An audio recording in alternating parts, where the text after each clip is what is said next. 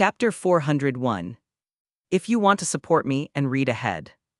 Patreon.com/C7NX. Yeah, here's the new chapter. Following day. At this moment, I was sitting on the edge of the wooden bridge, something I usually did when I wanted time to think or rest, as the breeze and the view were relaxing for me. And as I relaxed in silence, I felt three girls approach, walking across the bridge while talking. But as their conversation had nothing to do with me, I remained in my place enjoying the cold winter wind. That is, until another girl appeared and started walking quickly towards the other three. This girl was short and wore glasses, and from her uniform I could tell she was a Hufflepuff, just like the other three girls. However, what caught my attention was not her appearance, but the information she was bringing. Hey, did you hear?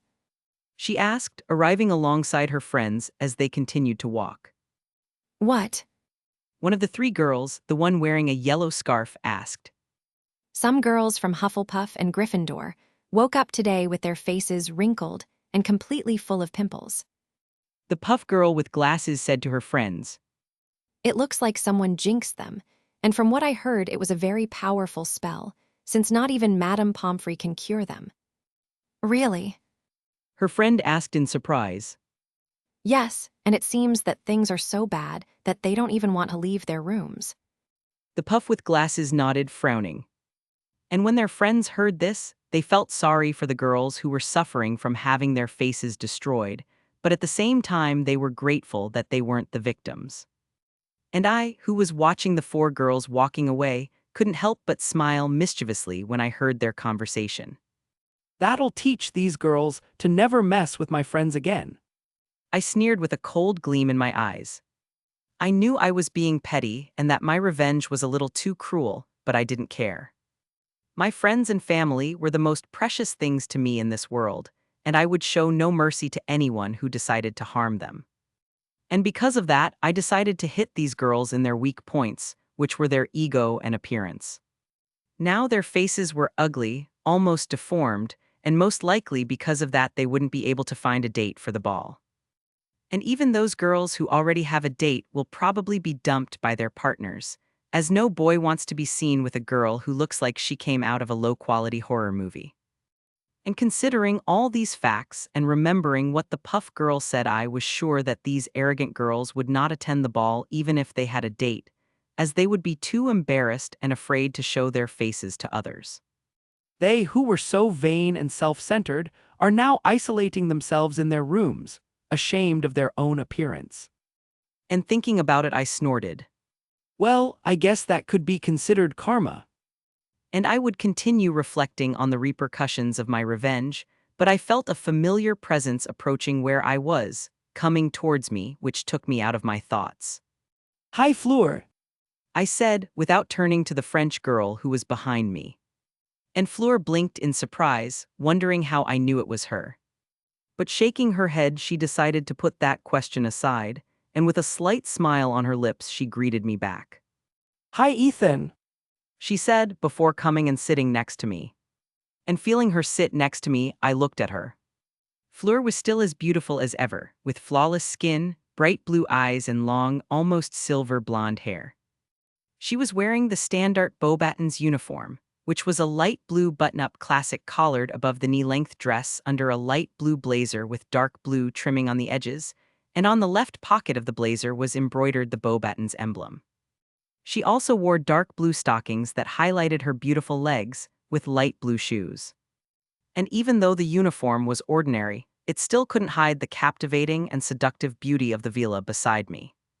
Realizing that I had been staring at Fleur for too long, I looked away, cursing myself for being mesmerized by her appearance. However, Fleur didn't even notice my gaze, because as soon as she sat down, she looked at the landscape in front of her.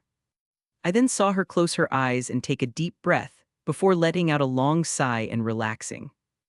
I'm starting to understand why you like coming here. She commented, realizing that the view of the large forest in front of us, plus the cool wind that passed through our faces, brought a calming sensation. Oh, I'm happy to know that something from this rudimentary and poor place could enchant the delicate, graceful, and rich French champion. I said, looking at Fleur with a playful look. Sigh. She asked, looking at me. Nope. I said, popping the Pay. and upon hearing this, Fleur shook her head with an ironic smile. But well, I feel like you didn't just come here to look at the sights of Hogwarts, right? I asked, looking at her with my head tilted in curiosity. Can't I just want to talk to my friend and fellow champion? She asked, and I smiled slightly. You can. I nodded. But like I said, I feel like you didn't come here just for that. As perceptive as ever. She said before looking straight ahead again. She then fell silent for a moment, and it was obvious that she was seriously thinking about what she would say next. And that made me very curious. You know, the ball is approaching. Was the first thing Fleur said, placing a strand of hair behind her ear, her cheeks slightly flushed.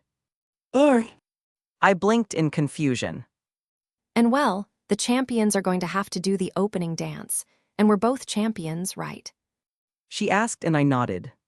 Where is she going with this conversation? I asked myself. Obviously, as champions, we will need a date to the ball. And I'm sure that, like me, you must also have a lot of people inviting you to the ball. And I may not know you as well as the other people who are close to you, but I'm sure you must be finding that situation uncomfortable and irritating. She said, nervously fidgeting with her hands that were in her lap. And that is a problem for us, since we have to focus on developing our magical abilities and creating plans to pass the next tasks. She continued, speaking quickly. And with that in mind, I came to the conclusion that there is only a way for us to make these people stop bothering us, and that's to get a date to ball. And that's why. She stuttered, and I could feel her heart beating rapidly in her chest. And I was getting more and more confused and curious, and when I leaned towards Fleur to look at her, the girl looked away, completely blushing. And I was surprised, as I had never seen this independent and proud girl acting like this. Fleur. I called out to her, looking at her worriedly. And when Fleur heard me call her, she was startled, stopping talking, but when her eyes met mine, she quickly looked down, fidgeting with the hem of her dress nervously. However, after a few seconds of silence passed, Fleur took a deep breath before raising her head with a determined gleam appearing in her eyes. Come on, you're Fleur Isabelle de Lacquer. She said to herself mentally. And now, with her courage restored and a new determination, she turned to look at me. And that's why I wanted to ask you. She asked. Hi. Was the only thing I could say as I looked at Fleur in shock. I wasn't expecting that. I thought. And while I was silent, Fleur looked at me expectantly, and I could sense that she was nervous and scared, but also hopeful and optimistic.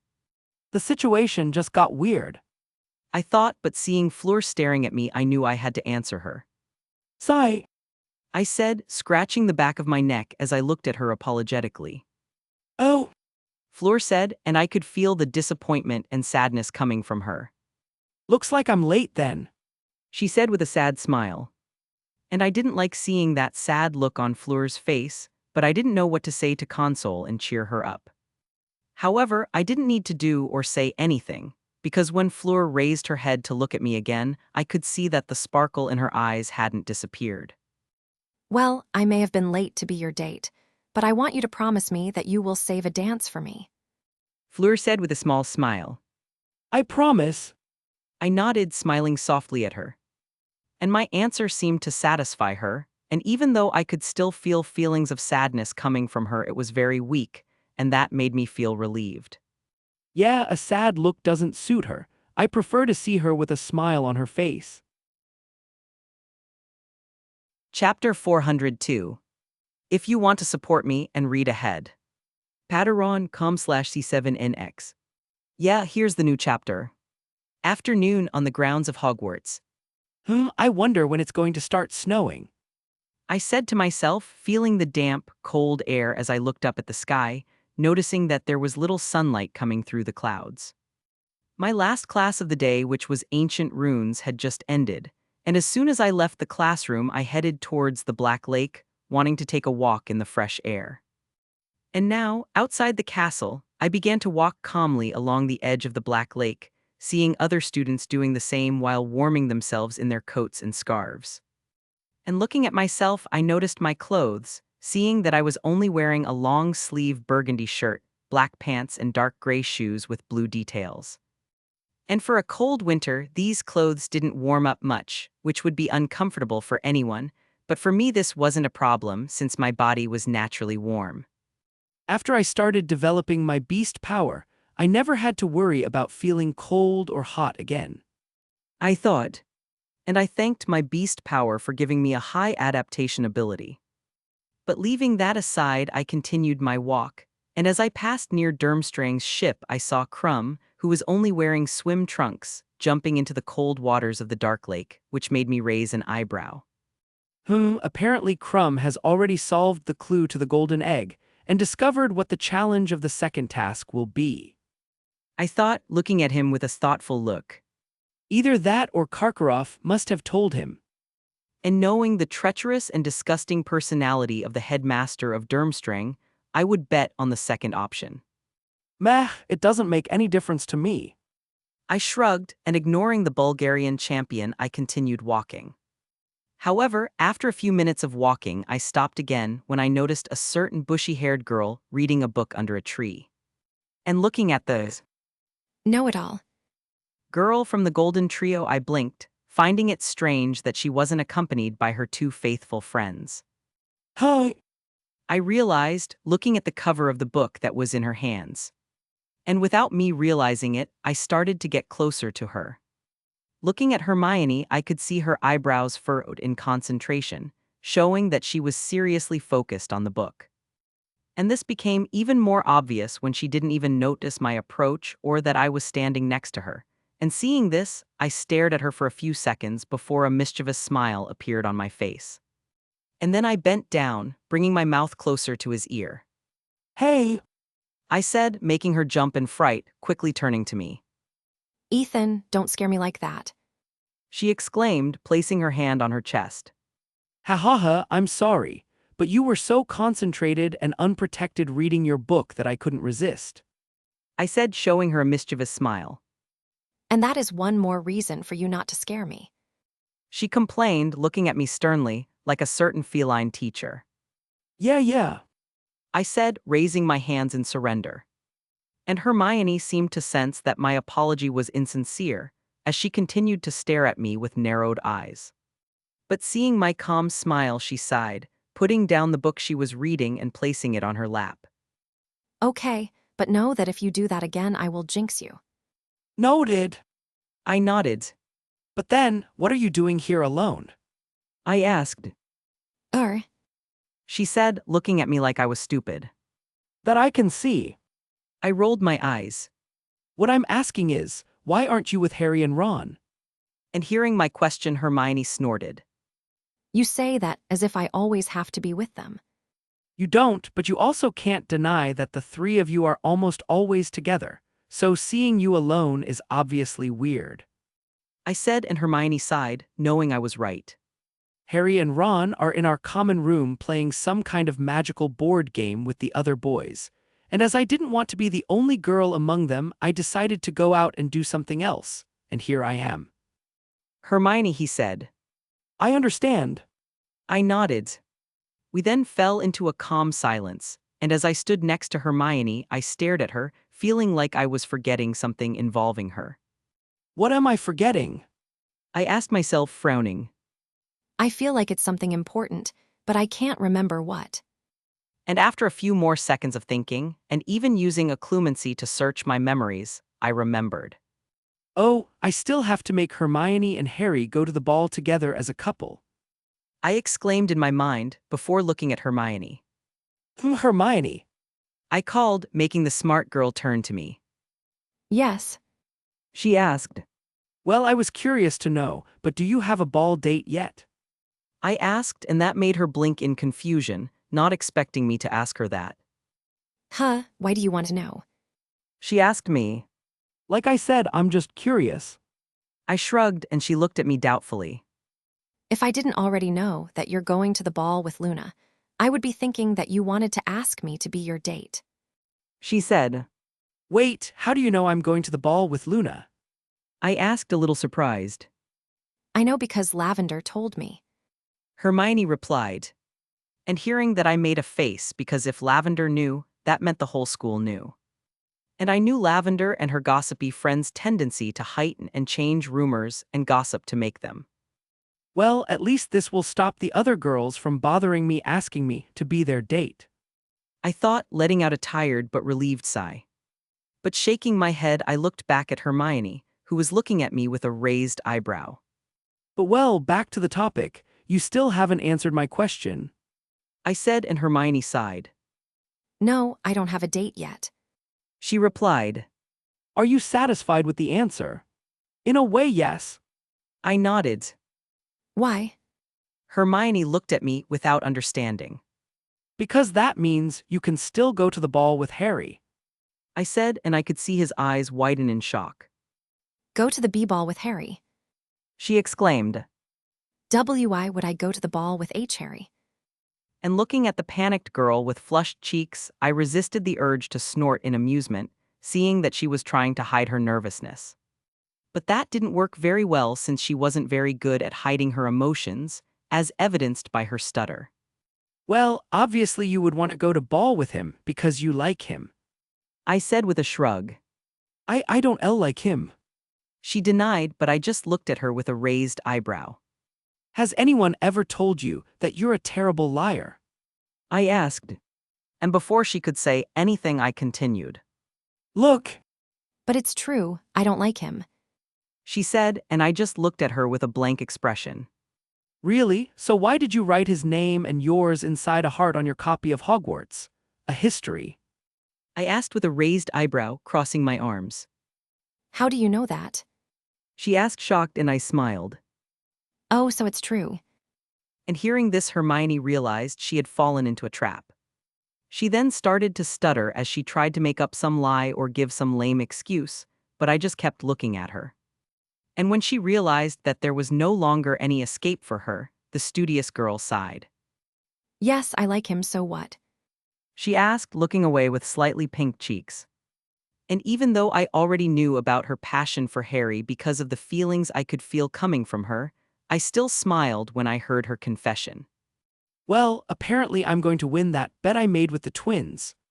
I thought, smiling as I imagined Fred and George's defeated look. And I think that me helping Hermione and Harry get together faster isn't cheating, since I'm just helping two friends in love, right? The new chapter. Afternoon on the grounds of Hogwarts. I wonder when it's going to start snowing, I said to myself, feeling the damp, cold air as I looked up at the sky, noticing that there was little sunlight coming through the clouds. My last class of the day, which was Ancient Runes, had just ended, and as soon as I left the classroom, I headed towards the Black Lake, wanting to take a walk in the fresh air. And now, outside the castle, I began to walk calmly along the edge of the Black Lake, seeing other students doing the same while warming themselves in their coats and scarves. And looking at myself, I noticed my clothes, seeing that I was only wearing a long-sleeve burgundy shirt, black pants, and dark gray shoes with blue details. And for a cold winter, these clothes didn't warm up much, which would be uncomfortable for anyone, but for me this wasn't a problem since my body was naturally warm. After I started developing my beast power, I never had to worry about feeling cold or hot again, I thought. And I thanked my beast power for giving me a high adaptation ability. But leaving that aside, I continued my walk, and as I passed near Durmstrang's ship, I saw Crumb, who was only wearing swim trunks, jumping into the cold waters of the Dark Lake, which made me raise an eyebrow.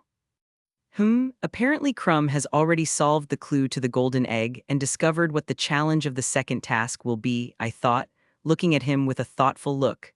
Either that or Karkaroff must have told him. Well, I'm glad to see that you accepted and confessed your feelings for Harry, but this is just the beginning. I started to say, making her look at me from the corner of her eye. Now what you have to do is ask him to the ball, and then you can become a real couple. I proclaimed with a huge smile on my face. And Hermione was looking at me with a strange expression, but I could also sense that the thought of going to the Yule Ball with Harry as a couple was very appealing to her.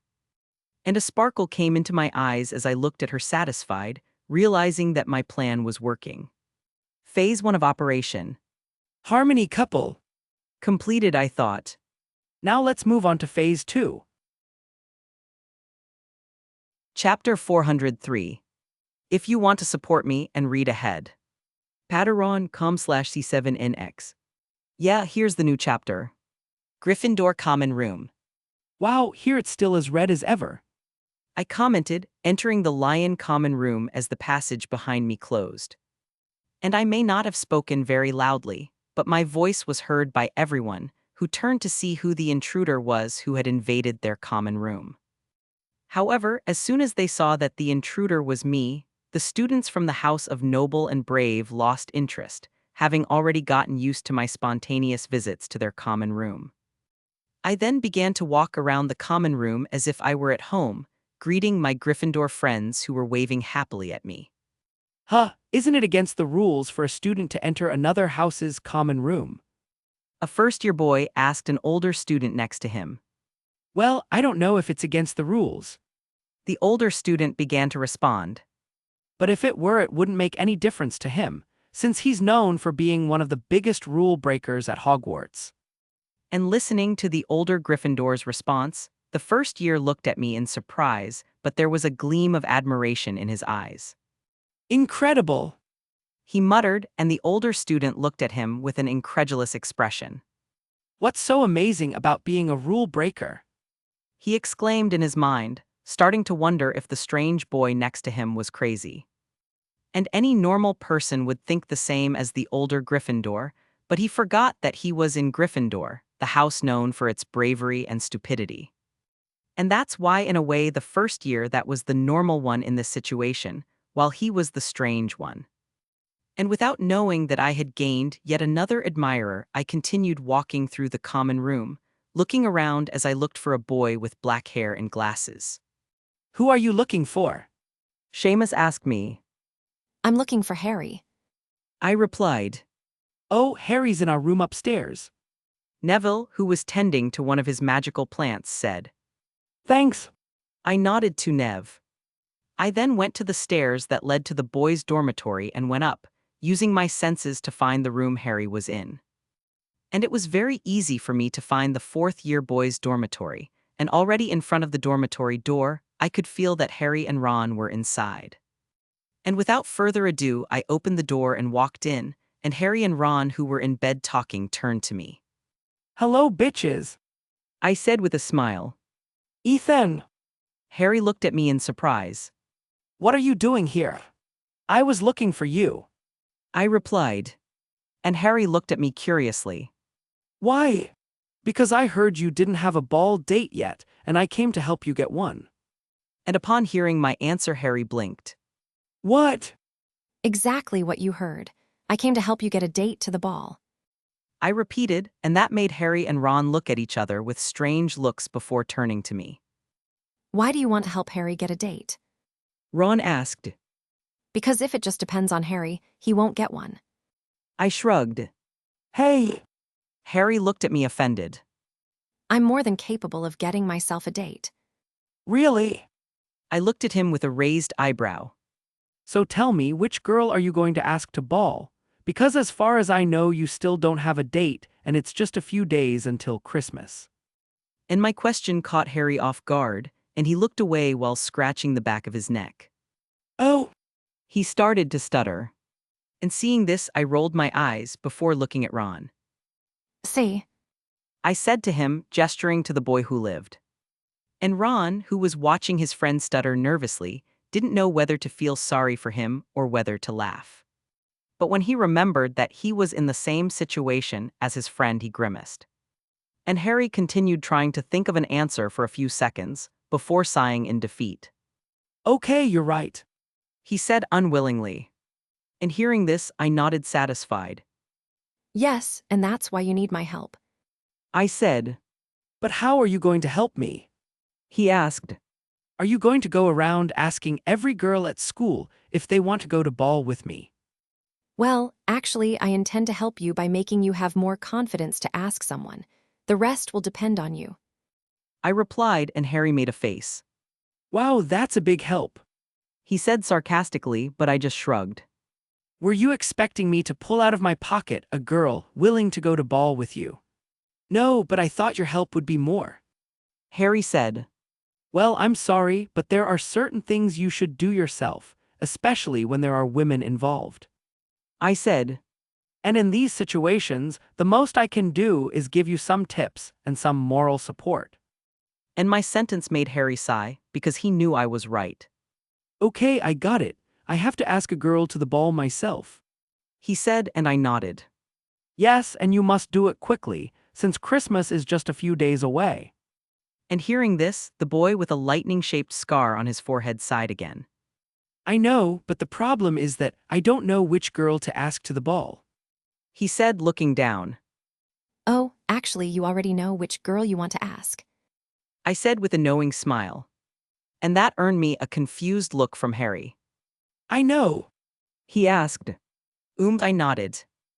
And I'm sure that ever since the ball was announced, you've been thinking about asking her, but you've always been afraid of her response.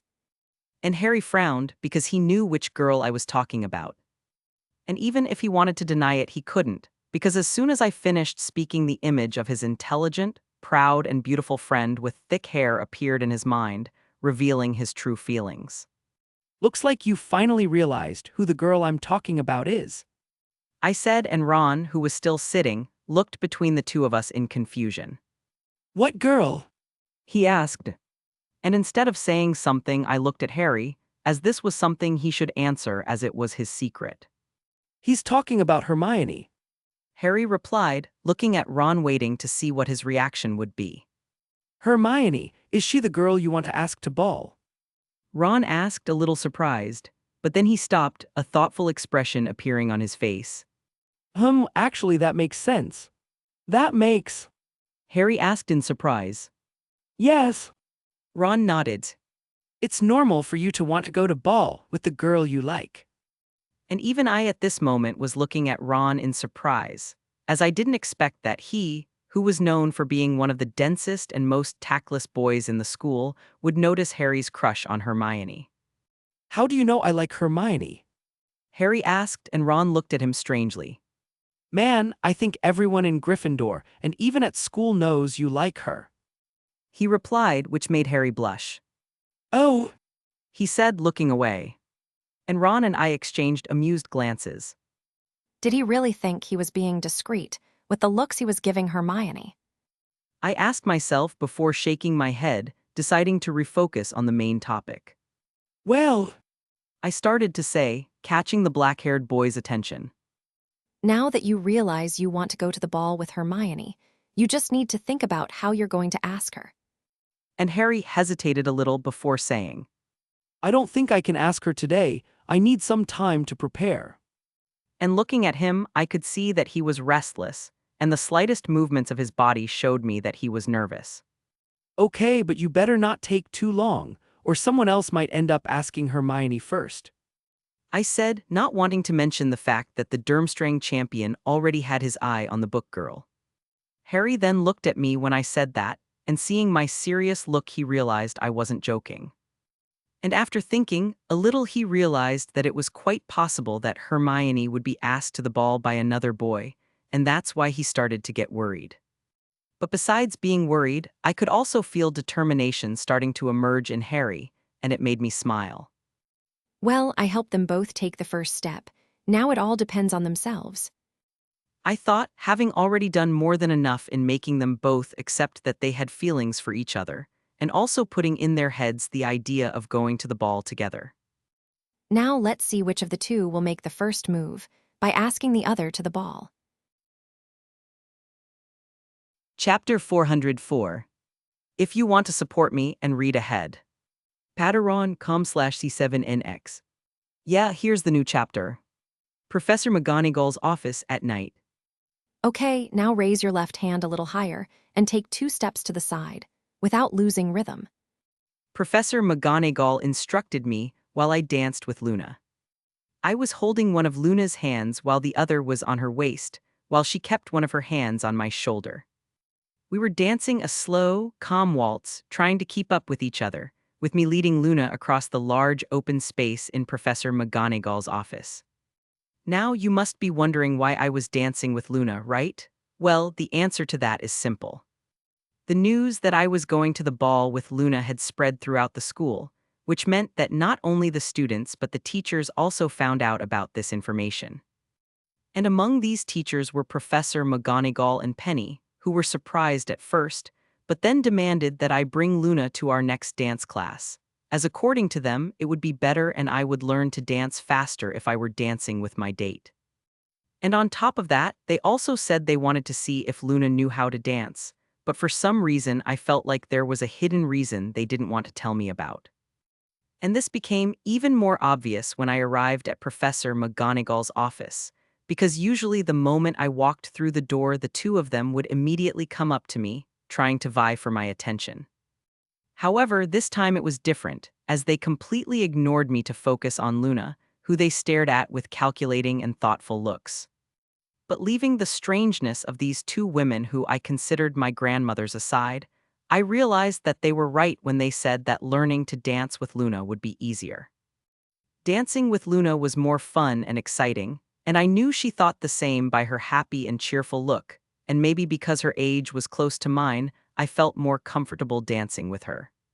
Great, now spin. And following Professor McGonagall's instructions, I grabbed Luna's waist and spun with her.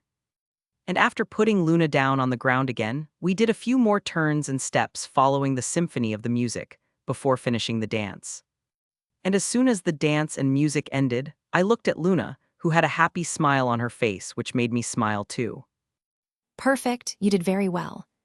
Professor McGonagall praised us with a proud look. Yes, and you certainly suit each other. Penny said, smiling softly.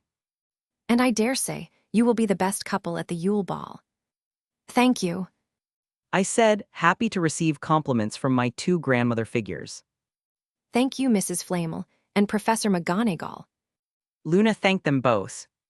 Taking dance classes with you two is really fun.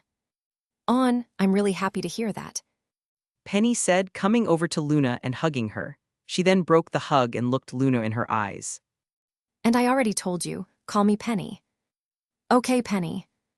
Luna nodded, and the immortal lady smiled before hugging her again. Miss Lovegood. Professor McGonagall said, catching Luna's attention, who broke the hug with Penny. I couldn't help but notice, but you're a great dancer. She asked, looking at the small girl curiously. Actually, I learned to dance from my mother. Luna replied with a small nostalgic smile. I see. The Transfiguration teacher nodded, and I could see a slight flicker of sadness in her eyes. And I was confused for a moment, until I realized that Professor McGonagall probably knew Luna's mother and had taught her when she was studying at Hogwarts. Sometimes I forget that Professor McGonagall has been teaching at Hogwarts for a long time and probably knows every student's parents, I thought, before frowning. And unfortunately, this also means that many of your old students and friends died in the First Blood War, and that is a sad thing. And looking at Professor McGonagall, I once again found myself impressed by her, knowing that she carried such sadness in her heart and yet remained a strong, fierce, and kind woman. Well, one more reason why she's my favorite teacher. I thought, smiling slightly. Well, changing the subject. Penny clapped her hands to get our attention, breaking me out of my thoughts. Do you two have everything ready for the Yule Ball yet? She asked Luna and me. I think so. I said after thinking for a while. And Luna, who was still next to me, shook her head. Actually, I still need to buy myself a dress. She said. Really? Penny asked. Yes, I didn't bring one because I didn't know I was going to be asked to the ball. She replied, looking sideways at me with a slight pink tint on her cheeks. Oh, in that case we can buy you a dress in Hogsmeade this Friday afternoon. The immortal lady said. We. Luna tilted her head in confusion. Yes, we. Penny nodded. I'll go with you, as students can only go to Hogsmeade on weekend visits, or if they are accompanied by a teacher. And besides, I also want to help you choose your dress, and in fact I will even pay for it. And hearing this, Luna blinked in surprise before shaking her head. That won't be necessary, Penny. I already sent a letter to my father, and he will send me the money to buy the dress. The blonde girl said. And hearing this, Penny waved her hand dismissively. Oh, don't worry. You're my grandson's date, so the least I can do for you is buy your dress. But, No buts, I've already made up my mind. she said resolutely. And if you're refusing because you don't want me to use my money, know that it doesn't matter to me. And Luna still wanted to refuse, but the look in Penny's eyes said she wouldn't take no for an answer. And Luna, who didn't know what to do, looked at me, and I nodded to her, meaning that she should accept Penny's help. And she was still feeling uncertain about it, but she still turned back to Penny and nodded. Okay. She said, truly grateful. And upon seeing Luna accept, a huge and satisfied smile appeared on Penny's face. Great, then it's settled. She said happily. We're going to meet in front of the entrance hall this Friday, after your afternoon classes, to head to Hogsmeade for a girls' afternoon. Girls' afternoon. Luna repeated, confused. Yes, or did you think we were just going to buy your dress? Penny questioned, with a mischievous smile on her face. Yes. Luna replied, which made Penny's smile grow. Oh no, my dear. Actually, we are going to spend the whole afternoon having fun visiting each and every store in that village. The woman Flamel said, placing a hand on Luna's shoulder. We are going to try all the sweets from Honeyjukes, eat the dishes from Three Broomsticks, wear the craziest and weirdest hats from Fickle Fabrics. And the more Penny talked, the more I could feel her excitement grow. And for a woman over 600 years old, she seemed like a happy child planning an afternoon of fun with a friend. And Luna, who was previously nervous and uncertain about going to Hogsmeade with Penny, started to get excited with every word the alchemist lady said. And then, before I could even react, I saw the two of them talking excitedly about all the things they'd like to do together in Hogsmeade, as if they were best friends. And Professor McGonagall and I, who were watching the interaction between the two, could only look at them in disbelief. And after a few seconds, I shook my head with an amused smile. Looks like Luna found a new best friend. And as I looked fondly at Luna and Penny talking, Professor McGonagall beside me sighed in exasperation. As always, Mrs. Flamel does what she wants. She thought, starting to get used to this characteristic of Penny. And it's amazing how much she reminds me of Ethan with her happy, laid-back personality. Professor McGonagall stared at Penny and me before narrowing her eyes. I'm starting to think that maybe these two really are grandmother and grandson. Chapter 405. If you want to support me and read ahead. Patreon.com/C7NX. Yeah, here's the new chapter. Thursday afternoon. Today was another normal day, and after lunch my friends and I went to Viaduct Courtyard for some relaxation time. And sitting on the stairs in front of the large doors that led into the castle, my friends and I began to talk about the events of the last few days. So you're going to the ball with Megan? I commented, looking at Stephen, who was scratching the back of his head in embarrassment. Yes, I asked her yesterday, and to my surprise, she accepted. He said, and even though I was nervous, I could still feel that he was happy. So does that mean you like Megan? Anthony asked, and Stephen turned to him with wide eyes. What? And no. He started to respond, looking away. I just think she's really cool. She likes sports like me. She's funny, energetic, pretty, and also. And while Stephen was talking about all of Megan's good qualities, the other boys and I exchanged amused glances. Yes, he is definitely in love with her. Michael said, and no one disagreed. And hearing this, Stephen fell silent, his cheeks flushed. But well, if we're talking about love, we can't forget our silver star. Terry said, looking at me with a mischievous smile. Are you talking about me? I asked, confused. You. He nodded. Aren't you going to the ball with Luna? Yes, but as friends. I replied. Of course, as friends. He said slowly, a knowing smile on his face. And looking at his smile, I frowned. And turning to the other boys for support, I saw them looking at me with the same smile, and I felt a vein pop on my forehead. Let's see if you'll keep smiling when you have frog heads. I thought, getting ready to pull out my wand. However, to my sadness and the luck of the boys, The twins arrived at this exact moment, accompanied by Ron. Ethan, my dear companion, you need to come with us immediately. George said with a look of urgency. Huh, why? I asked but still got up. Because, my dear scary friend, Fred began to say, putting his arm around my shoulder. our little and famous lion is about to become a man. Huh. I looked at him without understanding, and Ron, who was behind his brothers, approached. They mean that Harry is going to ask Hermione to the ball right now. He said, and my eyes widened slightly. Finally. I thought, before turning to the three Gryffindor brothers. Well then, what are we waiting for? Let's go, guys. I said, and with an excited look I started walking, with one goal in mind. Is this the scary, proud boy who defeated and tamed a dragon? They wondered. In the Quidditch pitch training area, a little later. Should we really be doing this? Ron asked, looking around nervously. SOCH. And Fred, George, and I silenced him, focused on the scene that was happening in front of us. The three of us were hiding behind the stands, looking from afar at Harry and Hermione, who were facing each other while having shy and nervous expressions. From what the boys told me, Harry was the one who called Hermione to this place so he could ask her to the ball, but from Hermione's expression and her feelings I knew that she had the intention of asking him too. And the funny thing about it all is that, even with all the obvious signs, none of them seemed to notice that the feelings they had for each other were reciprocal. Look at them, acting so shy and cute. Fred cooed. They grow up so fast. George said, wiping away a fake tear.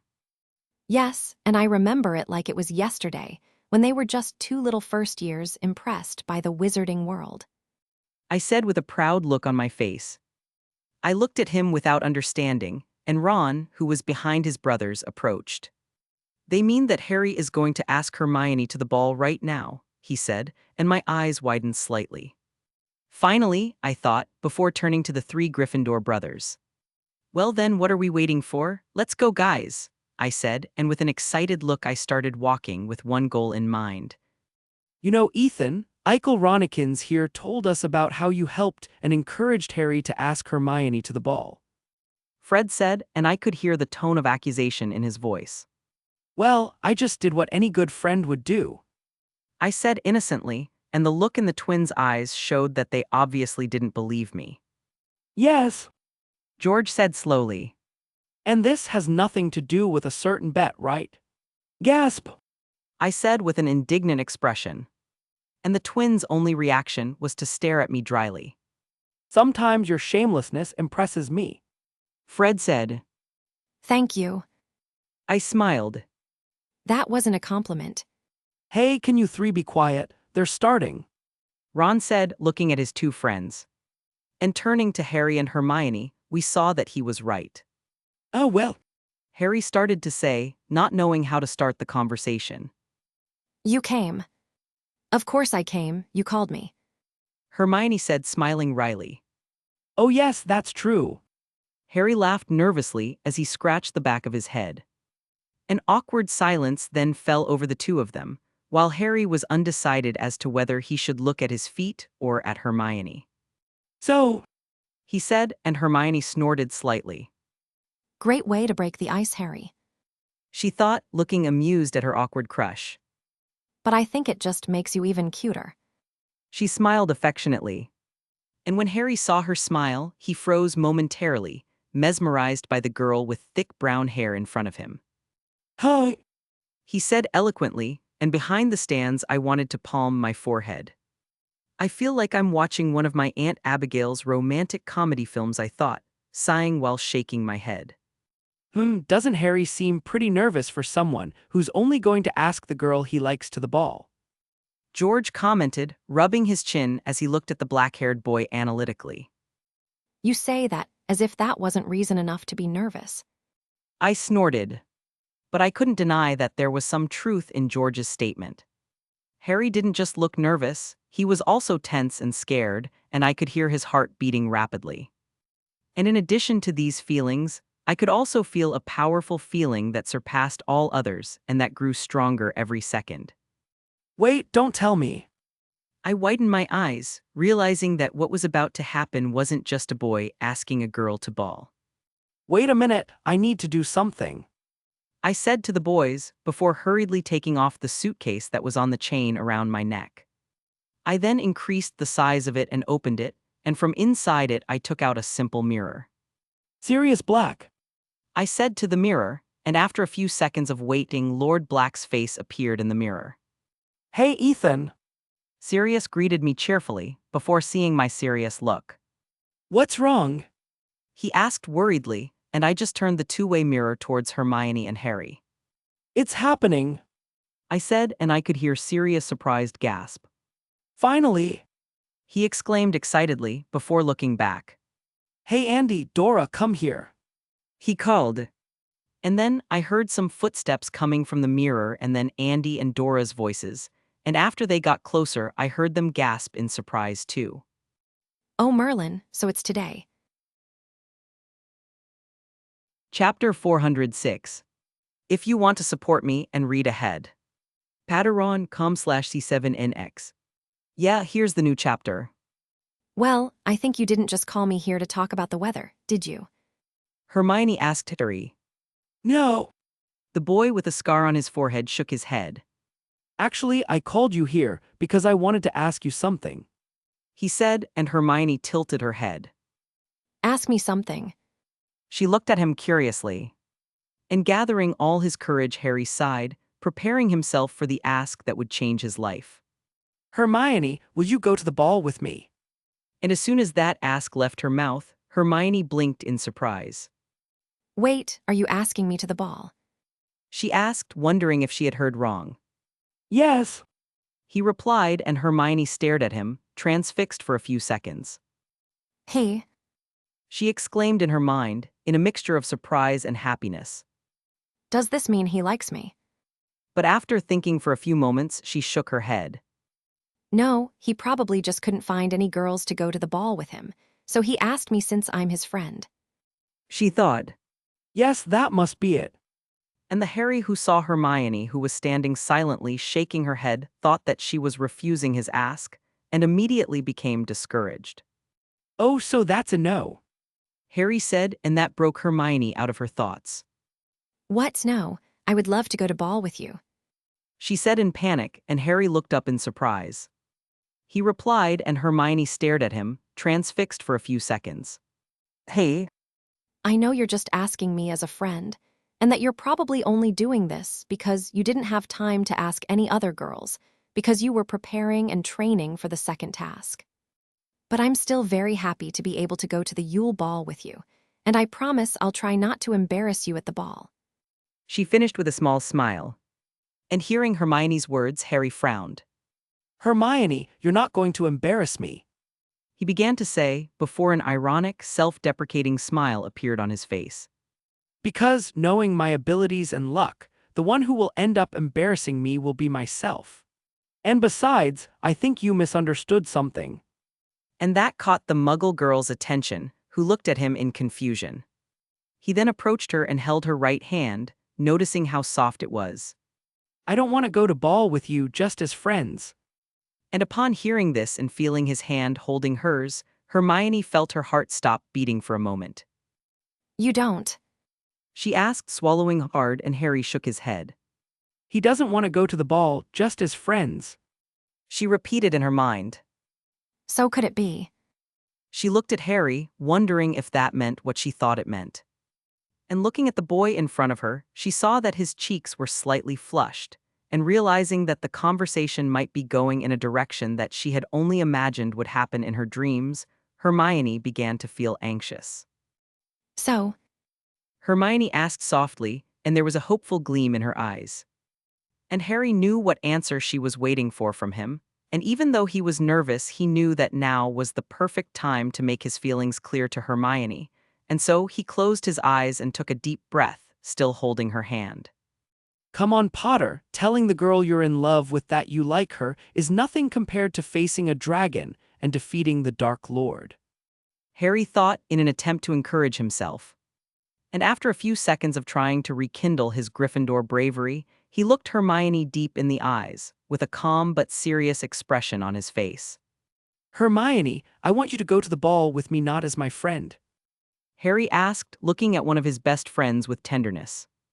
And Hermione, who still couldn't believe this was happening, looked at Harry, feeling several positive emotions overflowing in her chest. She would never imagine that a day that she thought would be as ordinary as any other would end up being the day that her crush would confess to her. And now here she was, experiencing a day that was quickly becoming one of the most exciting and happiest of her life. Yes, Harry, I would love to be your girlfriend. Hermione replied with a happy smile, before surprising Harry by hugging him. And Harry stood frozen for a few moments, surprised both by her saying yes and by the sudden hug. But after a few seconds he recovered, and then hugged Hermione as happily as she was. I think today is the happiest day of my life. He commented with a silly smile on his face. And Hermione laughed lightly. Same for me. And after hugging for a few more seconds, the two walked away, with Harry keeping his hands on Hermione's waist while she had her hands on his shoulder. They stared at each other with looks of tenderness and love, and then their faces began to slowly get closer. But before they could do anything, they heard lots of applause, making them turn around in fright. Finally, I told you they looked cute together. Congratulations, guys. Great move getting the smartest girl in school, Harry. And walking towards them were our group of 4 plus the 3 people in the two-way mirror, with all of us celebrating and congratulating them. What are you all doing here? Harry exclaimed, quickly moving away from Hermione. However, we could all see that they didn't break contact completely, with them holding hands. Obviously, we're here to congratulate you. I said. Yes, I thought you would never confess your feelings to each other. Dora exclaimed happily, with her hair a mix of red and pink. And the new couple blushed, once again realizing that everyone knew about their feelings towards each other. But Hermione blinked, realizing something before looking at us with narrowed eyes. Wait a minute. Well, not exactly. Fred replied, looking away.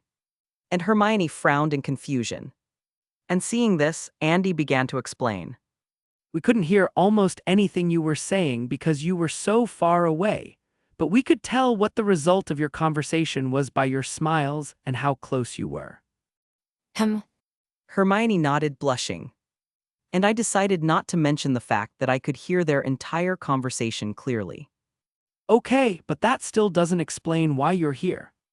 Harry said with a frown, looking at the 3 people in the mirror at the end of the sentence.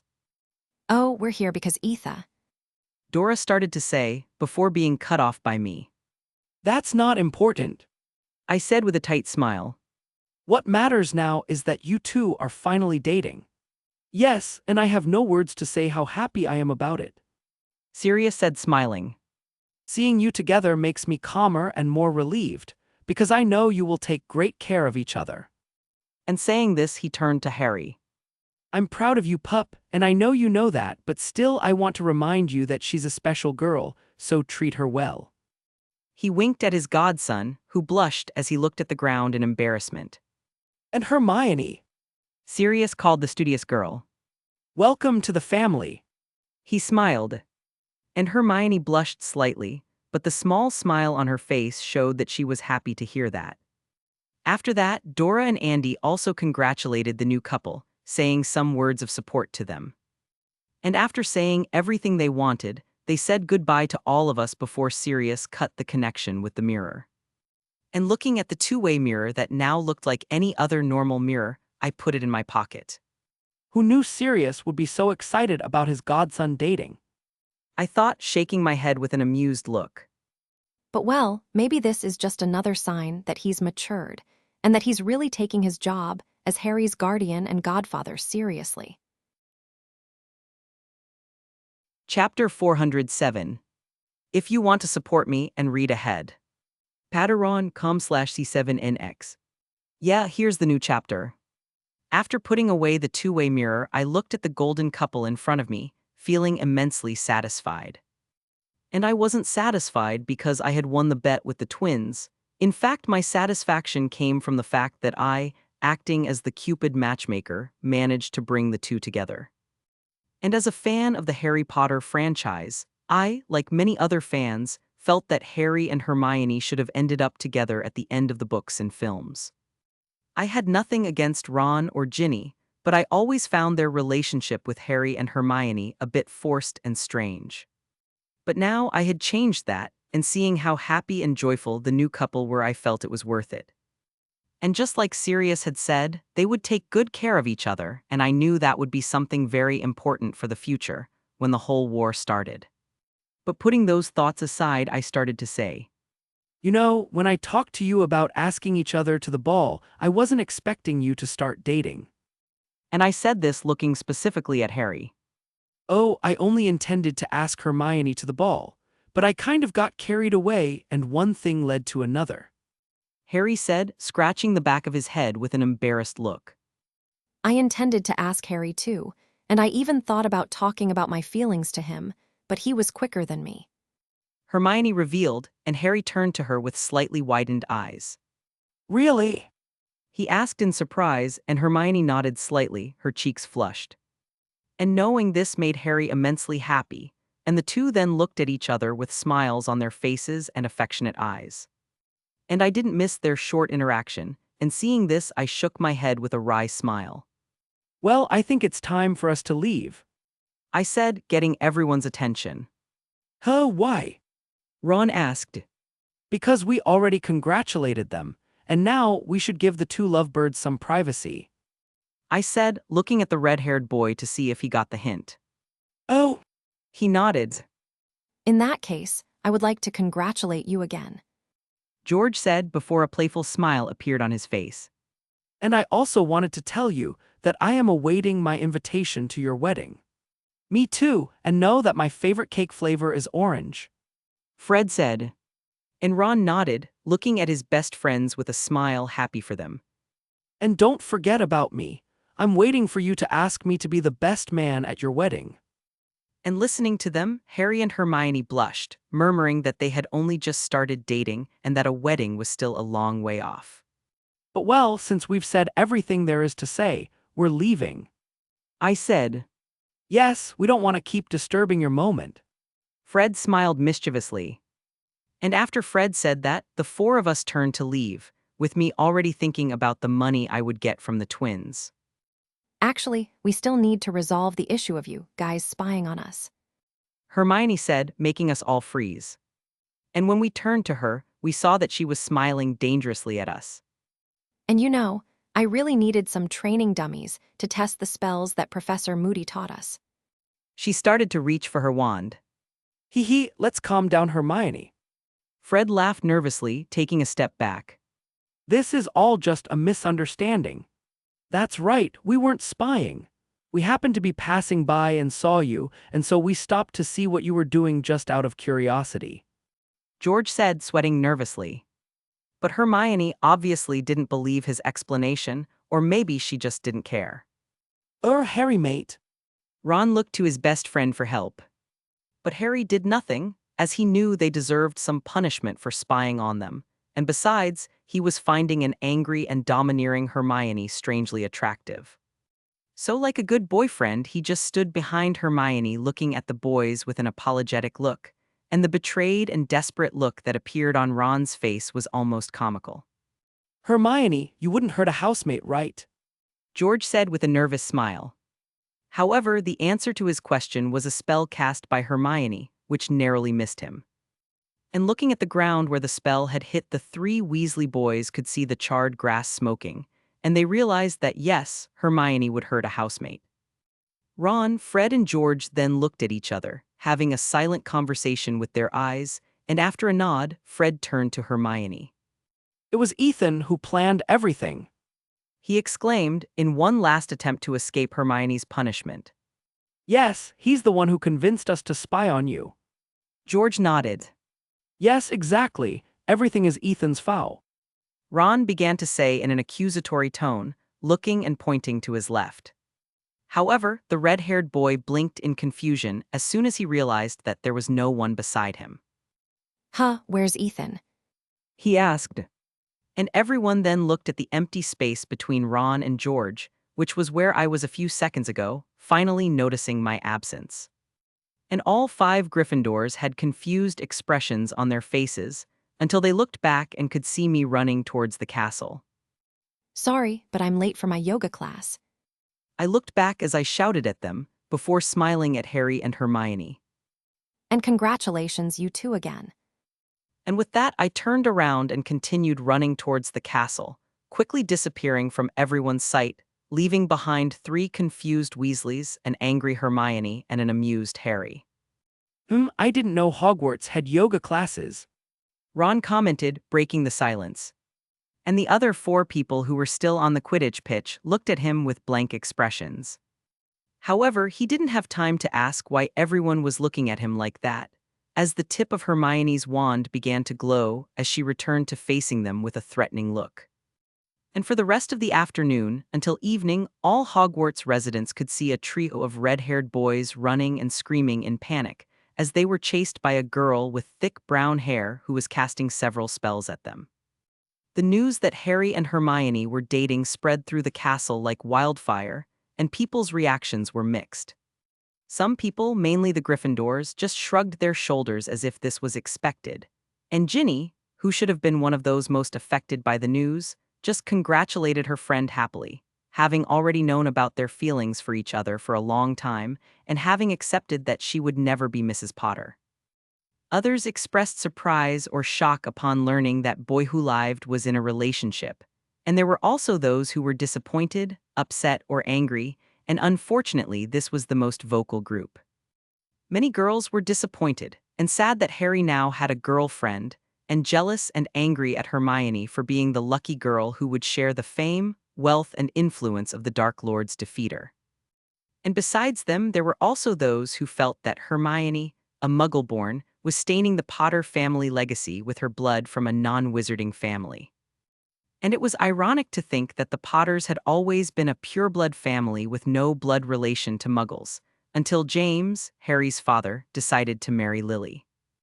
And now Harry was doing the same thing by having a romantic relationship with a Muggle-born, like father like son.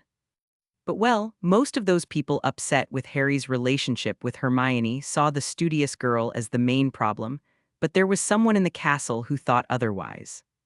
And that someone I'm talking about is Quidditch star and Bulgarian champion, Viktor Krum. Krum had started to develop an interest in Hermione, seeing that she was different from the other girls who fawned over him, but now she was dating Harry, which angered the professional Quidditch player. And part of this negative feeling came from the fact that Krum felt that Harry had surpassed him again, just like he did in the first task. And because of this, a feeling of jealousy, rivalry, and competitiveness began to arise in Krum. And thanks to the empathy of my beast power, I could feel these feelings and emotions coming from Krum, and putting 2 and 2 together, I could understand what was going on in the Durmstrang champion's head. However, Harry didn't know what Krum was thinking, and because of that, he didn't understand why the Bulgarian boy kept frowning at him whenever he saw him. And I could have tried to explain the reason for those looks to Harry, but I was having a lot of fun watching the black-haired boy trying to ignore Krum's looks while fidgeting uncomfortably. I'm starting to understand why most girls like to talk and gossip about relationships and romance. Chapter 408. If you want to support me and read ahead. Patreon.com/C7NX. Yeah, here's the new chapter. Library Friday. It was Friday afternoon after lunch, and I found myself in the library with Fleur, sitting with some books and parchments on the table in front of me. You know, I'm surprised you came to me for help with your homework. I said to Fleur, who was sitting next to me finishing her advanced charms essay. Well, I could have tried to do my homework on my own, but that would have taken a while and been tedious, so I decided to ask someone I knew was smart for help. She said. And then the Vila girl turned to me with a smile. And now I know I made the right choice. She started to say. I've never seen anyone as brilliant, intelligent, and knowledgeable as you, and it makes me wonder, why are you still in 4th year? And listening to Fleur's praise, I felt a slight feeling of pride arise in my chest. Well, I could have tried to advance my OWLS and NEWTS, but I thought that would be a hassle, And besides, I still want to enjoy my time at school. Oh, I see. She nodded. Well, I guess it's better this way. Otherwise, things would be different, and I probably would never have met him again. She thought. But changing the subject, have you managed to find a date for the Yule Ball yet? I asked Fleur, who sighed as she lowered her head. No. She said. Lots of boys have asked me to ball, but all of them can't look at my face for more than 5 seconds without turning into a stuttering, blushing mess. And hearing this, I could only look at her with pity, knowing that it would be almost impossible for her to find any boy to go to ball who wouldn't be affected by her allure. The only people I know who could probably ignore it or not be so affected by her allure are the twins and Harry, and unfortunately for her they already have a date, I thought. Well, I guess it doesn't matter anyway. Fleur started to say, snapping me out of my thoughts. I just need a partner to do the opening dance. After that, I won't need to accompany him anymore. That's a bit cruel. I thought. Really? Fleur asked, and I looked at her confused. And the French girl was looking away while biting her lip nervously, and I realized that I had spoken out loud. Oh no. I said, pursing my lips. And Fleur looked down, feeling as if she had been scolded. And seeing this, I felt a tightness in my chest, and then I sighed, placing my hand over hers to get her attention. Look, it might be cruel, but I won't judge you. I started to say, with Fleur looking at me from the corner of her eyes. I can't say I understand your situation, but I know it must be very stressful having to be looked at in such a perverted way by all the boys and even some girls for something that is not in your control. So I don't think you would be wrong to abandon your date if he started acting stupid like the other boys. And in fact, if I see him acting like a jerk or notice that he is bothering you or making you uncomfortable, I will intervene myself and make him wish he had never gone to the ball. I finished with a playful smile, but the gleam in my eyes showed that I wasn't kidding. And Fleur, upon hearing my words, felt relieved, turning to me and showing a sincere smile. Thank you. She said, and I just gave her hand a gentle squeeze. That's what friends are for. I said, happy that the mood was lighter. Yes. Fleur murmured. And I could hear a hint of disappointment in his voice, along with a faint feeling of sadness. And I was confused about that, but as quickly as they came, these feelings disappeared, and Fleur returned to showing her delicate and soft smile to me. Oh, strange. I thought before shrugging. Next day, Saturday. It was Christmas Eve afternoon, and I was in the Hogwarts kitchens on one of my weekly visits to see my house elf friends. And I wasn't alone, as sitting in front of me gorging on the pudding that the elves prepared for us was Luna, who decided to accompany me because she wanted to see the little creatures, who she also befriended to the surprise of 0 people.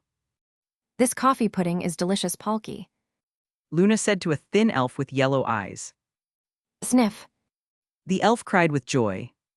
And Luna, who understood how house elves' personalities were, just smiled at him softly while patting his head, which made him cry even more. And the other elves, upon seeing this, immediately cheered up and began to make more pudding to give to the Ravenclaw girl, also wanting to be praised and patted on the head. And I snorted in amusement at this. You know, I have a feeling they like and respect you more than the headmaster. Really? Fleur asked, and I looked at her confused. And the French girl was looking away while biting her lip nervously, and I realized that I had spoken out loud. Oh no. Yes. I nodded. And in fact, I think you are one of the people these elves admire most in the entire school. They also admire me and like me a lot, but a lot of that is because of my beast power, so it wouldn't be wrong to say that Luna is the person these elves like the most. I reflected. And that was surprising, but it showed that Luna really had a gift when it came to magical creatures. Well, it's no wonder that in the future in canon she became a magizoologist. I thought. But shaking my head, I decided to change the subject. But well, leaving that aside, I wanted to know. I started to say, catching her attention. How was your girls' afternoon with Penny yesterday? And the moment I asked that question, I could see Luna's eyes light up. Oh, it was amazing. She replied with a huge happy smile on her face. We played with items from Zonko's joke shop, tried almost all of the cakes from 3 broomsticks, and Penny even took me to Shrieking Shack. And Luna began to quote excitedly. She then looked at me, and I could see the happy sparkle in her eyes. It was so much fun. I'm glad to see you had fun. I commented, smiling slightly at her. Yes, and Penny promised that we would have another girls' afternoon sometime, and that I could invite my girlfriends. She said, and I could feel the anticipation and excitement coming off her. Well, I'm sure the girls will accept your invitation, and I know you'll have a lot of fun. I said, and Luna nodded with a happy look. I'm happy to see Penny getting along with Luna, I thought, seeing the girl next to me happily eating a pudding. Actually, I should have expected this. I then looked ahead again. And no, knowing Penny, I'm sure she must be as excited as Luna for this another girls. Afternoon. And imagining my 6 centuries-old grandmother having fun among several teenage girls made me snort with amusement. And somewhere in the castle, a beautiful alchemist and immortal woman sneezed. Someone is probably talking about me. Penny muttered, rubbing her nose. She then shrugged and went back to picking up the quill she had left on the table, looking at a parchment in front of her.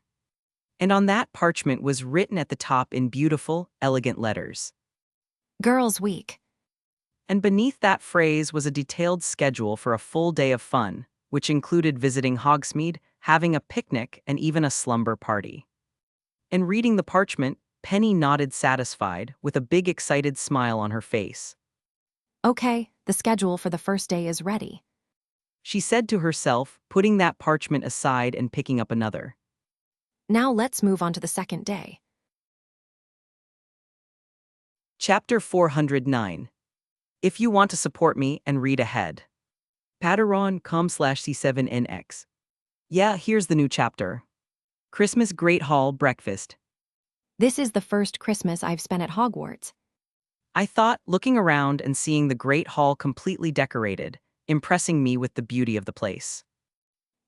Maybe this is the famous magic of Christmas. I hummed.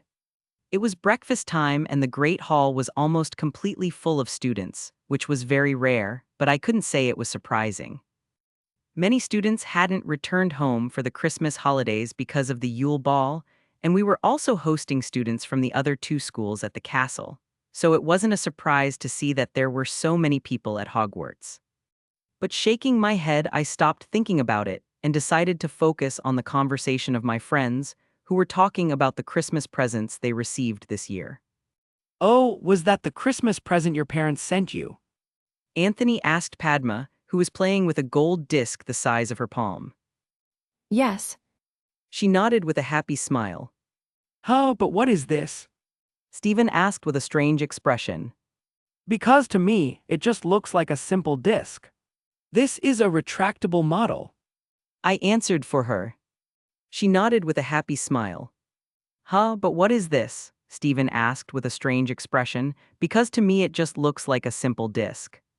This is a retractable model, I answered for her. Retractable model, he tilted his head in confusion. Yes, Padma nodded. This disc is a magical retractable model, and when you unlock it, it reconstructs itself and becomes some monument or landscape, and they are usually sold to tourists in souvenir shops. And saying this, she placed her hand over the disc and spun. And then, a metallic unlocking sound sounded from the disc, which began to move and rebuild itself. And within seconds, the disc transformed into a miniature gold replica of a monument that I quickly recognized as the Taj Mahal, which in the future will be recognized as one of the new 7 wonders of the world. This is the Taj Mahal, a historic mausoleum that my family and I visited this summer vacation. Padma said, placing the model on the table and playing with it. When we were in the Taj Mahal souvenir shop, I saw a model similar to this one, and I really liked it. And I think my father noticed this and decided to buy me one like it, only magical. And the Indian girl then smiled. And I'm glad I got this as a gift, since I really wanted it. And why did you want it? Lisa asked curiously. Well, usually my dad is very busy with work, which is why we don't go on many trips with the whole family. She began to explain. But this last summer, he took some time off from work so we could spend time together. And when we returned to India, we visited several tourist attractions there, including the Taj Mahal. And that was one of the summers I had the most fun and enjoyed. In listening to her explanation, my friends and I looked at Padma, who was looking at the model with a soft smile, and we couldn't help but smile too. Well, I don't know about you, but now I want a magical model too. Stephen commented. If I'm not mistaken, in that trinket shop in Hogsmeade they sell models of Hogwarts. I just don't know if they are retractable like this one. Mitchell said with a finger on his chin. You know you can make a magic model yourself, right? I said, drawing attention to myself. You just need to build the model and then do a little enchantment work on it. You talk like it's easy. Terry snorted. Because it is. I shrugged. However, I don't think any of my friends agreed with me, as they just looked at me with a frown. Damn magical prodigy. They thought. At the Greengrass mansion. Pav third person. At the Greengrass family mansion, the family of 4 sat around a table drinking coffee, enjoying each other's company as they chatted and ate happily. Tell the boss this pie is really good. Tori said with a look of satisfaction as she filled her mouth with blackberry pie. Swear, I didn't even realize you liked it.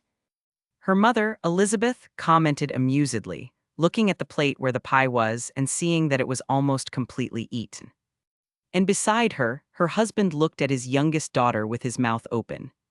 How did such a small girl manage to eat a big pie almost entirely? And while her parents looked at Astoria in a mixture of amusement and surprise, the 4th member of the family looked at her sister with narrowed eyes. Strange, Tori doesn't usually eat that much. She thought, frowning. But as she looked at her family's little joy, Daphne realized that she wasn't showing any signs that her illness was affecting her or making her weak. And reflecting on this, the eldest daughter of the Greengrass family realized that since the beginning of the school year, her sister has been showing a significant change, seeming more energetic, lively, and strong. In short, she looked healthier. And Daphne knew that she wasn't the only one who had noticed this, as her other classmates had also commented on her sister's change. Something must have happened. She thought. And I have a feeling Tori knows what it was. And with that thought in mind, Daphne decided she would find out the truth. Tora. She called her sister, who turned to her. Yes. Tori asked, still keeping the same happy look. Aren't you feeling tired or sick? Daphne asked, confusing the younger Greengrass. She replied, looking at her sister with a strange expression. Are you sure? Daphne insisted. Yes. Astoria said slowly. And all this questioning of her sister started to sound strange to Astoria, who looked at Daphne with suspicion. Interesting. Daphne said, with a calculating gleam in her eyes. She then crossed her arms and leaned back in her chair. You know, I noticed a few weeks ago that you seem more energetic and healthy than before. And that question made Tori freeze momentarily. Oh, nothing happened. She replied with a tight smile, trying to remain calm. She's lying. Daphne realized. Really? She narrowed her eyes. Because to me, it seems like you've changed a lot, and I don't remember the last time I saw you suffering because of your condition.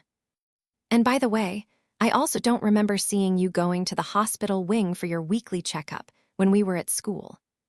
And at this moment, Astoria began to feel nervousness growing inside her. Tori started to say while looking away. I don't know what you're talking about. And Tori then looked at her parents and noticed that they were also looking at them, and she could see the worry in their eyes, as well as confusion and suspicion. Tori. Her father called her softly. What aren't you telling us? Nothing, Dad. She replied, but the look on his face showed that he didn't believe her. Honey. Her mother grabbed your hand on the table. What happened? You know you can tell us everything, right? And looking into her mother's worried and loving eyes, Astoria began to give in. She knew that Daphne's questioning and suspicions were just because she cared about her, and seeing her parents and sister, the only family she had that she loved dearly, looking at her worriedly, she knew she couldn't keep hiding the truth. I. She thought before the image of a happy and playful boy with amber eyes flashed in her mind. Ethan already said he doesn't mind if I tell someone the truth, but I still don't know what my family's reaction will be. Astoria pursed her lips. I'm scared that once they find out the truth, my parents will try to bother Ethan and end up causing some problems for him. And Torai's fears and worries were not unfounded, as she knew very well how incredible and shocking Ethan's feat of curing her blood malediction was. All the past generations of her family, her parents, her sister, and even herself have searched for a cure for this curse, but they have never been able to find anything. And now, a boy who wasn't even part of her family simply appeared and cured her with some mysterious method, completely eliminating the blood malediction that had tormented her for so many years. And because of that, it was obvious that his family would want an explanation of how a random boy managed to do something that not even the most experienced and powerful wizards in his family could. I don't know what to do. Torai thought, sighing as she lowered her head. She then felt her mother squeeze her hand lightly, and looking up she saw her family looking at her with concern. And seeing this, Astoria began to remember all the times her parents and sister took care of her. She remembered them staying up all night at her bedside when she was in pain, them feeding her when she was too weak to do it herself, them staying sleepless nights because they were in the library researching her illness to try to find a cure. And she also remembered that they never gave up on her, always helping her, encouraging her, making her feel loved and important. And all these things made Astoria realize how important her family was to her, and that helped her make her decision. I'm going to tell you the truth, She said, making her family focus entirely on her. And seeing that the three's attention was on her, Torai then took a deep breath. I am cured of blood malediction. She said calmly. What? I didn't hear you. Sebastian said, and Torai lifted her head to look directly at her family. I said I'm cured of blood malediction. She repeated loudly. What? Chapter 410. If you want to support me and read ahead. Patreon.com/C7NX. Yeah, here's the new chapter. Astoria, what do you mean you're cured? Her father asked with a tremor in his voice. I mean exactly that. Astoria responds calmly as she looks into her father's eyes. I'm cured. The blood malediction is no longer in my blood and body. Elizabeth said with a sad smile. Maybe you're wrong, and I understand that it must be difficult for you to always be sick, but a curse like that wouldn't disappear like that. And hearing Elizabeth's words, Astoria didn't feel sad or angry because she knew that her mother was saying it for her good. But even so, she shook her head. I'm not wrong, Mom. She said, I don't feel any more pain. I don't feel tired anymore. My magic is stronger, and now I can do everything I couldn't do before. Astoria, this. Her mother started to speak again, but the little girl cut her off. Look, I'm telling the truth. I'm healthy now. She insisted before looking at her older sister. And Daphne knows that. And following her gaze, her parents also looked at the greengrass heiress who was silent until now.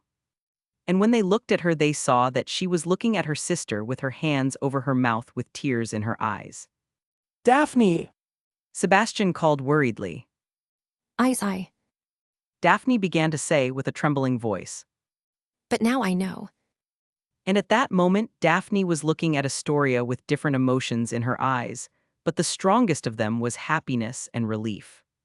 And Astoria, seeing that look, smiled softly at her sister. And seeing their always calm and collected daughter so shaken was a surprise to the two older greengrasses. But even after seeing this and listening to her words, they still had a skeptical look on their faces, or rather, they had the look of someone who didn't want to have false hope. And Astoria realized that, and she also realized that there was only one thing she could do to try to convince her parents. And with a sigh, Astoria stood up. Look, if you still don't believe me, then why don't you cast the analysis spell on me?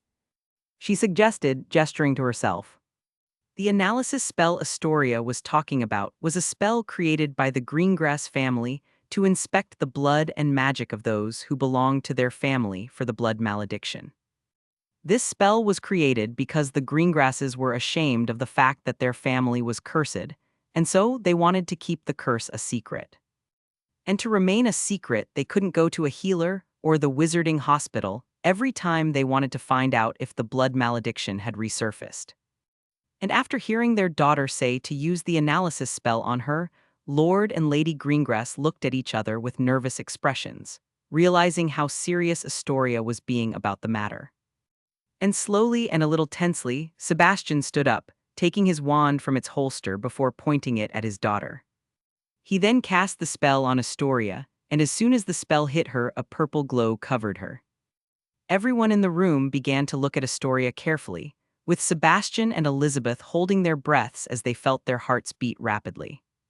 And after a few seconds, the purple glow in Astoria flickered before turning into a soft white light, disappearing shortly after.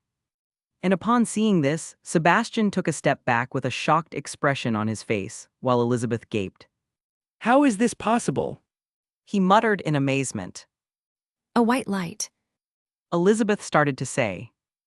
That Astoria no longer has the blood malediction in her blood. Daphne completed for her, still with wet eyes but also with a huge happy smile on her face. This. Elizabeth stuttered, feeling tears start to fall down her cheeks. And without saying anything else, she got up from her seat, and in the blink of an eye she was already on the other side of the table hugging her youngest daughter, crying with joy. Oh, my little Astoria. She cried, and Astoria hugged her back, without realizing that she was also crying. She then felt a second pair of arms hugging her, and looking to the side she saw her sister, who was looking at her with a tearful, affectionate smile. And it didn't take long for Sebastian to recover from his shock and join in the family hug. I dreamed about this for so long. Astoria thought, feeling her heart full of happiness and affection for her family. Thank you, Ethan. She mentally thanked, before closing her eyes and letting herself be absorbed by the feeling of love from her family. Sometime later, as soon as the emotions subsided, everyone calmed down again, and the family of 4 returned to their seats around the table. But even though everyone was calmer, there was still a happy and joyful feeling in the air, and it wouldn't be wrong to say that this was the best Christmas for this family. I'm so happy that you're cured my daughter. Elizabeth said, looking at Astoria with a smile on her face, holding her hand on the table. I'm also very happy, but how did this happen? Sebastian asked as he frowned. The blood malediction couldn't have disappeared on its own. And there was an apprehensive tone in his voice, as he was afraid that this was just something temporary. Well, the curse didn't disappear on its own. Astoria started to say, drawing attention to her. Actually, I was cured by someone. For someone. His mother repeated in surprise. Who? She asked. Oh. Astoria looked away, still in doubt about whether she should reveal Ethan's name or not. And while Astoria was in a dilemma, her sister looked at her with a thoughtful look. In fact, who cured Astoria? Daphne wondered, her mind starting to work as she analyzed the situation and the facts. To be able to cure something like a blood malediction, someone has to be very powerful or has to understand a lot about magic. She reflected, frowning. I can think of a few people who fit these criteria, but that still doesn't explain why any of them would help us. Daphne realized that some piece was missing from this puzzle, but then she raised her eyes and looked at her sister, who looked restless. No, that someone didn't help us. Actually, it would be more accurate to say that he or she helped Tor. She realized. But even so, what kind of connection does Torai have with this person for him to help her? Daphne then put her hand to her chin. By the look in her eyes, she must know this person, so that narrows down the list. So now I know that this mysterious person is someone who knows Astoria and probably likes her, is quite knowledgeable about magic, and is probably also powerful. And before Daphne could even realize, the image of a person came to her mind, fitting all the criteria she mentioned. And with the image of that person in mind, Daphne looked at her sister, who was biting her lip as she looked down.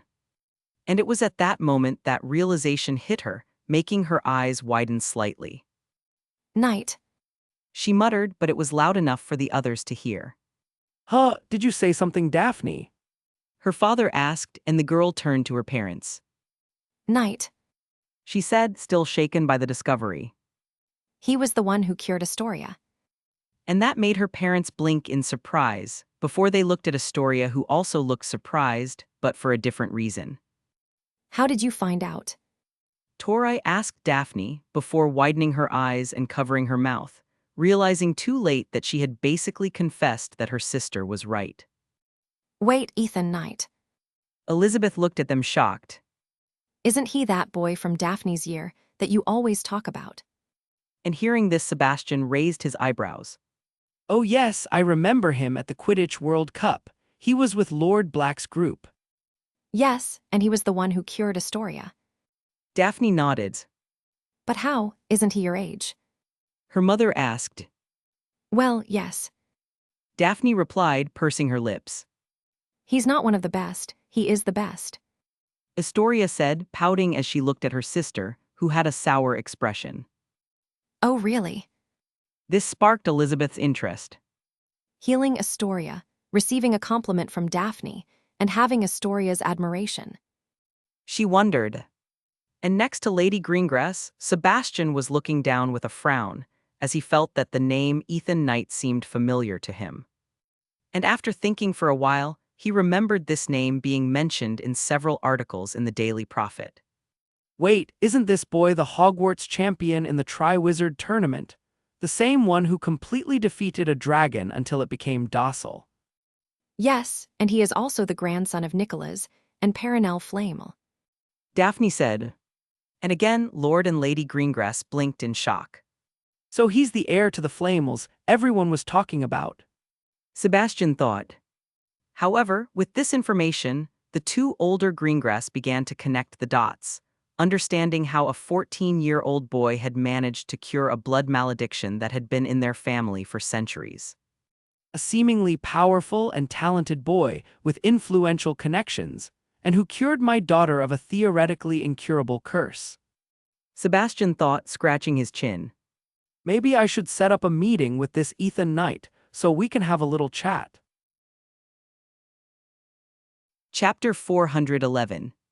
If you want to support me and read ahead. Patreon.com/C7NX. Yeah, here's the new chapter. At night. I still prefer a muggle suit, but these robes don't look bad on me. I commented, nodding satisfied with my appearance. It was already night and I was in my room in Ravenclaw Tower, getting ready for the Yule Ball that was going to start in a few minutes. And currently I was standing in front of a mirror checking my appearance, and even though I didn't like wearing formal clothes, I was proud to say that I looked very beautiful. The reflection in the mirror showed a tall, strong boy with black hair with brown highlights, who was wearing a classic formal black robe with edges and details in dark blue and sky blue. But what really caught the eye wasn't my clothes, but my bright amber eyes, which seemed to exude power, danger, and cunning. And all of this together gave me a wild and free appearance, which only increased my charm even more. Now I understand why my mom and Penny say I'm the prettiest boy ever. I sighed dramatically as I ran a hand through my hair. Well, maybe they were both a little biased when they said that, but meh, who cares? Knock knock. Ethan, are you ready yet? I heard Anthony's voice on the other side of the door. Yes. I replied before looking at myself one last time in the mirror, adjusting my clothes.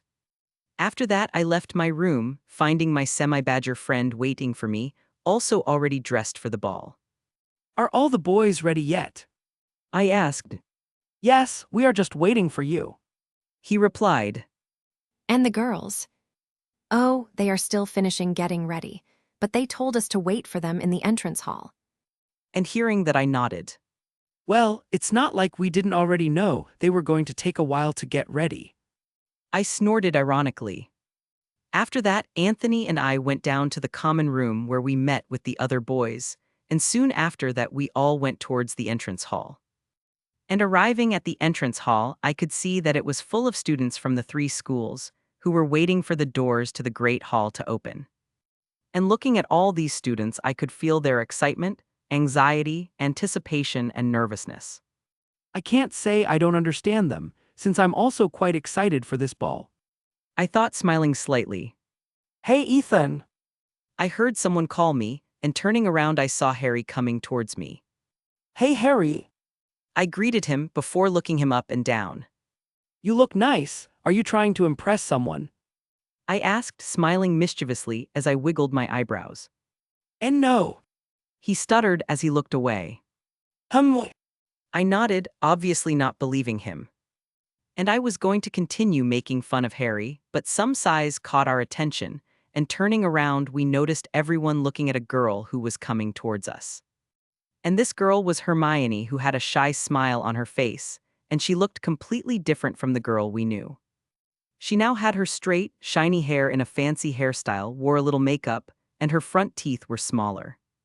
But in addition to the change in her appearance, she was also wearing a periwinkle blue dress, which made her stand out and enhanced her soft beauty.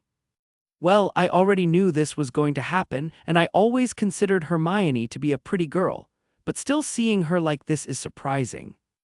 I thought. And looking to the side, I saw Harry staring at her with his mouth open, completely mesmerized by his girlfriend's beauty. Careful, you're going to end up wetting your robe if you keep drooling like that. I said to Harry with a mischievous smile. And that snapped Harry out of his stupor, with the boy immediately closing his mouth before running his hand over it, realizing that he wasn't actually drooling. He then heard me laugh, making him blush in embarrassment before looking at me. Haha, very funny. He said dryly. And in response, I just laughed more. And it was at that moment that the Ravenclaw girls decided to show up. Finally, you guys took so long that I thought you got lost on the way here. Terry said. Stop exaggerating. Lisa rolled her eyes. Exaggerating, you started getting ready shortly after lunch. Stephen, who was arm in arm with Megan, exclaimed. Well, it's true, but you don't know how difficult and time-consuming it is to look good like that. Sue gestured to herself with a smug look. And the boys couldn't deny that they looked beautiful, but that didn't stop them from looking at Sue with blank expressions. They then continued to talk, but I wasn't paying attention to them as I had felt Luna arrive. And I looked in her direction with a smile, only to freeze the moment I saw her coming towards me with an excited smile and a dreamy look. Her blonde hair was wavy and styled into a long, beautiful braid with some blue orchids adorning it, and she wore a light cobalt blue and silver dress with small sparkling pebbles, making it look like a night sky. And this entire ensemble gave her an almost ethereal and mesmerizing appearance. Oh! I stared at her dumbfounded. Oh, look who's drooling now. I heard Harry's voice, and I didn't even need to look to know that he had a grin on his face. Shut up. I grumbled, but that only made his smile grow.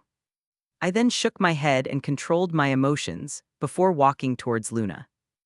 And as soon as we were face to face, I was able to see her appearance in more detail, noticing the light makeup on her face, her innocent and excited smile, and her dreamy, happy eyes.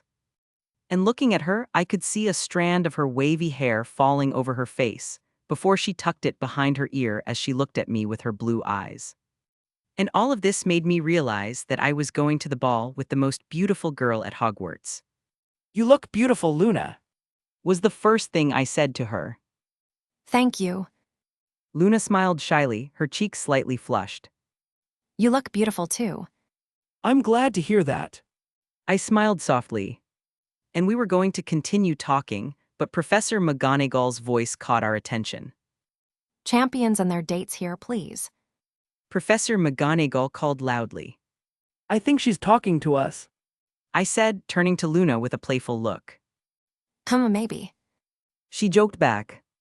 I then extended my arm to her, and she took it gently, and together we walked over to where Professor McGonagall was waiting for us with the other champions.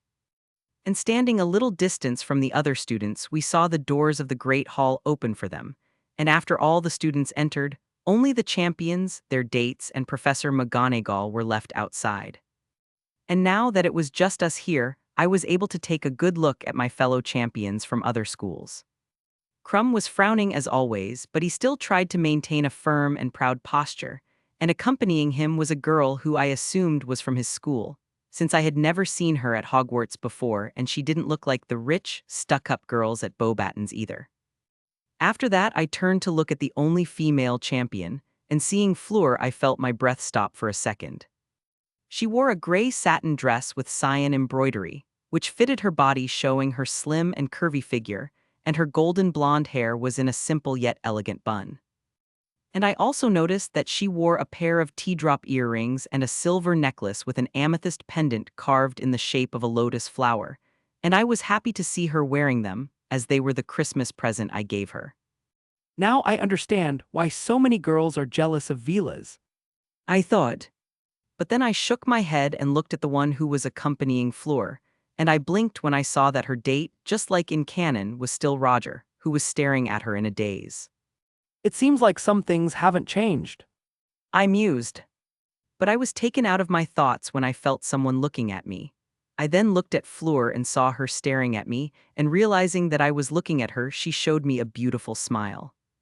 And in response, I smiled back and nodded at her.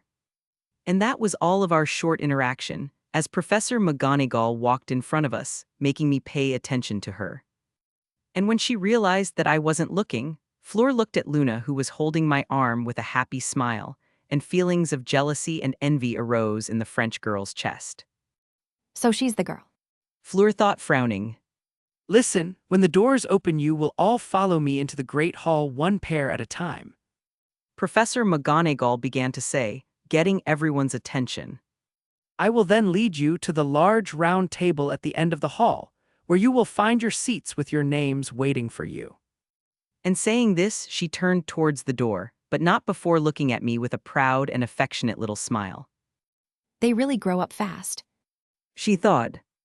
All of us, after seeing Professor McGonagall turn around, went behind her, forming a line in pairs following the order from the champion with the fewest points to the highest, which meant that Fleur was first, Crumb second, Harry third, and I the last.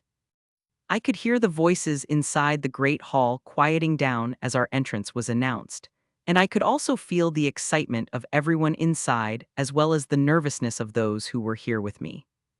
And looking at the girl next to me, I couldn't feel that nervousness coming from her, just happiness and joy. Are you ready, Luna? I asked my beautiful date. Yes, I am. Chapter 412. If you want to support me and read ahead. Patreon.com/C7NX. Yeah, here's the new chapter. As soon as the doors opened fully, we all entered the Great Hall following Professor McGonagall, and there was a wide space between the students for us to pass through, leading directly to the table where the judges sat. The Great Hall was elegantly decorated. The walls were covered in thin ice and glowed silver. There were mistletoes and holly hanging from the shining starry ceiling, and the house's tables were nowhere to be found, being replaced by at least 100 small tables that could seat 12 people each. There were some red, green, and gold decorations to represent Christmas, but it was minimal compared to the white that gave a colder, nobler, and ethereal look to the place. So beautiful. Luna commented, looking around in wonder. Yes, they really did a lot of work on the decorations for this ball. I nodded, impressed and somewhat proud of Professor McGonagall, as I knew this was her work. Of course, the other teachers also helped, but she was the one who spent nights awake organizing and monitoring everything, so I think it's fair to give her more credit. But leaving that aside, as we walked to our seats at the main table, the students around us began to applaud us, whilst also making comments about us. Damn, how did Davies manage to convince Delacour to go with him to the ball? A Hufflepuff boy asked, looking wide-eyed at Fleur. Yes, she is too beautiful for him. His friend said, looking at Roger with clear envy. Well, she's also too beautiful for you. Hey! I wish I was Crumb's date. A Slytherin girl cried. Me too, but when I tried to talk to him, he ignored me. Another said with a depressed look. However, the feeling that the students were feeling was not just envy or jealousy. And in fact, a very large group of people were actually looking at a certain champion and his date with surprise and shock on their faces. Wait, is that Granger? She looks so beautiful. True, but Harry also looked really good in that robe.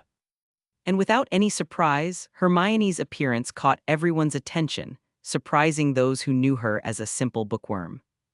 And I was already expecting a look of astonishment on Malfoy and his group's faces, but even so, I couldn't help but snort in amusement at their comical look of shock.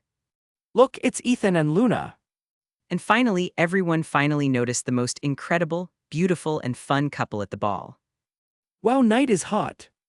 I didn't know Lovegood could look so pretty in a dress. Looking at them, now they kind of match together. Why did it have to be her? Why couldn't it be me? Man, now I understand why they were chosen as champions by the Goblet of Fire. Yes, they have an impressive presence.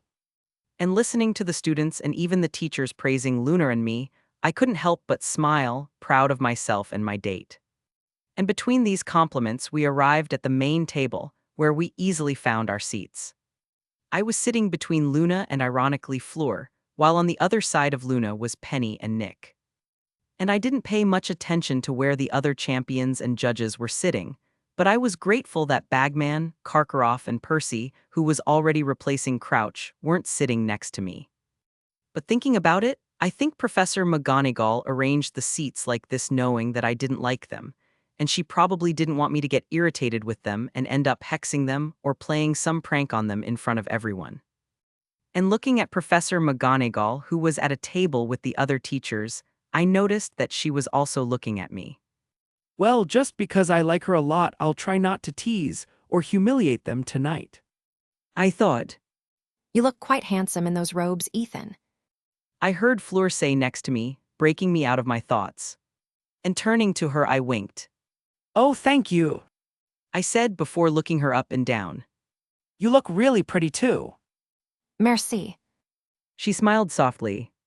I then looked at the one who was sitting next to her. You know, I wasn't expecting you to come to the ball with Roger as your date.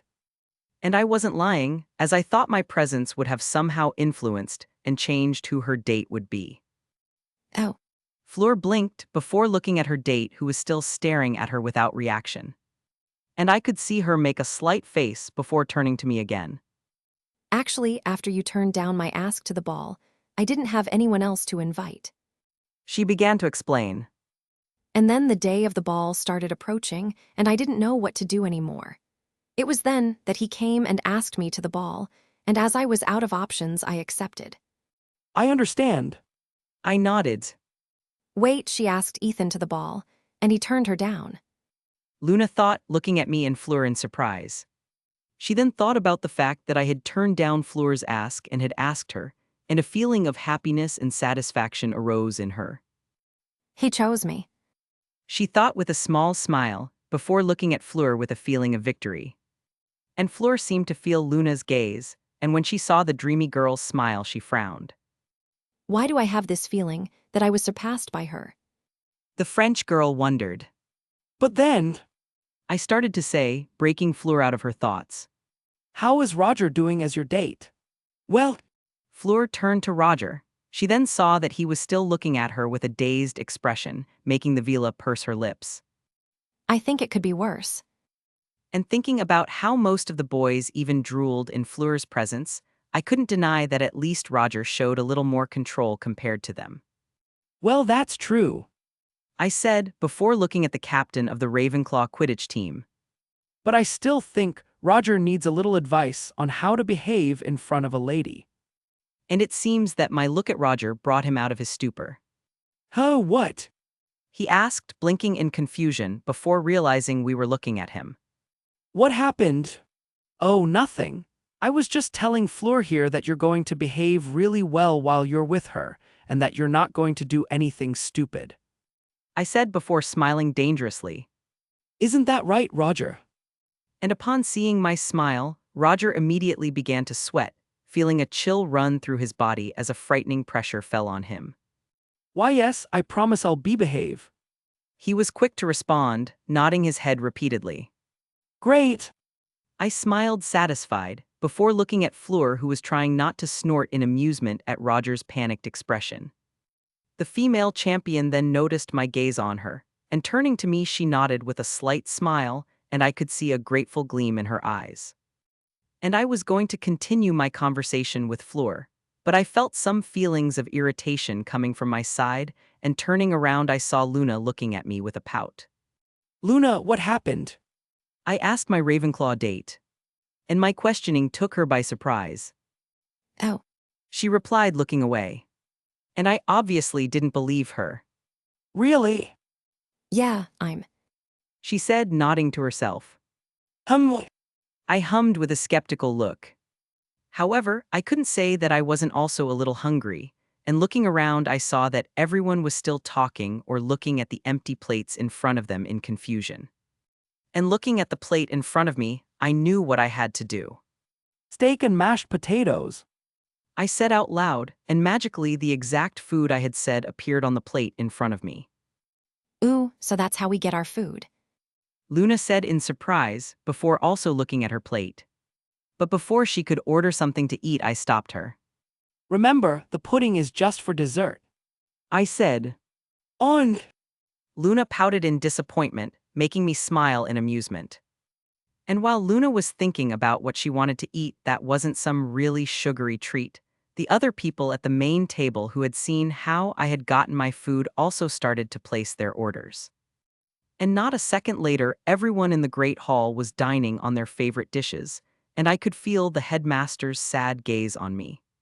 He's probably disappointed that I stole his trick. I huffed wryly before shaking my head and going back to focusing on my food. Sometime later, after a few minutes, everyone finished eating, and then the headmaster stood up asking the students to do the same, and after that he waved his wand, pushing the tables to the corner of the walls before summoning a platform on the right wall. And on top of platform there were some musical instruments, and the band hired for this ball, Weird Sisters, got on the platform, preparing for their performance.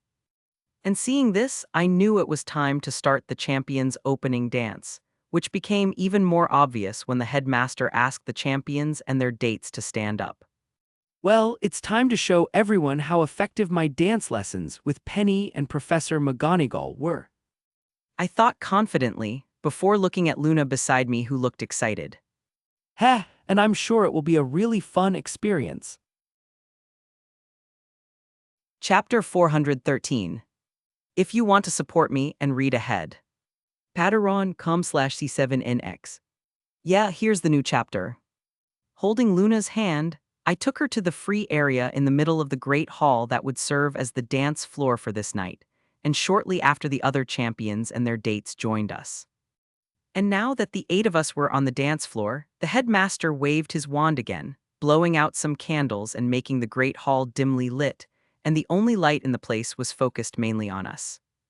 Then I turned to Luna and we prepared for the dance, with me holding one of her hands while placing the other hand on her waist, and Luna rested her free hand on my shoulder.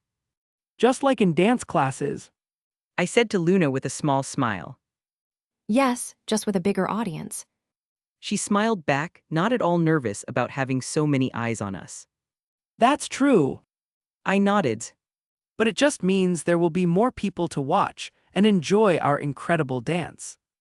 And upon hearing this, an excited sparkle appeared in Luna's eyes, making me snort in amusement. And in the time of our short interaction, the 8 members of the band Weird Sisters, who ironically were all men despite their name, finished organizing themselves, and as soon as everything was ready they began their performance. They were playing a light, modern waltz, and following the rhythm of this song I began to guide Luna around the dance floor, dancing gently with her. The other champions and their dates were also dancing, but I wasn't paying much attention to them as I was focused on my date, having fun while spinning her around. You know, for some reason I feel like you're enjoying this dance. I joked, looking at Luna's big happy smile. Really? She tilted her head, not understanding the irony in my sentence. Sai never changed, Luna. Never changed. I said with an affectionate look. And while we played and danced, the other students and teachers watched us, but there was a certain teacher who was more emotional than the others as she watched us. They look so beautiful. Professor McGonagall thought, wiping away a tear that threatened to fall from her eye as she looked at Luna and me. Minerva, are you crying? Professor Sprout asked her friend in surprise. No, Professor McGonagall quickly denied, looking away. I'm just picking a speck out of my eye. She said. And upon hearing this answer, Professor Sprout nodded, believing her, mainly because she couldn't imagine her longtime friend, who was always stern and serious, crying because of a dance. However, Professor Flitwick, who was by her side, just looked at the Transfiguration teacher with narrowed eyes, easily seeing through her lie. But without knowing the thoughts of the little charms teacher, Professor McGonagall looked back at her favorite student's dance. And she felt pride fill her chest when she saw that among all 4 boys, I was the one who danced best.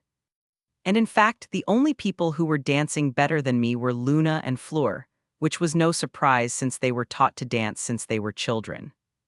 And looking at me, Professor McGonagall smiled softly, before looking at Penny, who was standing in front of the main table looking at me with a huge smile on her face. And feeling a look on her, Penny turned to Professor McGonagall, and they could see the same proud and affectionate look on each other's faces. And then the 2 ladies who were masters of their craft nodded to each other, showing a kind of mutual respect without saying a single word. What is happening? Nick, who saw this interaction, wondered, sweating slightly. After the champions' opening dance ended, all the other students, and even some teachers, joined us on the dance floor to enjoy the ball and the Weird Sisters concert. Luna and I continued to dance for a while, but after a few minutes we decided to rest for a bit. The 2 of us then went to the table where our friends were sitting, chatting excitedly. And as I approached them, I raised an eyebrow while looking strangely at Lisa, who was without her shoes, rubbing her feet with a pained expression. And as soon as she saw me approaching, she looked at me with hopeful eyes. Ethan, please tell me you have any healing potions with you. Lisa said, almost begging, and I blinked in confusion. Huh, why do you want a healing potion? I asked. Because my feet are killing me with pain. I can't even walk. She replied, making a face. Oh, you're exaggerating. Anthony, who was Lisa's date, snorted, crossing his arms. I am. She looked at him indignantly. You stepped on my feet at least 20 times, and that was just in the first song. She said, glaring at Anthony fiercely. And the blonde boy flinched under her gaze. He tried to defend himself. Anthony. Sue called him slowly, and turning around he saw her looking at him with a blank expression. You managed to step on my feet while still dancing with Lisa. And at this moment, our naive friend lowered his head, a little embarrassed. I thought as a pureblood you would know how to dance. I said, looking at him with a raised eyebrow. Well, my grandmother already tried to teach me how to dance when I was a child, since according to her, I should be prepared when I went to a ball or meeting with other wizarding families. Anthony said, but then he let out a sad sigh. But unfortunately, my grandmother had an accident and hurt her feet, so she couldn't teach me anymore. He then looked up thoughtfully. And the accident must have been really bad, since no potion or healer could heal her feet. For some reason, I feel like I know the accident that hurt your grandmother's feet. Terry said dryly as he looked at Anthony. Oh, really? Anthony asked in surprise, but the only thing he received in response was a blank stare. You know, I still maintain my opinion that Sorting Hat put Anthony in the wrong house. Michael said. What do you mean by that? Anthony turned to him with a frown. I meant that if you are an example of what a Ravenclaw should be, then the House of Ravens is lost. Michael replied, before letting a mocking smile appear on his face. You badger! And upon hearing this, Anthony gasped indignantly. I agree. Terry said. Me too. Padma and Sue nodded. Yes, he would make an excellent badger. Megan, who was a Hufflepuff, said, making his indignation increase. Heck, Anthony, the badger boy doesn't sound that bad. Stephen said, scratching his chin with a playful smile. I think yellow would suit him better. Luna commented. And seeing that even Luna was against him, made Anthony despair. With friends like these, who needs enemies? I thought, looking at Anthony, who had a defeated look. However, I could feel that Anthony wasn't really offended by these mockeries, and in fact he, like the others, was having fun with this exchange. And seeing all my friends having fun made me smile. With the golden trio, Harry and Hermione also got tired of dancing, and together with Ron and Parvati, who was his date, they decided to rest while sitting around one of the many tables in the Great Hall. Is he still looking at me? Harry asked, and Ron lifted his head to look over Harry's shoulder. And he saw Crumb sitting at a table with his date, looking at the back of his friend's head with an irritated frown on his face. Yes. Ron replied, making Harry groan in exasperation. Dude, what's his problem with me? He asked aloud. Maybe he's annoyed because you got a higher score than him on the first task. Hermione suggested.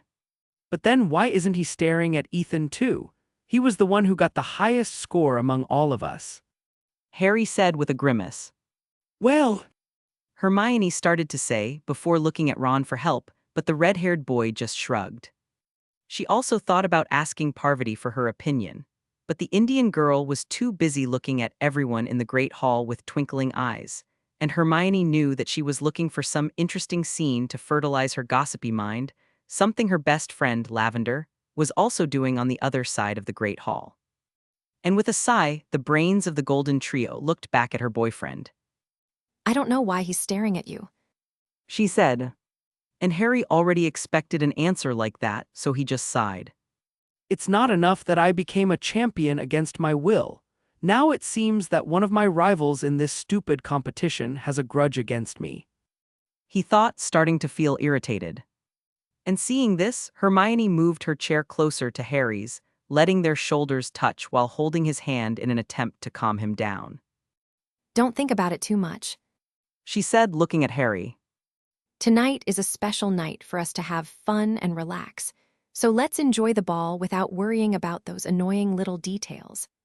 Sai, you're right. Harry said, before looking at Hermione with a small smile. Let's just enjoy the ball. And then he looked at Ron. The three of us. And hearing this, Ron and Hermione looked at each other with smiles on their faces. And Parvati, who had stopped staring at the others, turned to the three friends, only to find them looking at each other while smiling happily. What did I miss? Chapter 414. If you want to support me and read ahead. Patreon.com/C7NX. Yeah, here's the new chapter. The Weird Sisters were still playing the waltz for the other couples to dance to, and meanwhile I was sitting drinking some juice while listening to my friends talking.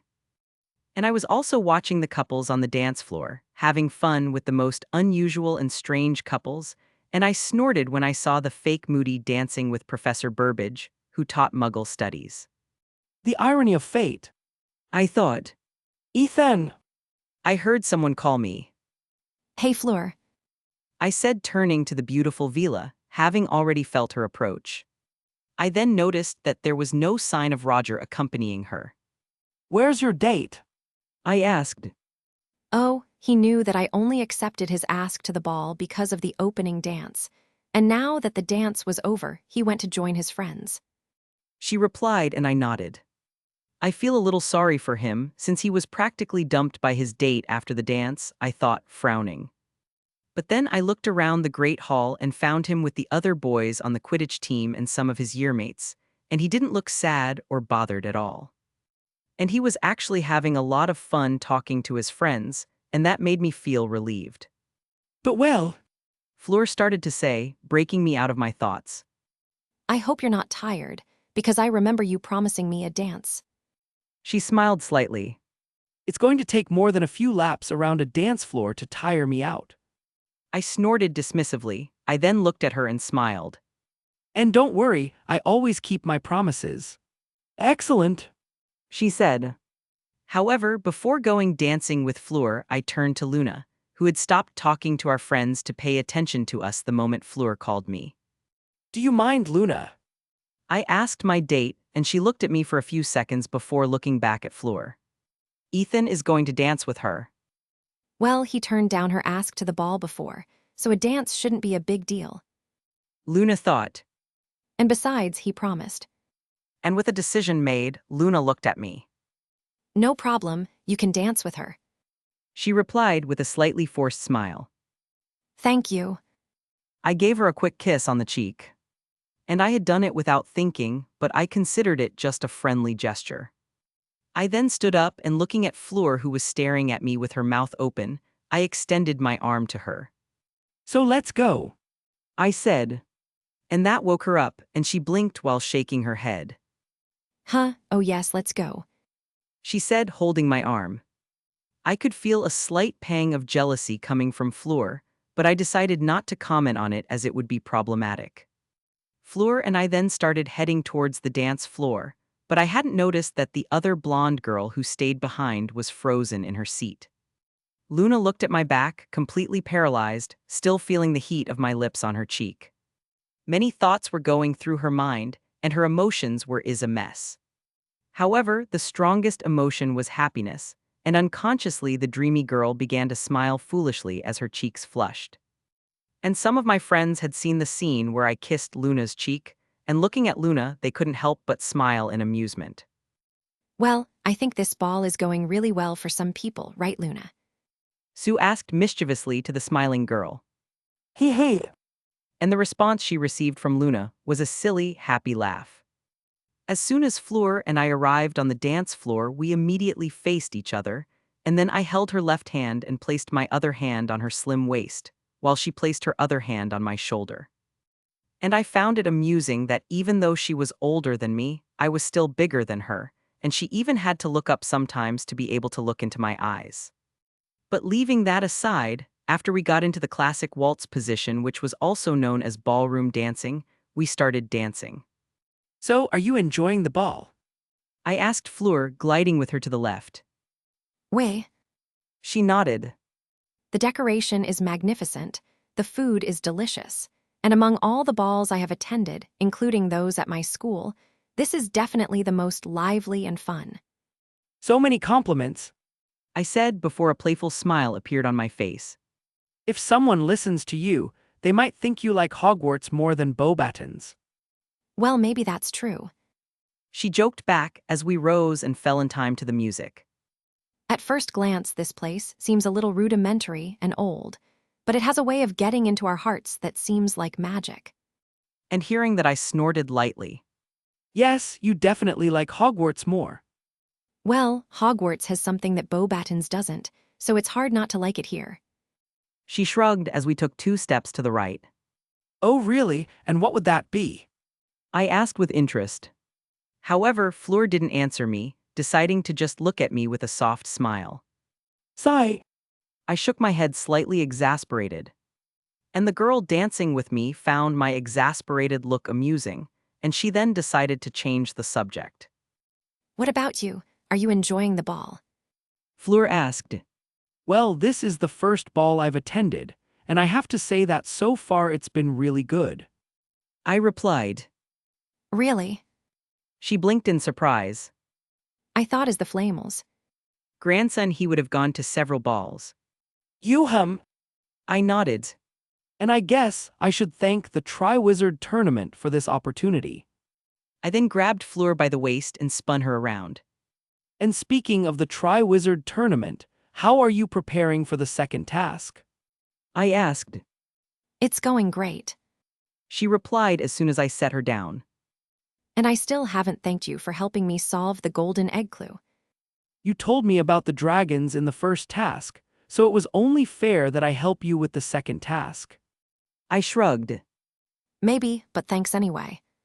She said, smiling gratefully at me. Okay. I rolled my eyes playfully. But let's see if you'll still be so grateful when I score more points than you in the second task. I smiled slightly. Oh, is that a challenge? She looked at me with a raised eyebrow. Well, that's clearly not a dinner invitation. I joked, realizing that the song the Weird Sisters were playing was almost over. Firstly, an invitation to dinner would be very welcome. Fleur started to say. And secondly, I hope you know that I never run away from a challenge. And there was the arrogant and determined look of the French girl. It won't be easy at all. I told her, not realizing that a competitive look was appearing on my face. Yes, but I never give up on my goals.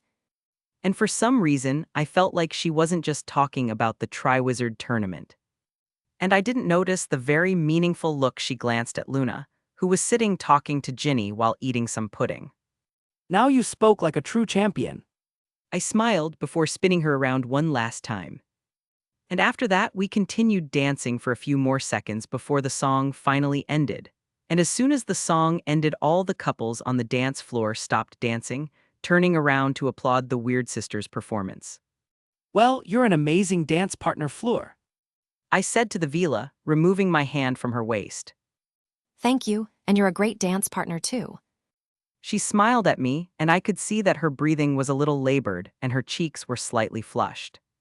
Thank my grandmother and Professor McGonagall for that. I said. We then noticed that the Weird Sisters were going to start playing another song again, and from the style it seemed like it was going to be a more lively and agitated song. And not wanting to get caught in the middle of all the excited students, Fleur and I left the dance floor. The two of us then went back to the table where my friends and Luna were, and as soon as Luna saw me, she got up, and when I arrived in front of her, she handed me a glass of orange juice. Oh, I looked at her confused. In case you're thirsty after dancing. She said. that's very kind of you. Chapter 415. If you want to support me and read ahead. Patreon.com/C7NX. Yeah, here's the new chapter. The Yule Ball continued, and my friends and I continued to have fun with the other students and teachers. During this time, I danced with most of my girl friends, and I also danced with Professor McGonagall and Penny. When I danced with them, they both said they were proud of me and that my opening dance with Luna was incredible, and I was immensely happy to hear that. And now, in this current moment, I was dancing again with Luna. Only this time, instead of a soft waltz, what the Weird Sisters were playing was a more upbeat and fast song. I love this song. Luna commented, smiling happily as she did her rather peculiar dance. Oh, I didn't know you liked music. I said, and that made Luna look at me with an amused look. Silly. She tapped the tip of my nose, Everyone likes music. and with her response, I could only smile ironically. The two of us then danced a few more songs, before deciding to take a break, with Luna going to get something to drink while I went to the table where the food was. And as I was putting some snacks on my plate, I heard a tinkling noise coming from above me, and looking up I saw a small shiny ball flying around a holly bush. Luminous fairies. I thought, looking at the little creature that seemed to be dancing. And the little fairy also seemed to notice me, as she stopped dancing, making a noise like a shout before flying towards me. Hee hee, hi little one. I smiled at the fairy that was flying excitedly in front of me. I then raised my hand with the palm facing up so that the fairy could rest on it. And while the fairy played with the tip of my finger, I looked around, seeing her friends flying over the great hall or sitting on a branch. I then looked at Luna, who was talking to Lily at the table where the drinks were, and looking between her and all these shiny little creatures, an idea started to come to my mind. And with that idea in mind, I turned to the little fairy who was holding my index finger. Hey, could you and your friends do me a favor? I asked the little fairy, who tilted her head to the side before nodding. Great. I smiled, and then I started telling the fairy what I wanted her and her friends to do. And after whispering my idea, I looked at her, noticing that her eyes were slightly wide. So you think you can do this? I asked. And upon hearing my question, the fairy quickly nodded her head with an excited look, very excited about the idea. She then turned and flew towards a group of fairies who were standing around some mistletoe, and after a few seconds I could see these fairies nodding their heads before heading off to talk to the other glowing fairies. Well, now I just need to wait. I smiled before looking at Luna, who was walking towards me holding 2 glasses of drinks. Why are you smiling? She asked me after handing me one of the glasses. Oh, you'll see why. I replied, hiding my smile with the glass. And Luna looked at me confused, not understanding what I meant. However, it didn't take long for her to receive her answer, as not a minute later I could feel that the luminous fairies were ready. And looking up, I could see the little fairy I was talking to earlier hiding behind a candle, and she was looking at me, as if waiting for my command. And seeing this, I nodded, and the little fairy then turned to the others who were also hiding and waved her hand. And that was the signal that all the luminous fairies were waiting for before starting their show. And then more than 200 luminous fairies came out of their hiding places, and brighter than ever they began to dance in sync throughout the great hall, humming in time to the music played by the Weird Sisters. And to enhance the presentation of the luminous fairies, I discreetly took my wand and cast a spell on the starry ceiling of the great hall, and then, to the surprise and joy of many, a light snow began to fall. Now it looks like a Christmas ball. I smiled. It's just like the surprise you made for me on my birthday. Luna murmured, her eyes shining as she looked at the creatures of light that flew around us. And I was happy that she remembered that, since it was exactly because I knew that she really liked the surprise I made for her on her birthday that I asked the fairies to do this presentation today. And Luna wasn't the only one who was fascinated by the presentation of the luminous fairies, as the other students were also looking at them in wonder. Ooh, are those fairies? So beautiful. So this is Hogwarts magic. And seeing all this happen, Headmaster Dumbledore, who was talking to Moody, blinked in confusion, before looking at Professor McGonagall, who was next to him. However, she was also looking around with a surprised look, and she seemed to feel the headmaster's gaze as she turned to him with a question in her eyes. And upon seeing the headmaster shake his head in denial, Professor McGonagall tilted her head, as confused as the headmaster. The two then began searching with their eyes for the only other person who could have done this, and as soon as their eyes fell on Professor Flitwick, they saw the little charms master looking in wonder at the fairies around him. Huh, wasn't it him too? The headmaster wondered. But then he heard a happy laugh which stood out among the others, and looking in the direction of that laugh he saw me next to Luna. I had one of the fairies sitting on my hand while I was surrounded by 7 other fairies, introducing them to Luna, who played and talked to them with joy. And feeling a gaze on me, I turned around, finding the headmaster staring at me, and with a smile I gave him a slight wink before returning my focus to my date. And the headmaster looked at me in surprise for a few seconds, before snorting in amusement, shaking his head. This boy never ceases to amaze me. He thought. And the old man with strange and colorful clothes decided to pay attention to the ball again, enjoying the lively, beautiful, and brilliant show of the luminous fairies. End of the Yule Ball. After the ball ended, my friends and I left the great hall and started going together to the Ravenclaw common room, and while they walked ahead of me, Luna and I were a little further behind. That was an amazing night, don't you think? I asked Luna. Yes, She replied with a happy smile before looking at me. tonight was one of the days. I had the most fun in my entire life. Same for me. I smiled. But you know, I'm sure we'll have other days and moments as fun as today in the future. Really? Luna asked me and I nodded. Yes, and I know that when that happens, we will all be together. I said, looking at our friends who were talking excitedly in front of us. And hearing this made Luna excited, and so she turned around and started looking ahead with a look full of expectation. Hey, why are you two back there? Stephen turned and asked us. Oh, it's just that we're a little tired. I replied. Oh yes, it must have been very tiring dancing with all those girls. Terry grumbled. Is that the smell of envy I smell coming from you? I asked, looking at Terry mockingly. I'm not jealous. He denied with a grimace. Yeah, anything that makes you sleep at night. I rolled my eyes. And that only made Terry's frown increase, but a cough next to him made him freeze. And slowly turning around he saw that Sue, who had been his date, was looking at him with her arms crossed and an eyebrow raised. I wasn't jealous of him. He began to say quickly, sweating nervously. You. Sue looked at him skeptically. And seeing Terry acting docile in front of Sue, my other friends laughed, with Michael mocking him while Stephen made a whip-cracking sound with his mouth. And I was also laughing lightly, while Luna next to me snorted in amusement. Yes, we will have many more fun times together in the future. Chapter 416. If you want to support me and read ahead. Patreon.com/C7NX. Yeah, here's the new chapter.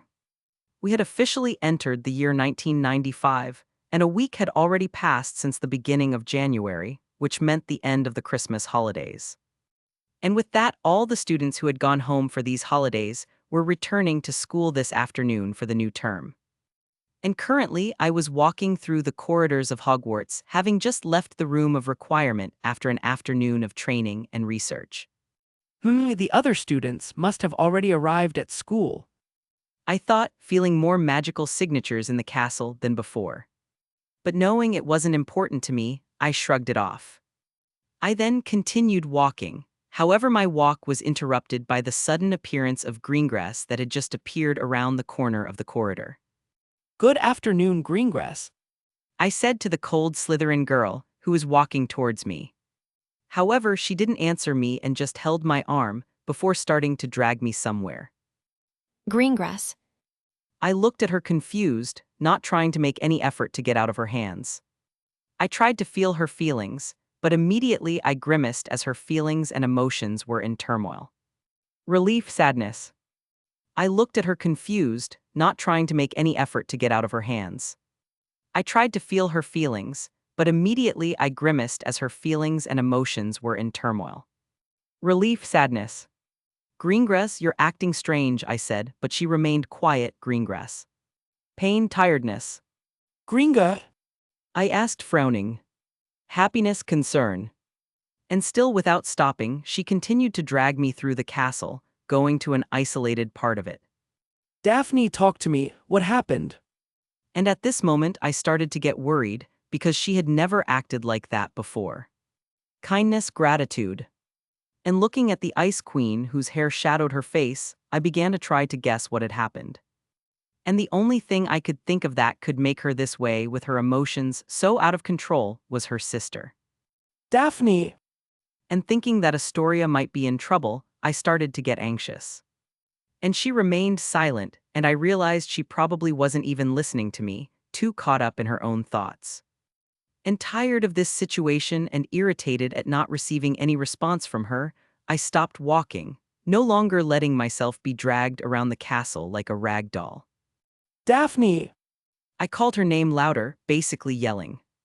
And the sudden stop at my scream woke her up, making her raise her head while blinking slightly. But I didn't have much patience, so I immediately grabbed Daphne's shoulders and turned her towards me. Daphne, what happened? I asked worriedly, looking into her eyes. And it was at that moment that I realized that there were tears in her eyes threatening to fall, and it took me by surprise. But what happened next was even more shocking. Daphne, who never had a good relationship with me and who was always cold, rigid, and calm, simply hugged me. And if that wasn't enough, she then started crying on my chest. Daphne. I stuttered in surprise, not knowing what to do in this situation. She said something, but I didn't really understand because her voice was muffled because she still had her face against my chest. What? I asked. She repeated, still a little inaudible. And then I felt her arms around my torso tighten. Huh. I blinked in confusion, not knowing why she was thanking me. But from her feelings, I knew that her gratitude was true. And now, looking at the girl who was crying while hugging me, the only thing I could do was run my hand down her back gently in an attempt to calm her down. And after a while, I could feel Daphne's emotions calm down. Are you already better? I asked, and she nodded, breaking the hug as she sniffled slightly. I'm sorry. She said to me, slightly embarrassed. Don't worry. I said, using my coat sleeve to wipe away the tears that were on her cheeks. And normally she wouldn't let anyone touch her like this, but she was in a fragile moment, and besides, she didn't feel like backing away from my touch. Now that you've calmed down, I started to say, making her look at me. could you tell me why you're thanking me? And that question caught Daphne off guard, making her realize that she did all of this without even telling me why. and knowing that only made her even more embarrassed. Oh, well. She replied, looking away. And hearing this, I blinked, now understanding the reason for this whole situation in which we both found ourselves. So you found out. I commented, seeing no point in lying about it. She nodded. Tori told our parents, and I about her being cured, and it wasn't too hard to find out that you were involved in it. I see. I said. So Lord and Lady Greengrass know that I cured Astoria. I began to reflect.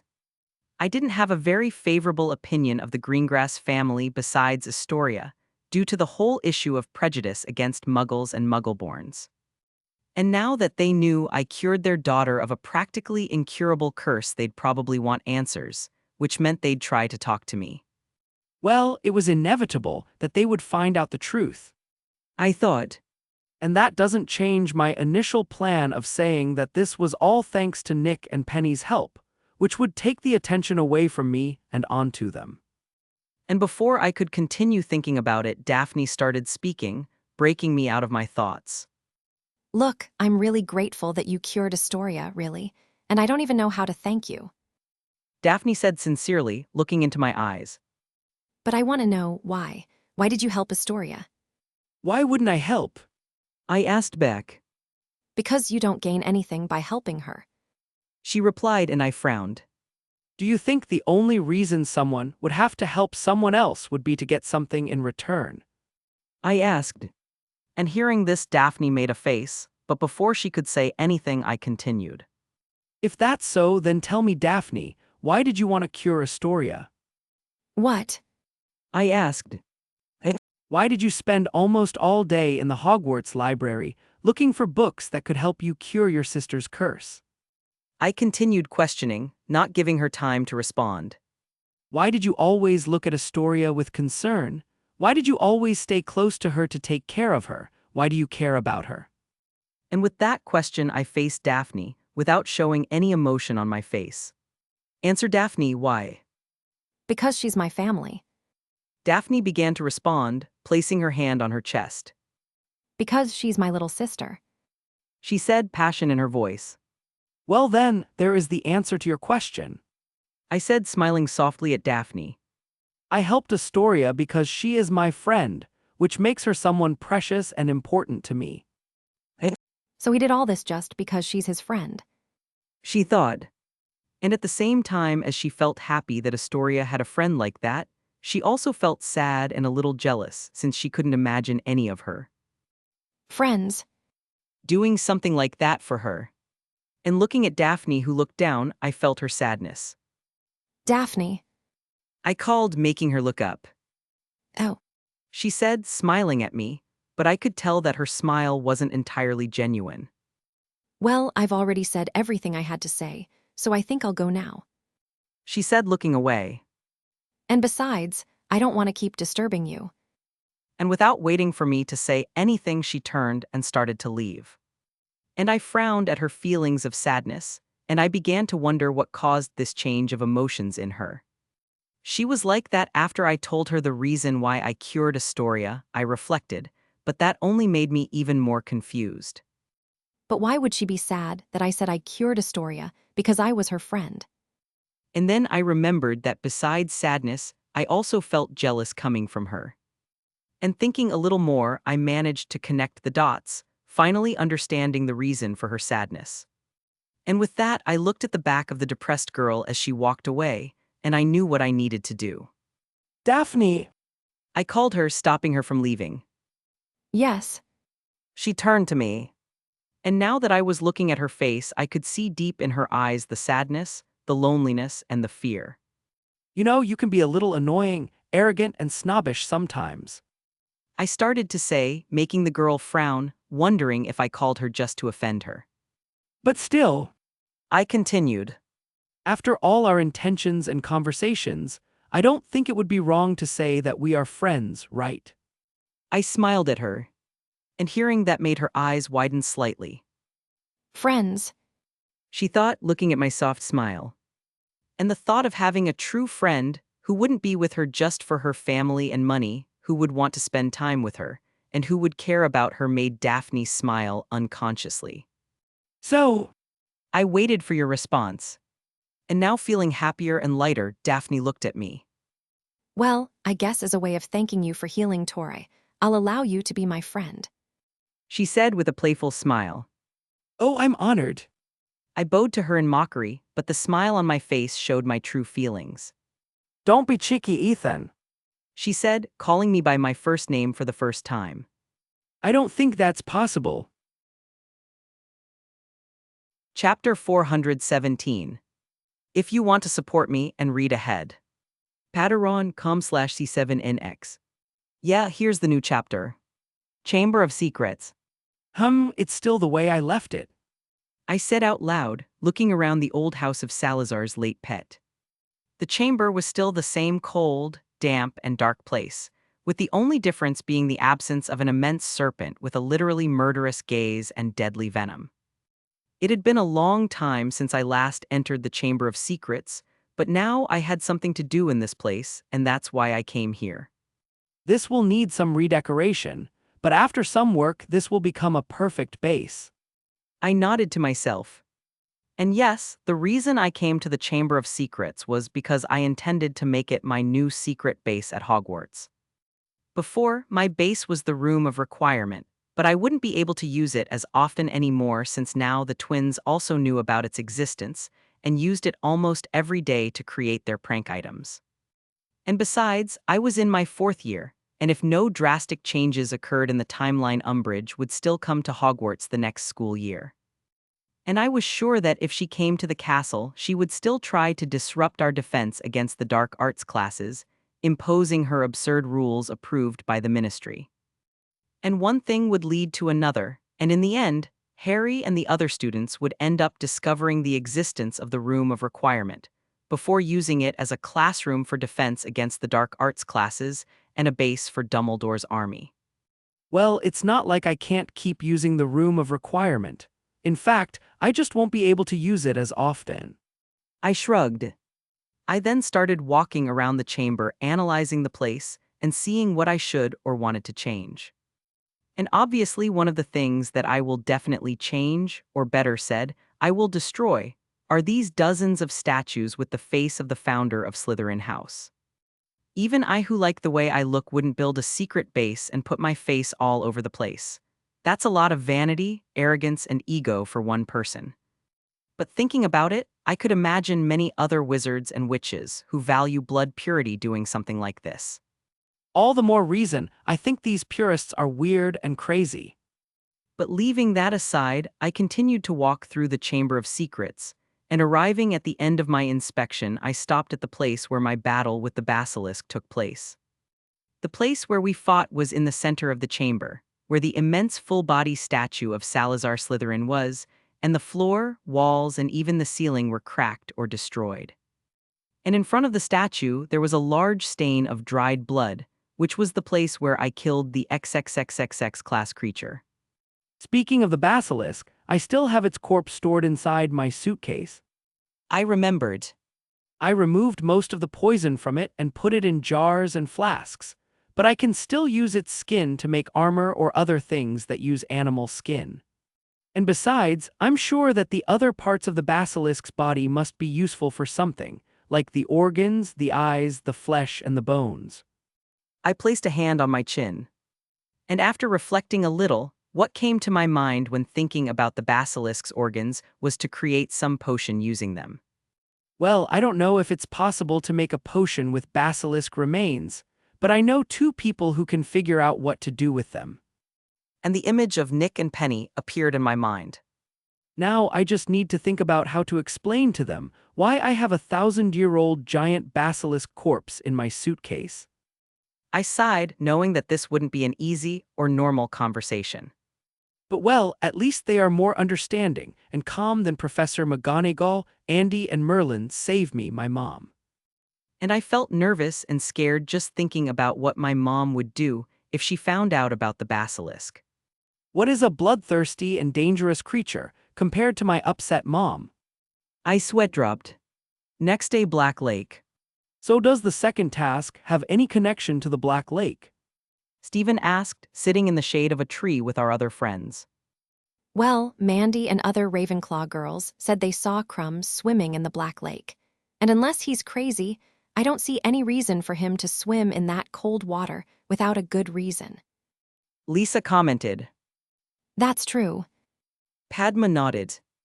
And besides, yesterday I saw Delacour in the library asking Madame Pince where the books about Hogwarts and about aquatic creatures were. Okay, I understand. Stephen said, but then he looked back. What I really don't understand is what he's doing there. And following the direction he was looking, everyone could see me sitting on the edge of the Black Lake with my legs crossed and my eyes closed. Everyone knew that I liked to relax in front of the Black Lake, but I had been in that position for about 20 minutes, completely motionless. I don't know. Lisa suggested. Yes, of course. Michael snorted. And after that he's going to sell handmade vases in Hogsmeade. And on the weekends he's going to have tea with Professor Trelawney while they talk about which incense smells the best. The tulip incense with cocoa has the best smell, and on top of that it can keep away grumpy gnomes. Luna said, making everyone stop and look at her. And she still had her dreamy look, but they noticed that there was a certain seriousness in her expression, which showed this matter was very important and serious to her. Terry said slowly, deciding to ignore this little information given by our peculiar friend. And while they continued trying to guess what I was doing, I continued to sit, but unlike what they thought, I wasn't simply standing still or relaxing. In fact, I was using my senses and my magic sensor to feel everything in the Black Lake without having to enter it. Of course, I planned to swim into the Black Lake to explore the place someday before the second task, but for now I wanted to test the range of my senses and how well they worked by searching underwater. And so far I was able to sense the creatures that resided in the Black Lake, but it was proving very tricky to sense more than the creature's magical signature. Usually with my senses I could feel everything around me, not just limited to living beings, but it seems that feeling things underwater was difficult if I wasn't in the water. Well, I've done some similar tests in the room of requirement, but it's different out here where the magic is more natural. And then I was brought out of my thoughts when I felt someone sit down next to me and take a deep breath. Sigh. Luna said in a satisfied tone, making me smile slightly, still with my eyes closed. Really, not even tulips and cocoa? I asked, having overheard their conversation. Ah, the smell of tulips and cocoa is only good if it comes from an incense. She declared as if it were a fact. Yeah, how could I forget that? I playfully rolled my eyes. Don't worry, this is a rookie mistake. Luna said, and her voice was calm as always, but I could feel the amusement coming from her. And opening one eye, I looked at Luna, seeing that she was trying to suppress a smile. Cheeky girl. I smiled. After that, we both focused on the Black Lake again, and this time I wasn't trying to feel what was in the lake with my senses. In fact, now I was just relaxing, enjoying the presence of my new company. But as I relaxed next to Luna, I thought about the challenge of the second task. And then I remembered that the tournament organizers would probably use her as the hostage I would have to rescue from the lake. I know she won't be in danger, but I can't rest easy thinking about her unconscious at the bottom of the lake, surrounded by creatures that may or may not be hostile. I thought before sighing. But well, I guess this is just more incentive for me to do well in that task and save Luna quickly. And then I looked at the girl next to me who was smiling peacefully. Yeah, I'm going to finish that task so quickly that the judges won't even notice. Chapter 418. If you want to support me and read ahead. Patreon.com/C7NX. Yeah, here's the new chapter. Gryffindor Common Room Afternoon. Pav third person. Today was a Wednesday, and it was another normal day at Hogwarts. And in the common room of the noble lions, two identical red-haired boys could be found leaning over a table with various items while talking quietly. The effects of the vomit candy are very strong. Fred said, with a yellow candy with green balls in his hands. Yes. George nodded. We need to add a little more ant antennae, and cactus leaves to the recipe to reduce their effects. And saying this, the playful boy took a notebook that was next to him and started to write something down. Oh, and write down that we need to order another box of bat saliva and peppermint cream to make more laughing cookies. Fred said. Has the last batch we made already finished? His brother asked. Yes, the Puffs bought them all in the last week. Oh? Hey, what are you guys doing? Ron asked as he approached the two with a curious look. Oh, we're checking out the products we're going to sell in our joke shop when we open it. George replied. But didn't Mom forbid you too from creating and selling your joke items? Ron asked with a frown. Yes, my dear Eichel Ronikins, but what the eyes don't see. Fred started to say. Mommy doesn't know. George finished for him, with both boys looking at their little brother with mischievous smiles. I don't think the expression is like that. Hermione whispered to Harry, who nodded as he looked at the twins with an amused smile. I don't know. Ron said with a look of uncertainty. Mom always ends up finding out about the things you do. And the twins knew Ron was right, and they frowned at that. I don't think they need to worry about it too much. Harry said, joining in the conversation and making everyone turn to him. Sirius once told me that he was going to try to convince Mr. and Mrs. Weasley to leave Fred and George continue with their idea of opening a joke shop. Really?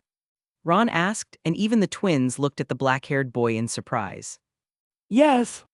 Harry nodded. He said he thought you two were very talented, and that he didn't want you to waste your talent like him.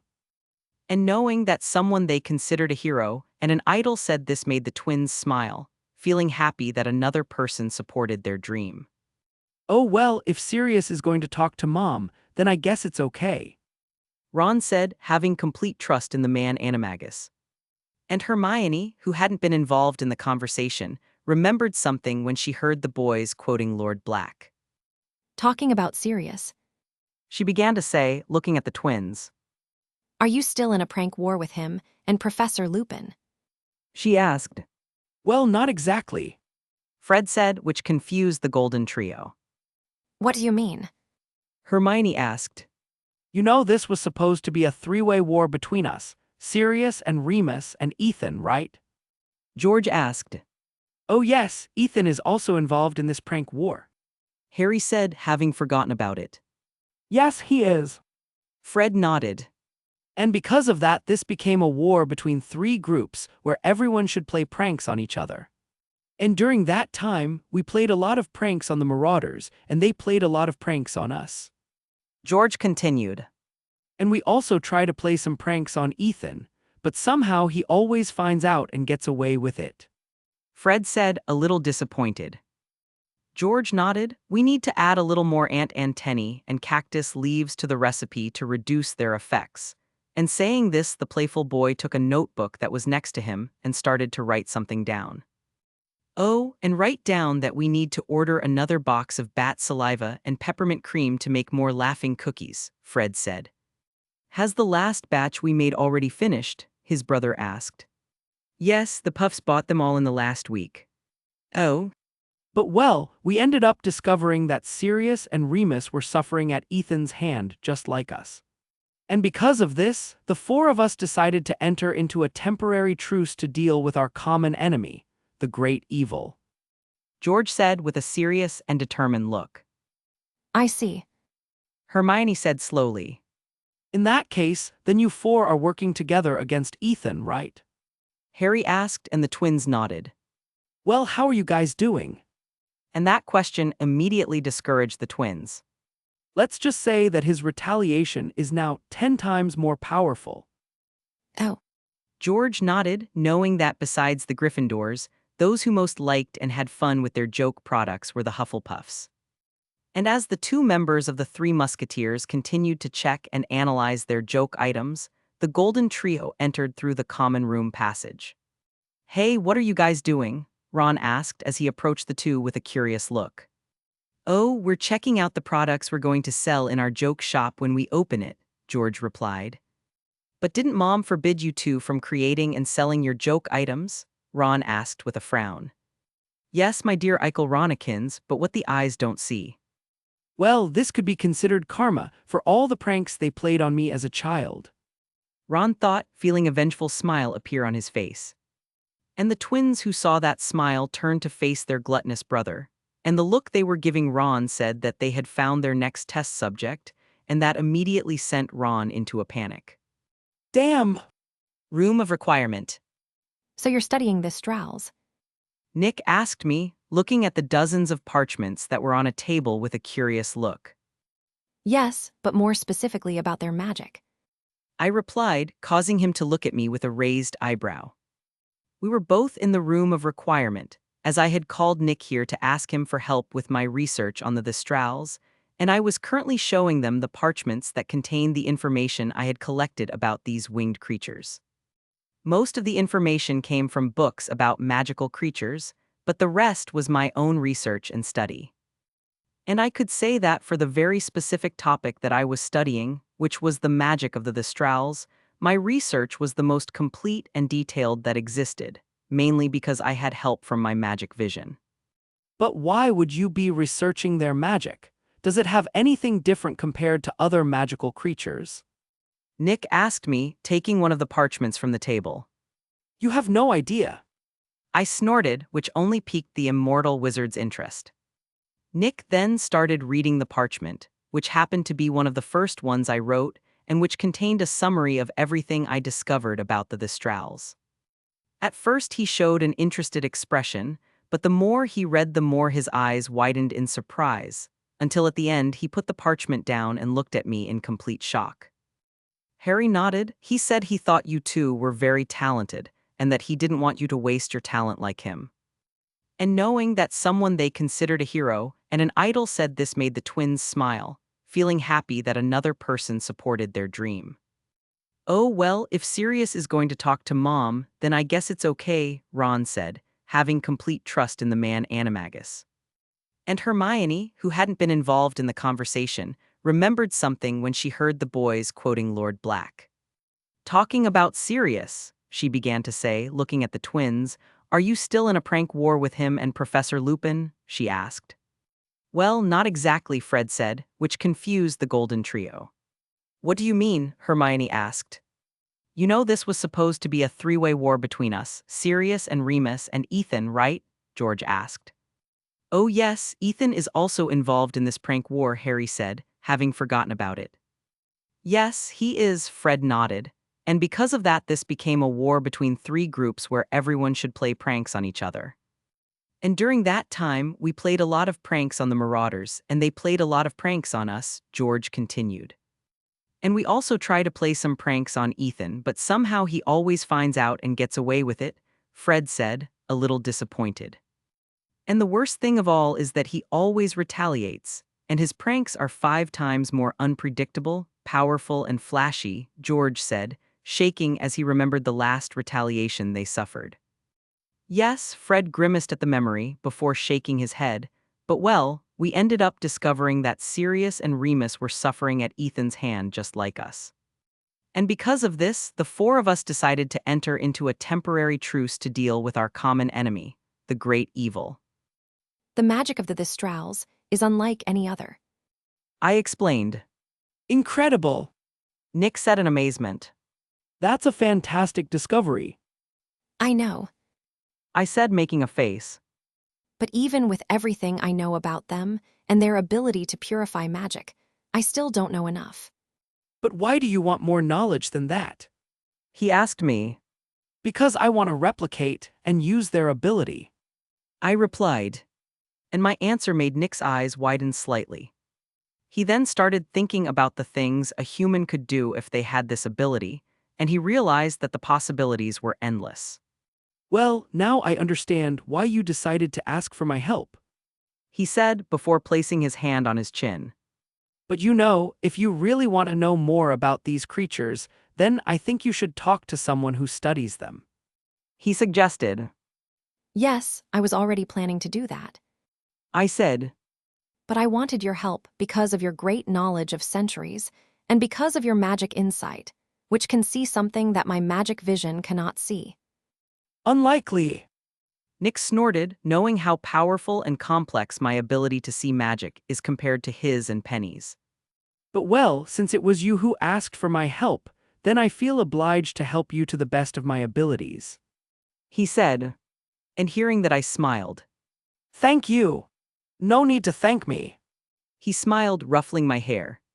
That's the least I can do for my grandson. And besides, it's been a while since I've been involved in such. Chapter 419. If you want to support me and read ahead. Patreon.com/C7NX. Yeah, here's the new chapter. February Care of Magical Creatures class. It was Thursday morning, and I was with my other classmates in the magical creature enclosures near the Forbidden Forest. We were here for a practical care of magical creatures lesson with Hagrid, and at this moment the half-giant was introducing us all to the Abraxans, the giant winged horses that brought Beauxbaton's carriage. And after explaining to us what Abraxans are and how we should take care of them, Hagrid let the students pet and feed the flying horses. You're very beautiful, you know that big boy. I said to the Abraxan I was feeding, seeing him crouch down so I could pet him. And unsurprisingly, as soon as I approached this Abraxan, he showed affection towards me and was now acting docile as he reveled in the attention he received from me. Will the people of Beauxbatons notice if one of their Abraxans goes missing? I asked myself. But before I could continue thinking of a plan to steal one of the French's winged horses, I felt Hagrid approaching me. Ethan, it's great to see you here. Hagrid said, coming up to me with a happy smile on his face. It's been a while since you last came to my class. Oh, sorry about that. I said, turning to him. It's just that I've been very busy with some matters. I scratched the back of my head with an apologetic look. Oh, don't worry about it. Hagrid patted me on the back, almost making me stumble forward. I understand that training and preparing for the tournament must be taking up a lot of your time. Yes. I nodded slowly, knowing that the tournament itself was the least of my problems. But changing the subject, what do you think of this class? Hagrid asked me with a look of gleeful anticipation. And it wasn't too difficult to see that he was waiting for some praise. Just like a child. I thought, smiling while shaking my head. Your class is amazing, Hagrid. I said, making a huge happy smile appear on his face. But you know, I'm surprised that Beauxbatons let you use their Abraxans in your class. Oh well. Hagrid started to say, his cheeks flushed. I asked Ollie. I see. I said with a knowing look, which only made Hagrid blush even more. Apparently their relationship didn't get worse after the Yule Ball like in the canon. But well, since you seem to be doing very well taking care of that Abraxan, I'll go help the other students. Hagrid said, wanting to escape before I continued talking about his crush on the headmistress of Beauxbatons. But before he could turn to leave, I called out to him. Wait, Hagrid. I said, making him turn to me. Actually, there's something I wanted to ask you. And that made him look at me curiously. What do you want to ask me? I wanted to know, what do you know about the magic of magical creatures? I asked. Magic of magical creatures. He repeated with a confused look. Yes, I wanted to know if they are different from each other, if they have any abnormal characteristics, if they have properties that make them special. I explained. Well, as far as I know, their magic is like all other magic. He said, rubbing his chin. Oh, I said, a little discouraged. so he doesn't know anything. I thought, but then he continued talking, catching my attention. Well, actually, I remember reading some theories from other wizards and witches that said that some creatures' magic was different. Hagrid began to say. Like dragons and unicorns, by example. Really? I asked. Yes, but that's just a theory, and neither the magizoologists nor the ministry takes it seriously. He said, but then Hagrid frowned. But you know, some people say that this was just an attempt by the ministry of denying the theory and making people forget about it. But why would the ministry try to make people forget about it? Because those who believed in this theory thought they could become more magically powerful if they used these creatures in rituals to improve themselves. He replied to me, making an expression of disgust and anger at the end. And when I heard the word ritual, I stopped. Use magical creatures in rituals to improve yourself. I thought, and then I remembered that Marcel had also researched these types of rituals and even wrote some down in his diary. And I remembered Marcel's descriptions of what had to be done to complete the rituals and how much magical creatures suffered before they died. And I felt angry and disgusted thinking about how these despicable people used magic, which was supposed to be a blessing to everyone, to hurt these innocent creatures in order to become more powerful. Wait a minute. And then I felt realization hit me. That's it. I thought, I am trying to understand the ability of the Thestrals through research and study. But from the beginning, I have always had at my disposal the best method to help me understand their ability. and looking at my hands, I felt the mysterious and powerful energy that ran through my body. From the beginning, I always had the magic. And at that moment, I felt as if a clarity came over me, and quickly my mind began to work thinking of ways to use magic to solve my problem. But well, that's all I know about the magic of magical creatures. Hagrid said, interrupting my moment of reflection and breaking me out of my thoughts. I'm sorry if this isn't much, but this is a topic that I haven't studied much. He looked at me with an apologetic look. Don't worry, Hagrid. You were a great help. I said, smiling at my half-giant teacher. Oh, Hagrid said, happy to have helped in some way. no, my friend, you've helped me a lot now. I said, placing a hand on his arm since I couldn't reach his shoulder. You know, maybe as a thank you I'll send you some chocolates imported from Switzerland, for you to give as a gift to Lady Maxime. I moved my eyebrows suggestively. I don't know what you're talking about. Hagrid said in a nervous tone of voice. You I just smiled mischievously at him. WL, it looks like a student needs my help over there. The embarrassed half-giant said, looking away. It was really nice talking to you again, Ethan. Bye. And without waiting for me to say anything, Hagrid turned and left, walking away from me with quick steps while trying not to blush. Poor guy in love, I thought, shaking my head with an amused smile on my face. After the Care of Magical Creatures class ended, I quickly went to meet Nick so I could share with him what I discovered from my conversation with Hagrid. And after searching for him around the castle with my senses, which wasn't too difficult since his magical signature glowed like a lamp in the dark, I found him in his office next to Penny. And now here I was, sitting next to my two immortal grandparents telling them about the eye-opening conversation I had with Hagrid. And I also told Penny about all my research involving the Thestrals, and while she was still shocked absorbing this new information, Nick looked at me in surprise. Using magic to try to understand their ability. He muttered, his eyes slightly wide. Yes, the answer was so obvious. I said, still feeling a little stupid for not realizing that the solution to my problem was right under my nose. I'm actually surprised you didn't think of that. Penny said, making us both look at her. And you know, you could have figured out the answer to that a lot sooner if you had asked for my help. She frowned. Sigh. Nick asked her. I'm not upset. She said, crossing her arms. But the pout on her face gave away her true feelings. I'm sorry, Grandma. I said to her with an apologetic look. I would ask for your help, but I was so busy and my mind was so full that I forgot to talk to you. Aw, don't worry, darling. I'm not upset with you. Really? I asked. Yes, but that's just a theory, and neither the magizoologists nor the ministry takes it seriously, he said, but then Hagrid frowned. But you know, some people say that this was just an attempt by the ministry of denying the theory and making people forget about it. But why would the ministry try to make people forget about it? Because those who believed in this theory thought they could become more magically powerful if they used these creatures in rituals to improve themselves. He replied to me, making an expression of disgust and anger at the end. And when I heard the word ritual, I stopped.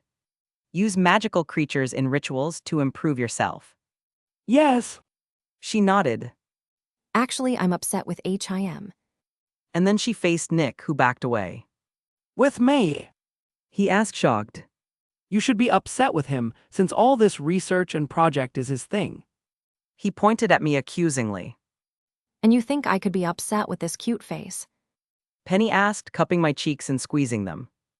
And I, who was having my cheeks treated like modeling clay, just silently accepted my fate, with me considering it a way to make up to my grandmother for not having involved her in my project sooner. This. Nick stuttered as he looked at us. And seeing the indignant look on Nick's face as Penny spoiled me made me smile smugly. And the old immortal noticed my look, and then he felt a huge urge to strangle me. But he could also see that his wife was looking at him with a pout, and he knew she was joking with him when she said she was upset, but he knew her well enough to know that she was a little sad that we hadn't involved her in this project from the beginning. Sigh. He said, lowering his head. I accept your apology. Penny nodded, smiling happily again. And seeing Penny's emotions change so quickly, Nick blinked before shaking his head. I'll never understand women. Chapter 420. If you want to support me and read ahead. Patreon.com/C7NX. Yeah, here's the new chapter. But well, let's get back to focusing on the main subject. Penny started to say, releasing my cheeks to my relief. Now that you have the answer to your problem, what are you going to do? She asked me. Well, actually, I intend to wait a little before starting this new phase of my research. I replied, rubbing my cheeks. Really? Nick asked me, looking at me with a raised eyebrow. Yes. I nodded. But why? You seemed so excited to continue with your research. He said. Well, one of the reasons I want to wait is because I currently don't have much time to focus on this project. I started to say. It's very important to me, and because of that I want to have more time to fully focus on it, without having to worry about other things. And upon hearing this, Nick and Penny nodded, since as two scholars and researchers they understood my feeling very well. And the other reason is that now that I've decided to use magic to help me with this project, I can't just go up to the Thestrals and start casting random spells on them and see what happens. Yeah, that wouldn't be very wise. Penny pursed her lips. Exactly, and that's why I want to wait a bit. And in that time I can look for spells that are harmless to the Thestrals and that are also useful for me to use. And I also didn't mean to say that one of the reasons I didn't want to use any spells on the skeletal winged horses was because it would make it seem like I was treating them like guinea pigs, and it reminded me of Marcel with his cruel experiments. It sounds like you put a lot of thought into this. Nick said. And I understand and agree with all your reasons. He nodded at me. Me too. Penny said before holding my hands. And don't worry, Nick and I will also look for spells and magics that can help you with your project. Yes, and if we don't find any spells, we will create them ourselves. Nick proclaimed. Thank you. I looked at them gratefully. No need to thank us, dear. Penny said, smiling at me. We're just doing our jobs like your grandparents. And upon hearing this, I could only smile happily at them. Yes, the best grandparents anyone could ask for. I thought, feeling my heart warm. 3 days later, Sunday. It had been a few days since my conversation with Nick and Penny, and just like I said, I didn't immediately start studying the Thestrals using magic. In fact, in the days that passed, I didn't do much, because I decided that I needed a rest both mentally and physically. And now, at this moment, I was sitting in the stands of the Quidditch pitch, watching some of my colleagues having a friendly math of this wizarding sport. Why aren't you playing too, Ethan? Anthony asked me. Nah, it's more fun watching them play. I said, smiling at the sight of a 7th-year Slytherin boy who was a pompous idiot taking a bludger to the face. I see. Anthony said slowly, a little scared by my smile. And you too, why aren't you playing? I asked, looking between him and Terry. Oh, you know. Terry started to say, putting his hands behind his head. Nick asked me, looking at me with a raised eyebrow. Yes, I nodded. But why? You seemed so excited to continue with your research, he said. Well, one of the reasons I want to wait is because I currently don't have much time to focus on this project. I started to say. It's very important to me, And because of that, I want to have more time to fully focus on it without having to worry about other things. And upon hearing this, Nick and Penny nodded, since as two scholars and researchers they understood my feeling very well. And the other reason is that now that I've decided to use magic to help me with this project, I can't just go up to the Thestrals and start casting random spells on them and see what happens. Yeah, that wouldn't be very wise, Penny pursed her lips. Exactly, and that's why I want to wait a bit. And in that time, I can look for spells that are harmless to the Thestrals and that are also useful for me to use. And I also didn't mean to say that one of the reasons I didn't want to use any spells on the skeletal winged horses was because it would make it seem like I was treating them like guinea pigs, and it reminded me of Marcel with his cruel experiments. It sounds like you put a lot of thought into this, Nick said, and I understand and agree with all your reasons, he nodded at me. Me too, Penny said, before holding my hands, and don't worry, Nick and I will also look for spells and magics that can help you with your project. Yes, and if we don't find any spells, we will create them ourselves, Nick proclaimed. Thank you, I looked at them gratefully. No need to thank us, dear, Penny said, smiling at me. We're just doing our jobs like your grandparents. And upon hearing this, I could only smile happily at them. Yes, the best grandparents anyone could ask for, I thought, feeling my heart warm. 3 days later, Sunday. It had been a few days since my conversation with Nick and Penny, and just like I said, I didn't immediately start studying the Thestrals using magic. In fact, in the days that passed, I didn't do much, because I decided that I needed a rest both mentally and physically. And now, at this moment, I was sitting in the stands of the Quidditch pitch, watching some of my colleagues having a friendly math of this wizarding sport. Why aren't you playing too, Ethan? Anthony asked me. Nah, it's more fun watching them play, I said, smiling at the sight of a 7th-year Slytherin boy who was a pompous idiot taking a bludger to the face. I see. Actually, no one wanted to pick Terry for their team. Anthony said, making Terry's smile disappear. Oh, that makes more sense. I nodded. Hey! Terry turned to us with a frown. Know that I am an incredible player, and they are all wrong for not letting me be part of their teams. He proclaimed arrogantly. You. We looked at him with disdain. And upon seeing this, Terry felt his eye twitch. Bastards! He thought. At the same time, Ravenclaw common room. Pav third person. Sitting on a couch in the common room were Padma, Lisa, and Luna, with the first two girls chatting while the dreamy blonde read a children's book about a talking tree. And after a while, the Asian girl in the group went down the stairs of the girls' dormitory, quickly going to join her friends. Girls, you know what day is coming, right? Sue asked, sitting down as she looked at the other 3 girls.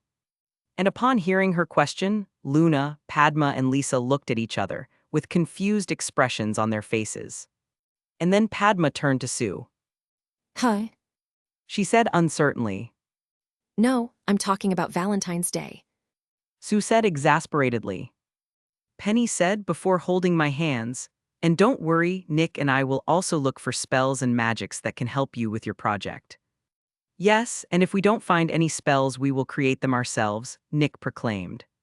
Thank you, I looked at them gratefully.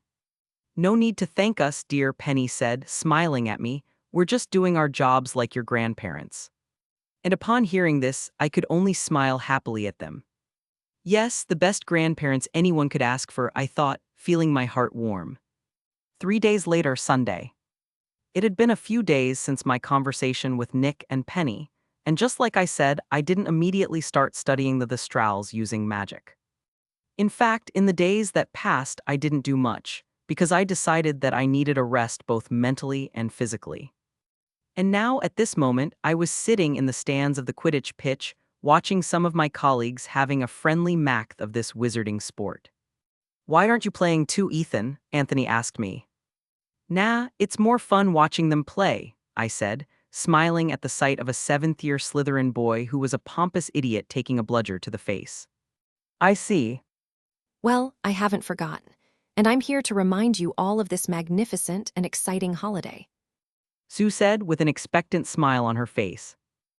Er, Padma asked with a strange expression. yes, why are you so excited? Lisa also asked. Because from what I remember, you never showed interest in that day. And besides, you don't have a boyfriend yet, so there's no reason for you to worry about it. And upon hearing the last part, Sue made a face. Oh, thanks for reminding me that I'm still single. She said sarcastically. Well, we all are. Lisa shrugged. Yes, but know that I'm single by choice and… Sue started to say before shaking her head. Look, we're getting off topic. She then turned to look at the three girls. The reason I'm excited about that day is not because of me, but because of a certain friend of ours who might take advantage of this holiday to finally make a move on her relationship with the boy she likes. And as soon as Sue said that, Padma and Lisa's eyes widened slightly in realization. Who? Luna asked as she tilted her head in confusion, making the three girls look at her. You. They said, making Luna step back and blink. Me. She pointed to herself. Yes, Luna, you. Sue said, looking into her eyes. Everyone knows you like Ethan. And when I say everyone, I mean everyone who knows you too or has seen you interact. But of course I like him. He's my best friend. Luna said, looking away. You know that's not the kind of liking we're talking about. Padma said, looking softly at the younger girl. And Luna just looked down with flushed cheeks. Luna, you can't keep pretending that you don't have feelings for Ethan. Padma placed a hand on her shoulder. Yes, you need to be more aggressive about your feelings for him. Lisa nodded. Because, if you don't do anything, he could end up being taken by another girl. Sue said, looking at Luna seriously. Like that French blonde, Delacre. And hearing the name of the Beauxbatons champion made Luna frown. And then she remembered how Fleur always tried to stay close to Ethan, smiling at him, and how she looked at him as they danced together at the Yule ball. I don't like this at all. She thought, feeling a tightness in her chest. And Luna then decided that she didn't want any other girl beside Ethan in such an intimate way besides her, and that made her realize that what she felt for him wasn't just a strong feeling of friendship. I love Ethan Knight. She thought, finally admitting it to herself. I love him so much. And then all the things the girls said flashed through her mind, and she felt a strong sense of urgency along with a growing determination. And I need to do something. And after making her decision, she looked at the girls who were looking at her, waiting for her to say something. What I need to do? Luna asked, making the girls smile. I'm glad you asked. Sue smiled mischievously, feeling her Ravenclaw mind start to work. First you must. Chapter 421. If you want to support me and read ahead. Patreon.com/C7NX. Yeah, here's the new chapter. Grimmauld Place. Pav third person. What are you doing, Padfoot? Remus asked his half-dog friend, seeing that he was sitting in his office while looking at some items on his desk. Oh, I'm trying to recreate the two-way mirror. Sirius replied, picking up a small cube made of glass. Well, I said recreate, but really I'm trying to improve and update it. Improve and update, what do you mean? The werewolf asked, approaching him.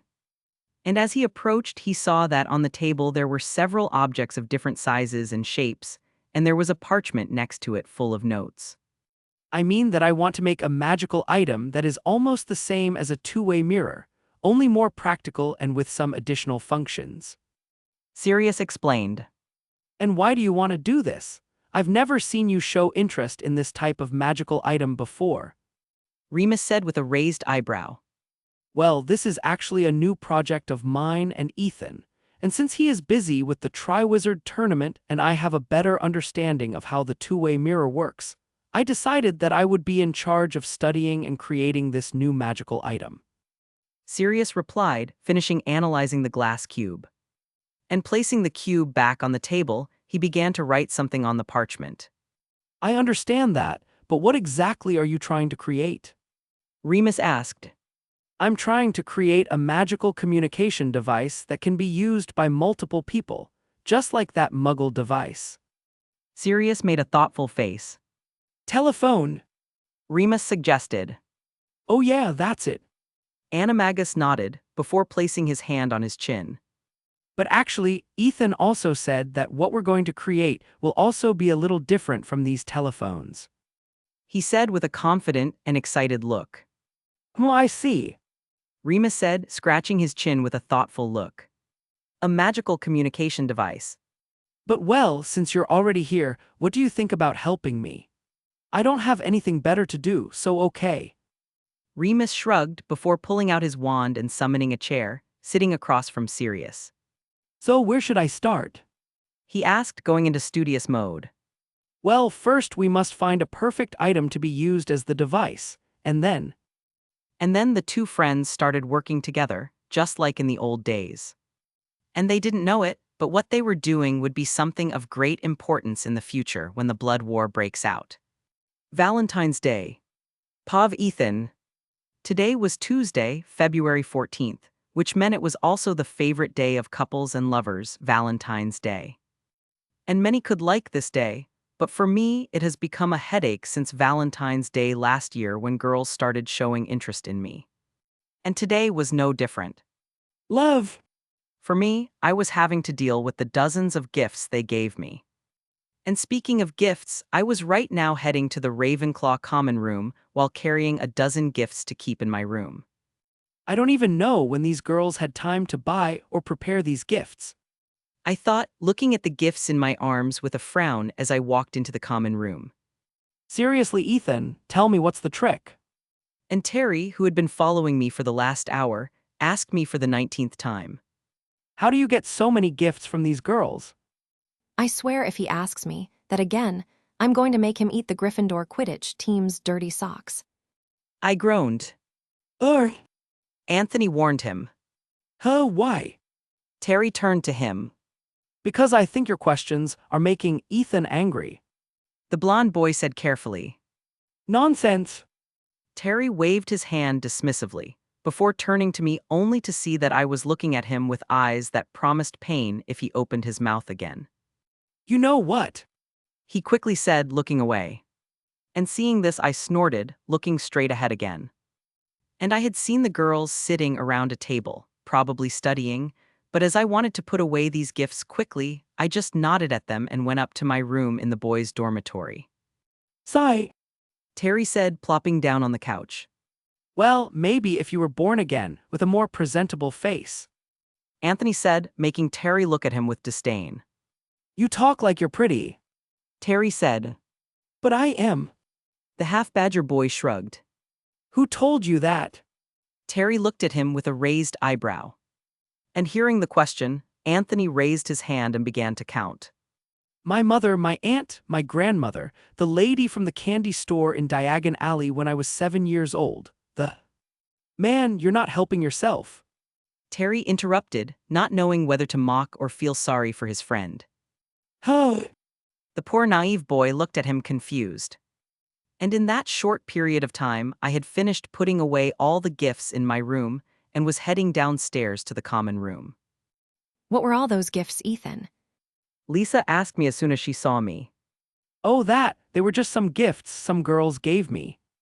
I said, resisting the urge to grimace. And I didn't notice the look the girls exchanged between themselves before looking at Luna, who was sitting with them fiddling with something. The dreamy girl was trying not to show any expression of discomfort upon hearing that I was getting gifts from other girls, but that didn't stop her from glancing at me. And looking at my frown, she knew I wasn't enjoying receiving all these gifts. And because of that, she felt satisfied and happy knowing that these girls' attempts to get my attention weren't working, and at the same time she also felt apprehensive and worried. And without knowing the blonde girl's thoughts, I approached them. And you four, what are you doing? I asked. Reading. Sue replied. Homework. Padma said without looking up from her parchment. Me too. Lisa said. I see. I said before approaching Luna. What about you, Luna? I asked, looking over her shoulder. Oh, nothing. I see. I said before approaching Luna. What about you, Luna? I asked, looking over her shoulder. Oh, nothing, she replied hastily, not letting me see what she was doing. I see. That's the signal for lunch. Anthony commented before starting to rub his belly. Well, I was getting hungry anyway. Dude, weren't you eating some cookies your mom sent you just now? Terry asked him. Yes, and they were delicious. He licked his lips. And when Terry saw this, he rolled his eyes. Gluttonous badger. He whispered. Is it lunchtime already? Lisa said as soon as she heard the bell ring, before looking at the clock that was on the wall of the common room above the fireplace. Oh, I was so focused on my homework that I didn't even notice the time passing. Padma commented, also looking at the clock. And after she said that, Padma got up and started putting her materials in her bag, with Lisa doing the same. Sue also got up to return the book she was reading to the Ravenclaw library. And now that the three girls were getting ready to go to the Great Hall for lunch, I noticed that one of them remained sitting at the table. Aren't you coming, Luna? I asked her. You can go ahead, I still have something to do. She said with a smile, and I looked at her for a few seconds before nodding. Okay. I said. I then turned to go to Terry and Anthony, who were waiting for me in front of the common room passage. But when I turned around, I could see a glimpse of Luna taking out some small silver item with a blue glow from her coat pocket. What is she doing? Chapter 422. If you want to support me and read ahead. Patreon.com/C7NX. Yeah, here's the new chapter. After lunch, back to the Ravenclaw common room. It's official. Now I'm only leaving this room when Valentine's Day is over. I said with a frown, entering the common room with another pile of gifts in my arms. I don't know why you're complaining. Terry grumbled under his breath. Stop pouting, Terry. Sue said to him while rolling her eyes. I'm not pouting. He said while having a big pout on his face. Soon there won't be room in my room with so many gifts. I sighed. I knew that I could just throw all these gifts in the trash, but even though I found it tiring, irritating, and annoying to receive these gifts from all these girls, I still couldn't bring myself to do something so cruel to them. Sigh. I thought. I then arrived in front of my room, and opening the door with wandless magic, I entered it, before going to a corner of the room. In that corner of the room were all the gifts I had received today, and I then placed the gifts in my arms there with the others. And as soon as I finished doing that, I turned and prepared to leave my room. Meow. I heard a meow. And looking back, I saw Nyx sitting on top of my bed looking at me. Hi girl, how was your walk today? Meow. I heard a meow. And looking back, I saw Nyx sitting on top of my bed looking at me. Hi girl, how was your walk today? I asked as I approached her, scratching behind her ear. Meow, she meowed, and I could feel satisfaction coming from her. And using beast talk, I looked into her mind through the connection, and saw that she had actually gone to Beauxbaton's great carriage to explore the place of the French wizards and witches. Oh, looks like you found a new place to explore. Meow. I heard a meow. And looking back, I saw Nyx sitting on top of my bed looking at me. Hi girl, how was your walk today? I asked as I approached her, scratching behind her ear. Meow, she meowed, and I could feel satisfaction coming from her. And using beast talk, I looked into her mind through the connection, and saw that she had actually gone to Beauxbaton's great carriage to explore the place of the French wizards and witches. Oh, looks like you found a new place to explore, I said, and she meowed as she nodded. Nyx then got up and got down from the bed, and looking at her, I saw her climb on top of my table. Meow, she meowed as if calling me. And going over to her, I saw her looking at a small, beautifully wrapped box that was on the table. Oh, what is that? I asked out loud. It looked like a gift, but I didn't remember leaving any gifts on this table. Strain. I muttered, taking the box. I then opened this little box, having already felt that there was no spell or magic in it. And as soon as I opened it, I could see that inside there was a beautiful braided leather bracelet, with some silver decorations in the shape of leaves. But what really caught my attention about this bracelet was the silver moon-shaped pendant on it, and on that moon was a small star made of some blue crystal that shined beautifully. Beautiful. I murmured in wonder, delicately taking the bracelet. And the more I looked at the bracelet, the more I became in awe. But then, as I looked at the pendant on it, I remembered something. This pendant is that item I saw Luna taking out of your pocket today before lunch.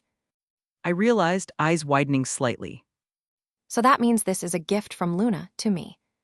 and I felt my face heat up. I could see that the bracelet was completely and carefully handmade, and I could feel all the effort and work that Luna put into it. And knowing this, I couldn't help but smile, feeling that this bracelet now had another meaning for me. And then I took the bracelet and put it on, and looking at it on my wrist, I felt happy. I heard a meow. And looking back, I saw Nyx sitting on top of my bed looking at me.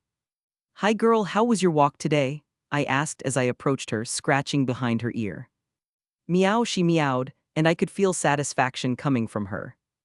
And using beast talk, I looked into her mind through the connection, and saw that she had actually gone to Beaubaton's great carriage to explore the place of the French wizards and witches. "Oh, looks like you found a new place to explore," I said, and she meowed as she nodded. Nyx then got up and got down from the bed, and looking at her, I saw her climb on top of my table. Meow, she meowed as if calling me. And going over to her, I saw her looking at a small, beautifully wrapped box that was on the table. "Huh, what is that?" I asked out loud. It looked like a gift, but I didn't remember leaving any gifts on this table. "Strange," I muttered, taking the box. I then opened this little box, having already felt that there was no spell or magic in it. And as soon as I opened it, I could see that inside there was a beautiful braided leather bracelet, with some silver decorations in the shape of leaves. But what really caught my attention about this bracelet was the silver moon-shaped pendant on it, and on that moon was a small star made of some blue crystal that shined beautifully. "Beautiful," I murmured in wonder, delicately taking the bracelet. And the more I looked at the bracelet, the more I became in awe. But then, as I looked at the pendant on it, I remembered something. "This pendant is that item I saw Luna taking out of your pocket today before lunch," I realized, eyes widening slightly. So that means this is a gift from Luna to me, and I felt my face heat up. I could see that the bracelet was completely and carefully handmade, and I could feel all the effort and work that Luna put into it. And knowing this, I couldn't help but smile, feeling that this bracelet now had another meaning for me. And then I took the bracelet and put it on, and looking at it on my wrist, I felt happy. "This is the first gift I received today that I liked," I commented to myself, touching the bracelet affectionately. "Meow," I heard Nyx meow. What's it, girl? I asked before noticing her looking at the bracelet. I heard a meow. And looking back, I saw Nyx sitting on top of my bed looking at me. "Hi girl, how was your walk today?" I asked as I approached her, scratching behind her ear. Meow, she meowed, and I could feel satisfaction coming from her. And using beast talk, I looked into her mind through the connection, and saw that she had actually gone to Beaubaton's great carriage to explore the place of the French wizards and witches. "Oh, looks like you found a new place to explore," I said, and she meowed as she nodded. Nyx then got up and got down from the bed, and looking at her, I saw her climb on top of my table.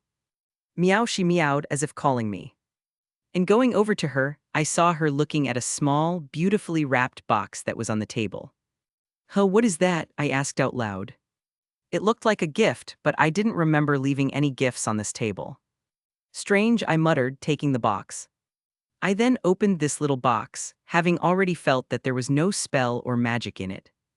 And as soon as I opened it, I could see that inside there was a beautiful braided leather bracelet, with some silver decorations in the shape of leaves. But what really caught my attention about this bracelet was the silver moon-shaped pendant on it, and on that moon was a small star made of some blue crystal that shined beautifully. "Beautiful," I murmured in wonder, delicately taking the bracelet. And the more I looked at the bracelet, the more I became in awe. But then, as I looked at the pendant on it, I remembered something. "This pendant is that item I saw Luna taking out of your pocket today before lunch," I realized, eyes widening slightly. So that means this is a gift from Luna to me, and I felt my face heat up. I could see that the bracelet was completely and carefully handmade, and I could feel all the effort and work that Luna put into it. And knowing this, I couldn't help but smile, feeling that this bracelet now had another meaning for me. And then I took the bracelet and put it on, and looking at it on my wrist, I felt happy. This is the first gift I received today that I liked, I commented to myself, touching the bracelet affectionately. Meow, I heard Nick's meow. What's it, girl? I asked, before noticing her looking at the bracelet. Oh, you like it too. Meow, she nodded, making me smile. Ring. And while I was talking to Nix, I heard the bell ring, signaling that afternoon classes would begin. Well, I have to go. I said to Nix, petting her again. While I'm in class, try not to cause too much trouble, okay? And the look she gave me seemed to say, Who do you think I am? Yes, yes, I forgot that you never cause problems. I rolled my eyes. The most you do is cause trauma to other students. But shaking my head, I looked back at her. And remember, keep your eyes on Moody, and if he does anything strange, let me know. Meow, I heard a meow. And looking back, I saw Nix sitting on top of my bed looking at me. Hi girl, how was your walk today? I asked as I approached her, scratching behind her ear. Meow, she meowed, and I could feel satisfaction coming from her. And using beast talk, I looked into her mind through the connection, and saw that she had actually gone to Beaubaton's great carriage to explore the place of the French wizards and witches. Oh, looks like you found a new place to explore, I said, and she meowed as she nodded. Nix then got up and got down from the bed, and looking at her, I saw her climb on top of my table. Meow, she meowed as if calling me. And going over to her, I saw her looking at a small, beautifully wrapped box that was on the table. Huh, what is that? I asked out loud. It looked like a gift, but I didn't remember leaving any gifts on this table. Strange, I muttered, taking the box. I then opened this little box, having already felt that there was no spell or magic in it. And as soon as I opened it, I could see that inside there was a beautiful braided leather bracelet, with some silver decorations in the shape of leaves. But what really caught my attention about this bracelet was the silver moon-shaped pendant on it, and on that moon was a small star made of some blue crystal that shined beautifully. Beautiful, I murmured in wonder, delicately taking the bracelet. And the more I looked at the bracelet, the more I became in awe, but then as I looked at the pendant on it, I remembered something. This pendant is that item I saw Luna taking out of your pocket today before lunch, I realized, eyes widening slightly. So that means this is a gift from Luna to me, and I felt my face heat up. I could see that the bracelet was completely and carefully handmade, and I could feel all the effort and work that Luna put into it. And knowing this, I couldn't help but smile, feeling that this bracelet now had another meaning for me. And then I took the bracelet and put it on, and looking at it on my wrist, I felt happy. This is the first gift I received today that I liked, I commented to myself, touching the bracelet affectionately. Meow, I heard Nix meow. What's it, girl? I asked, before noticing her looking at the bracelet. Oh, you like it too. Meow, she nodded, making me smile. Ring. And while I was talking to Nix, I heard the bell ring, signaling that afternoon classes would begin. Well, I have to go, I said to Nix, petting her again. While I'm in class, try not to cause too much trouble, okay? And the look she gave me seemed to say, Who do you think I am? Yes, yes, I forgot that you never cause problems, I rolled my eyes. The most you do is cause trauma to other students. But shaking my head, I looked back at her. And remember, keep your eyes on Moody, and if he does anything strange, let me know, I said seriously. Meow, Nix nodded. Great! I said, smiling satisfied. After that, I left my room, going down to the common room, and when I got there, I saw my friends waiting for me. Why did you take so long? Stephen asked me. Oh, I was taking care of some business. I said, without going into further detail. I see. He nodded. But well, Terry started to say, catching our attention. since we're all here, then let's go. Yes, I don't want to be late for Professor McGonagall's class. Anthony made a face. The last time I was late for one of her classes, she said she was going to turn me into a clock and hang me on the wall of Professor Snape's room. And knowing Professor McGonagall, I had a feeling she wasn't joking when she said that to him, and so I could only look at my poor friend with sympathy. But leaving that aside, I started looking around, looking for a certain someone. Where's Luna? I asked, not seeing the petite blonde girl. Oh, her next class is care of magical creatures in the enclosure near the Forbidden Forest, so she left early. Terry replied, and I nodded. Sigh. I thought, running my hand over the bracelet. And I didn't know, but as soon as I asked about Luna, the other girls in our group looked at me, and when they saw me sighing and touching the bracelet on my wrist, they looked at each other, before starting to smile. The boys also noticed the bracelet I was wearing, but they just thought it was some accessory I had bought, so they didn't comment. Now things are going to get more interesting. Sue thought with an excited look, and Padma and Lisa were thinking the same thing. Sometime later, end of classes. Pav, third person. I'm sure Professor Binns has some ulterior motive for saying the Rotfang conspiracy isn't real. Luna said to herself, entering the Ravenclaw common room after her last class of the day ended. Is he trying to deny the conspiracy because he is part of it? She asked herself, tapping a finger on her chin with a thoughtful look. So that doesn't mean that even ghosts are part of the conspiracy. And thinking about this, Luna frowned. Apparently this conspiracy is more serious than we thought. And while dozens of theories ran through her mind, Luna climbed the stairs of the girls' dormitory, going to her room to store her materials before the dinner bell rang. And as soon as Luna entered her room, which had a decoration as peculiar as her personality, she noticed a strange box on top of her bed. What is this?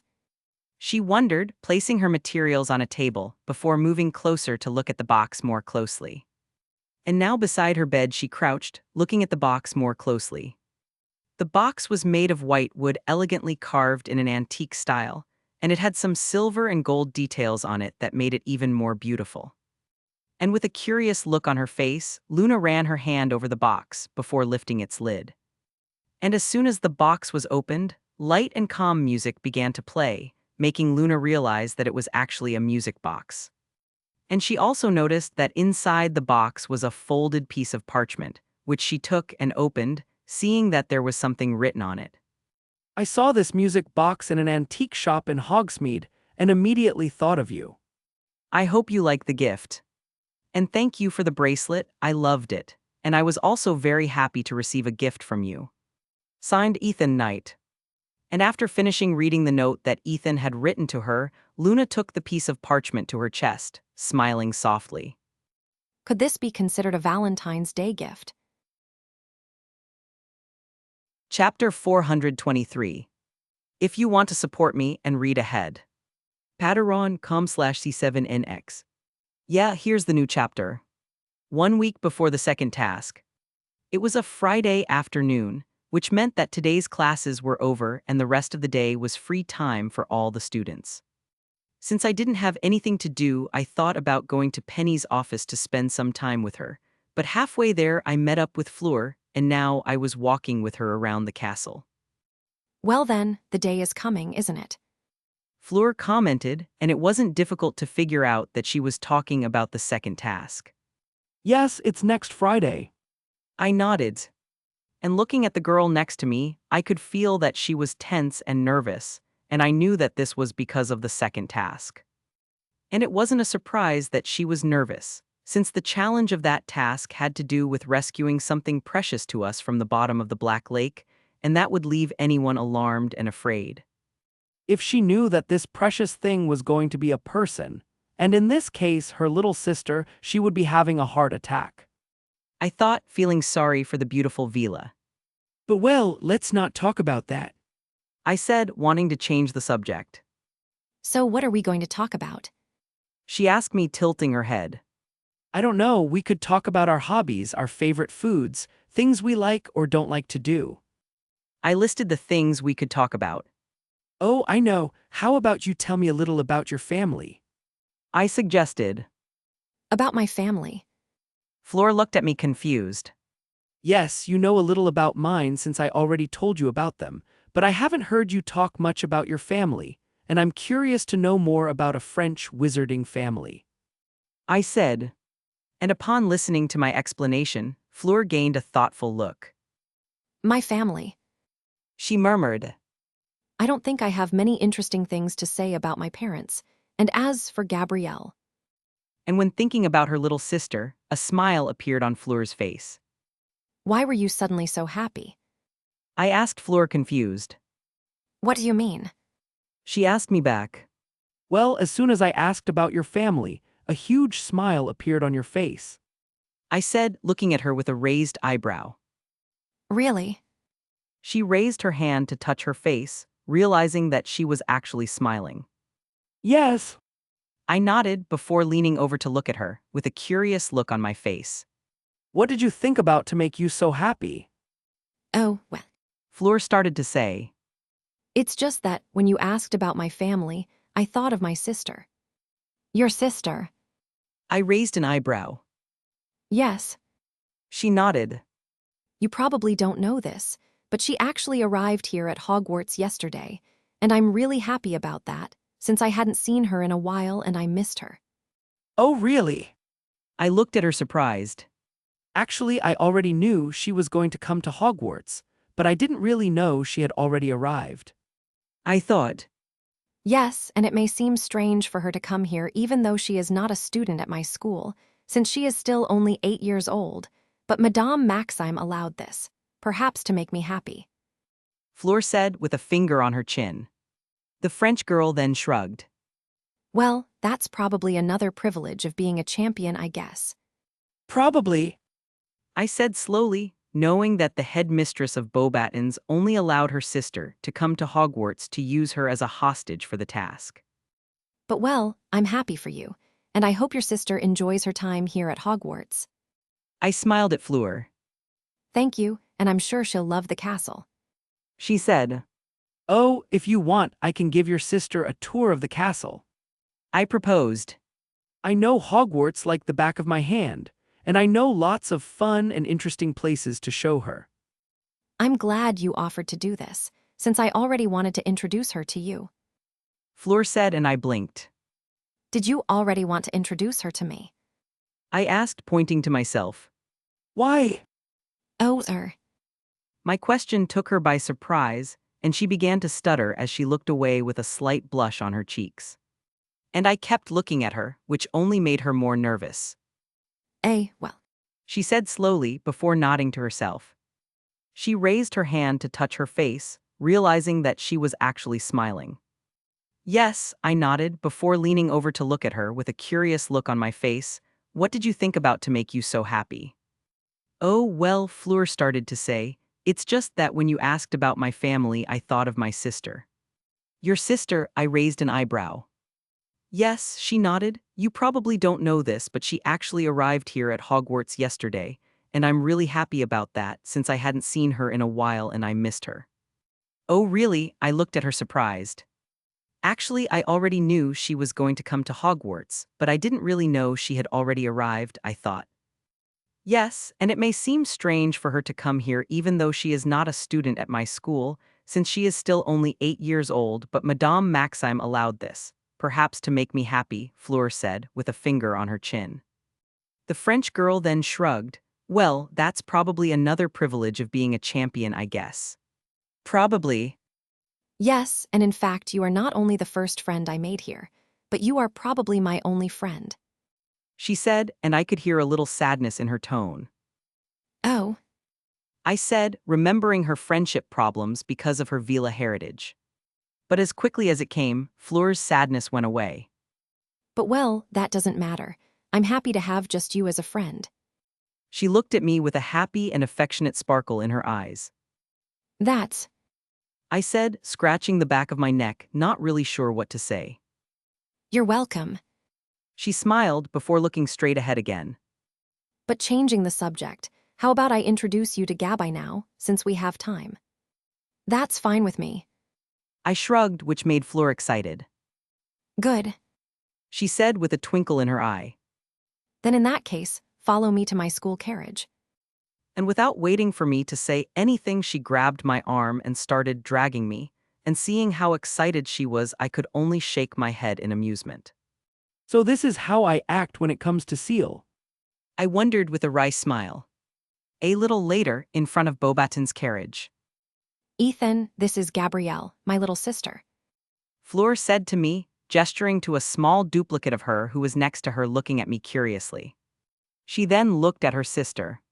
And Gabi, this is Ethan, a friend of mine. She smiled calmly at her. I then stepped in front of the 8-year-old girl, taking her hand and kissing its back cordially. Hi Gabrielle, I'm Ethan, and it's a pleasure to meet you. I said, smiling friendly at her, which seemed to make her more relaxed. Bonjour, Ethan. She greeted me, smiling slightly. My sister talks a lot about you. Oh really? I looked at her surprised. Actually, I already knew she was going to come to Hogwarts, but I didn't really know she had already arrived, I thought. Yes, and it may seem strange for her to come here even though she is not a student at my school, since she is still only 8 years old, but Madame Maxime allowed this, perhaps to make me happy, Fleur said, with a finger on her chin. The French girl then shrugged. Well, that's probably another privilege of being a champion, I guess. Probably. She said you're funny, that you always get into trouble, and that you like to play pranks. The little Vila said. And hearing this, I sweat dropped, before turning to the eldest Delacour sister with a wry smile. Is that seriously the description you gave of me to your sister? I asked Fleur, who was looking at her sister a little surprised. And hearing my question, Fleur turned to me quickly, opening her mouth to answer. But before Fleur could say anything, Gabrielle said. Oh no, she also said other things about you, but I thought these were the coolest. And I could see an excited sparkle in the little blonde girl's eyes. Fleur, I feel like I'm going to get along really well with your sister. I said, smiling mischievously, realizing that in front of me was a future troublemaker and possible prankster. Mon Dieu, someone help me. Fleur sighed as she shook her head, realizing that it was probably a mistake to introduce me, a great and notorious prankster, to her mischievous sister. But I wasn't paying attention to her as I was busy talking to Astoria, who seemed very excited to hear the stories about my adventures and pranks. And the more I talked to her, the more I felt like crying with happiness, because I had realized that I had in my hands the chance to train and teach a French disciple. The next generation of pranksters won't just stay at Hogwarts. I thought with a twinkle in my eye, as I felt this was a grand moment. It's time to make the Three Musketeers' name known internationally. Chapter 424. If you want to support me and read ahead. Patreon.com/C7NX. Yeah, here's the new chapter. Hogwarts. Just as I had promised Fleur, after meeting her little sister, I started taking the little Vila on a tour of the castle. We had already visited several places and rooms at Hogwarts, and now at this very moment the three of us were heading towards the last room at Hogwarts that I wanted to show them. So is it true that you dine with ghosts? Gabrielle, or Gabi as she prefers to be called, asked me, looking at me with an excited and curious sparkle in her eyes. Yes. I nodded, answering what was probably her 100th question since the tour started. And we ate breakfast and lunch with them too. So cool. She murmured, making me smile in amusement.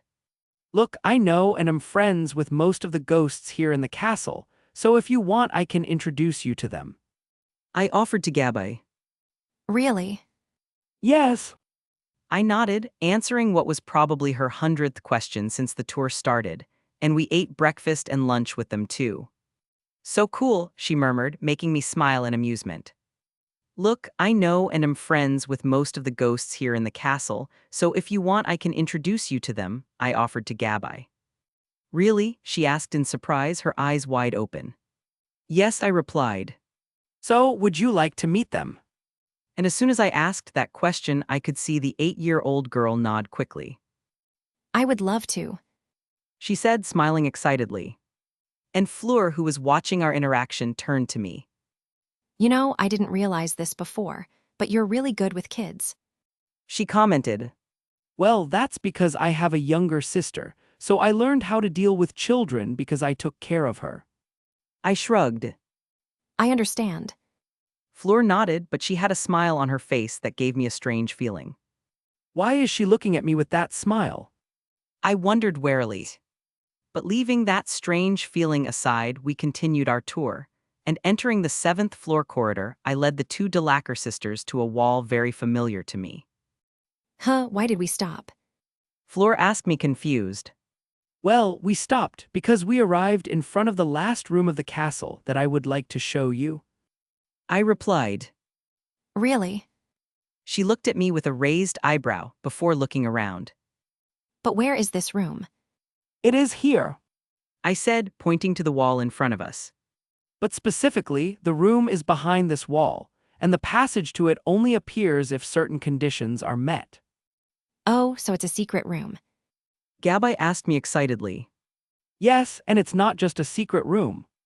I said emphatically. Incredible! The little Vila murmured in wonder. Interesting. Fleur said, looking at the wall with interest. She then raised her hand to her chin. And what are the conditions necessary for the passage to appear?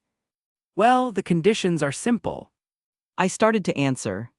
For the passage to appear, you need to walk back and forth in front of this wall 3 times while thinking about something or somewhere you need.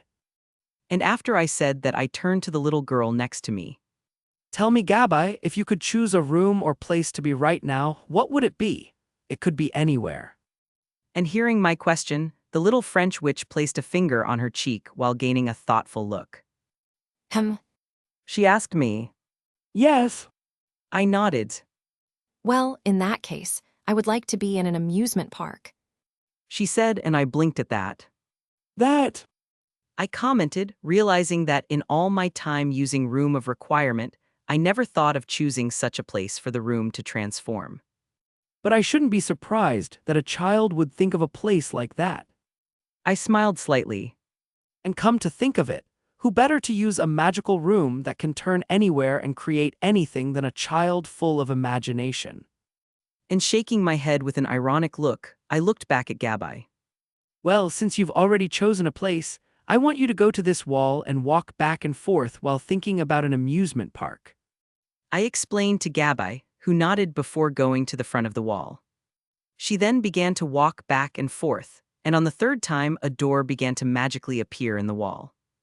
And without wasting any time, I went to the door and opened it, before entering the room with the 2 girls following me.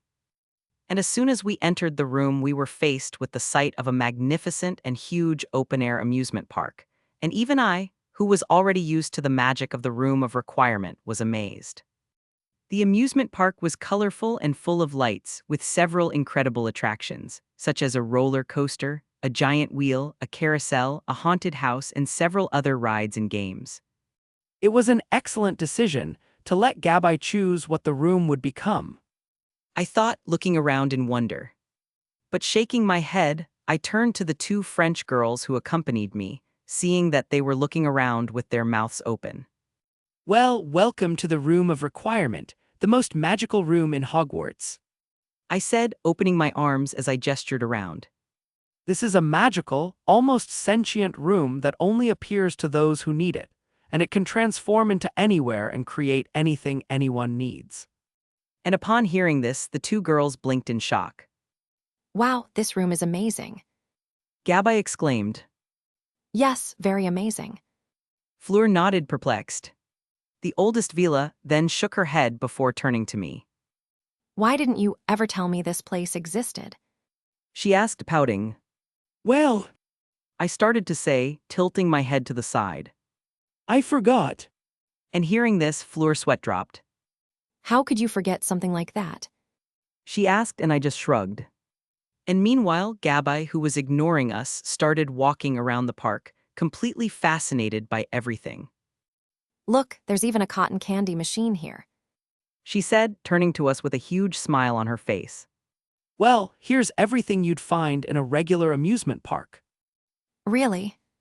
Yes. I nodded, answering what was probably her 100th question since the tour started, and we ate breakfast and lunch with them too. So cool, she murmured, making me smile in amusement. Look, I know and am friends with most of the ghosts here in the castle, so if you want I can introduce you to them, I offered to Gabai. Really? She asked in surprise, her eyes wide open. Yes, I replied, so would you like to meet them? And as soon as I asked that question, I could see the 8-year-old girl nod quickly. I would love to, she said, smiling excitedly. And Fleur, who was watching our interaction, turned to me. You know, I didn't realize this before, but you're really good with kids, she commented. Well, that's because I have a younger sister, so I learned how to deal with children because I took care of her, I shrugged. I understand, Fleur nodded, but she had a smile on her face that gave me a strange feeling. Why is she looking at me with that smile? I wondered warily. But leaving that strange feeling aside, we continued our tour, and entering the 7th floor corridor, I led the two Delacour sisters to a wall very familiar to me. Why did we stop? Fleur asked me confused. Well, we stopped because we arrived in front of the last room of the castle that I would like to show you, I replied. Really? She looked at me with a raised eyebrow before looking around, but where is this room? It is here, I said, pointing to the wall in front of us, but specifically, the room is behind this wall, and the passage to it only appears if certain conditions are met. Oh, so it's a secret room? Gabai asked me excitedly. Yes, and it's not just a secret room. But unfortunately, this room cannot create food.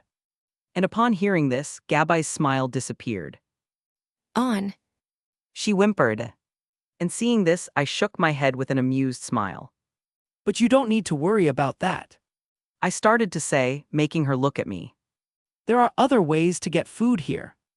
In saying that, I clapped my hands, and with a pop, a house elf wearing a cowboy hat and different colored socks appeared at my side. Sir Ethan called Dobby. How can Dobby help Sir Ethan? The Dobby asked as he moved energetically. Hi, Dobby. I smiled at the strange little elf. Could you get us some snacks and food? Oh, and some cotton candy too. I asked.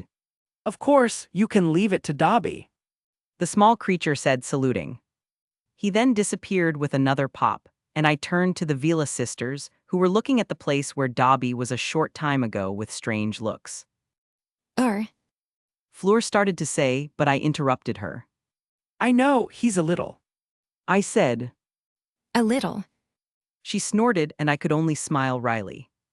I then looked at Gabai, and I could see her fidgeting as she looked at the park's attractions with obvious anticipation.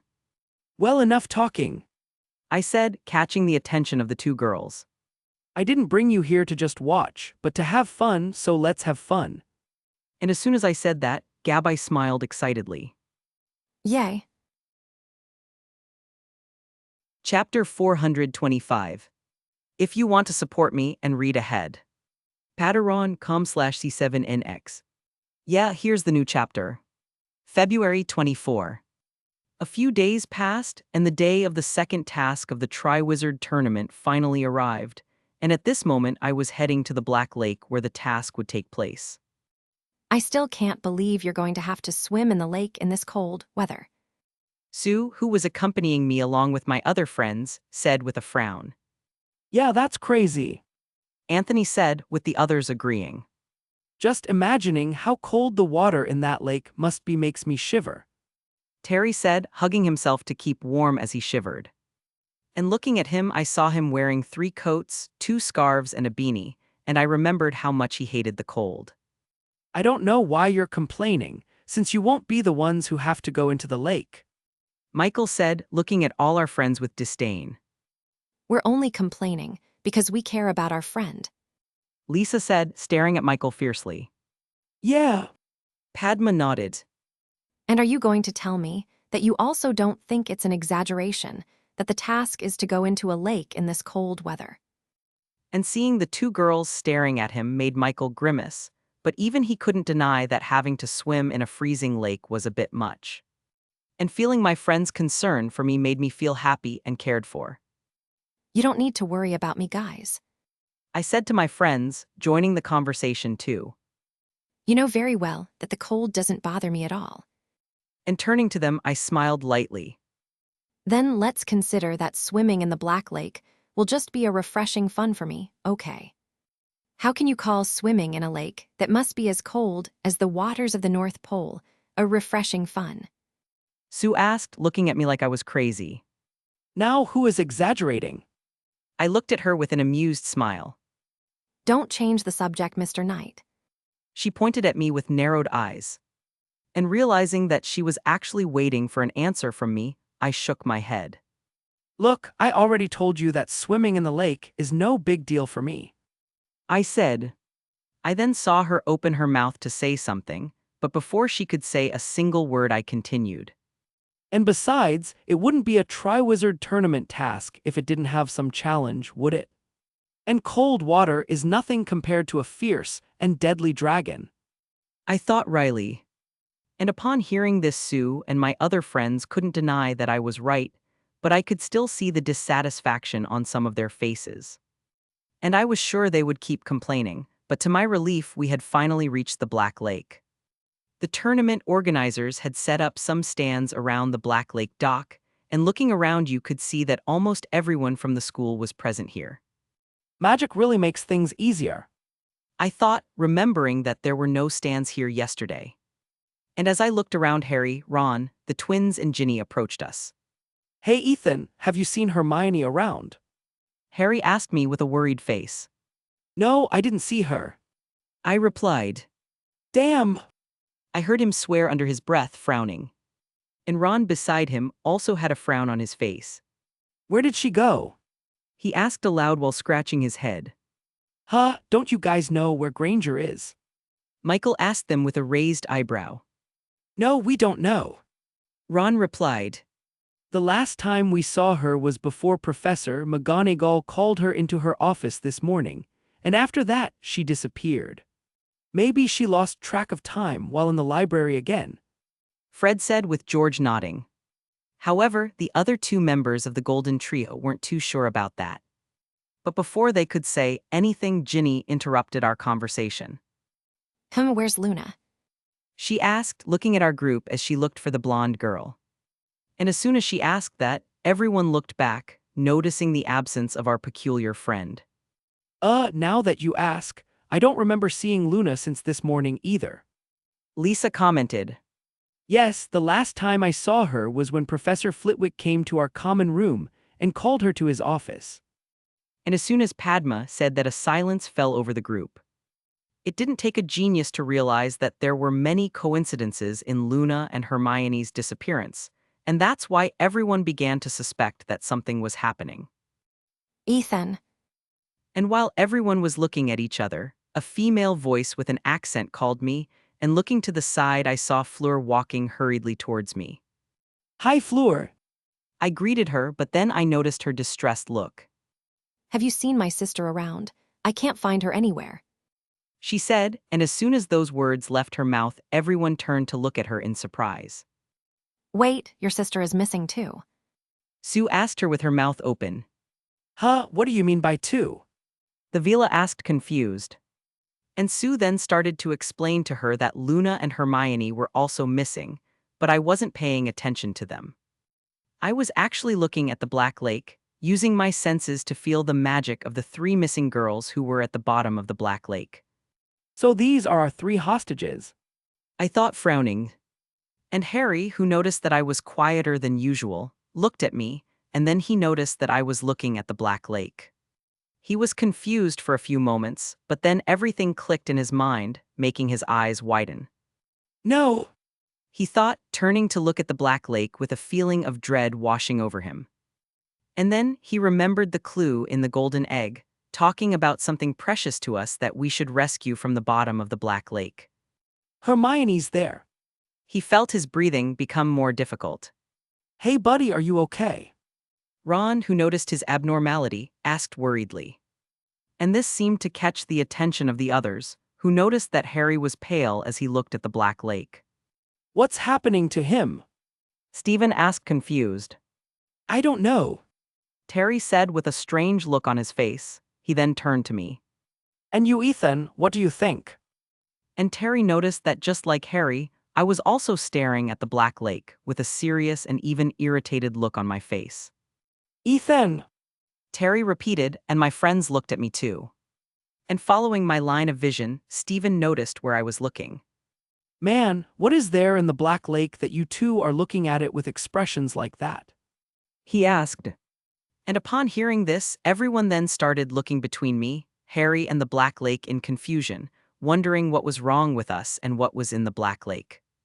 However, after a few seconds, the realization began to hit them one by one, until everyone finally realized. Holy crap! Ron exclaimed. So they're all in there. Terry looked at the lake in shock. They wouldn't dare do that, right? Lisa asked, but her grimace showed that she wasn't really sure about that. And everyone else was also in disbelief and shock, but the person who was most affected by this discovery was obviously Fleur. No. She said in a trembling voice, looking at the dark water of the lake with fear. And realizing that she was panicking, I went to her, and taking her hand, I gave it a light squeeze. Fleur, calm down. I said, making her look at me. Headmaster Dumbledore and Madame Maxime obviously aren't going to let anything bad happen to the hostages, so don't worry about them. For now, just focus on completing the task quickly to get her out of the bottom of the lake as soon as possible. And when I said this, I glanced at Harry so that he would understand that I was also talking to him. I then looked back at Fleur and let a small playful smile appear on my face. And besides, after completing the task, you can think about how you are going to jinx the tournament organizers for doing something so stupid and dangerous like that. And my attempt to calm them both down and lighten the mood a little seemed to work, as they both sighed before gaining determined looks. It's true, the headmaster won't let anything happen to them, Harry said, having complete trust in the old wizard. Way. Fleur nodded. And like Ethan said, all I need to worry about is rescuing Gabai as quickly as possible. And after that, I can teach these stupid organizers a lesson. And she had a serious and vengeful look on her face. Wait, you didn't take what I said seriously, did you? I asked. However, the French girl didn't answer me, which made me very worried.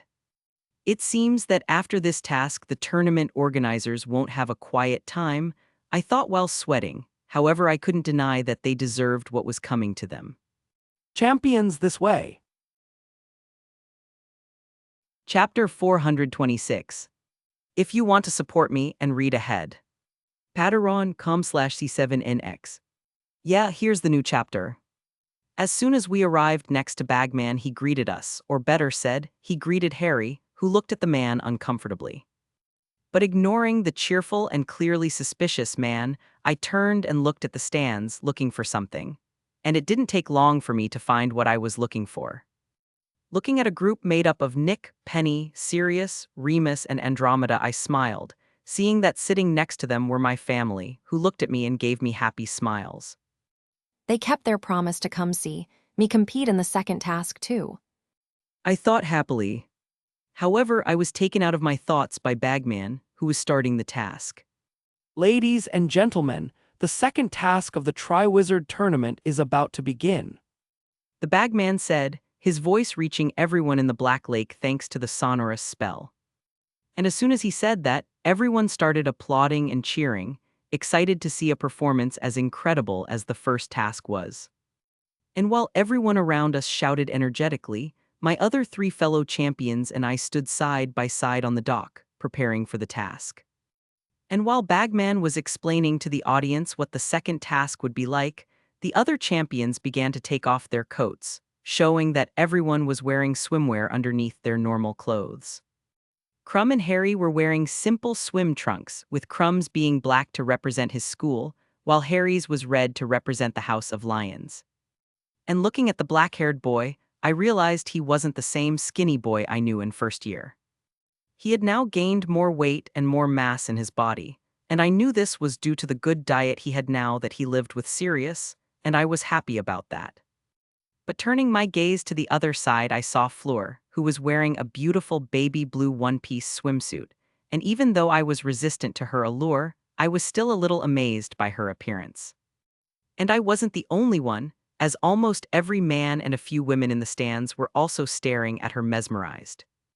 I hope Gabai is okay. Fleur, who was unaware of the look she was receiving, said.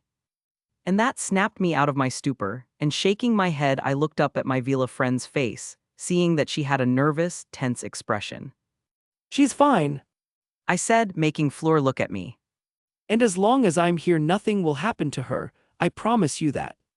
And I had a serious look on my face. And my promise made Fleur relax a little, and a small smile appeared on her lips. I know. She said with a soft look. And in the time of our short conversation, Bagman finished explaining the second task, and realizing that it was about to start, I started taking off my clothes too. Unlike my fellow champions who wore a lot of clothes because of the cold weather, I was only wearing a simple t-shirt and pants, so it was much easier and quicker for me to take off my clothes. And when I finished, I was wearing just a swim trunk like the other boys. Sigh. I thought with satisfaction. But I couldn't enjoy the weather for long, as I started to hear some people whistling and making wolf howls. And looking at the stands, I saw that the ones making these sounds were my friends, who were looking at me while pretending to faint or fan themselves. And seeing them making these scandalous gestures and sounds at me, in front of all these influential people who came to watch the Triwizard tournament, I did the only thing I could do in this situation. And looking at my friends, I flexed, sporting a proud look as I showed off the results of all my years of training. And that seemed to make my friends more excited, as they started to shout more excitedly, and those who knew me weren't at all surprised to see me do this, having long ago accepted that I was a bit strange. Of course, there were those who looked at me strangely, or in the case of Professor McGonagall, who had her hand over her face as she shook her head, in exasperation. This boy. She thought, but there was a small, almost imperceptible twitch on her lips. Professor McGonagall then looked at the group made up of my family, expecting to see a similar reaction to hers on their faces too, but what she saw made her sweat drop. That's my grandson. Penny exclaimed excitedly, whistling as she acted like a fangirl. And my mom, who was by her side, was no different. Yes, bitches, my son is beautiful. She said with a proud smile. And standing next to them were Sirius and Nick, who were wearing sunglasses that they got from who knows where, as they threw fake bills in my direction. Yes, flex those arms more, big boy. Sirius said, nodding appreciatively. And Remus, upon seeing this, groaned as he palmed his face. Merlin. He said, and my father, who was smiling wryly, gave him a supportive and understanding pat on the shoulder. Looks like our Hogwarts champion already has some fans. Bagman commented, smiling strangely. He then shook his head.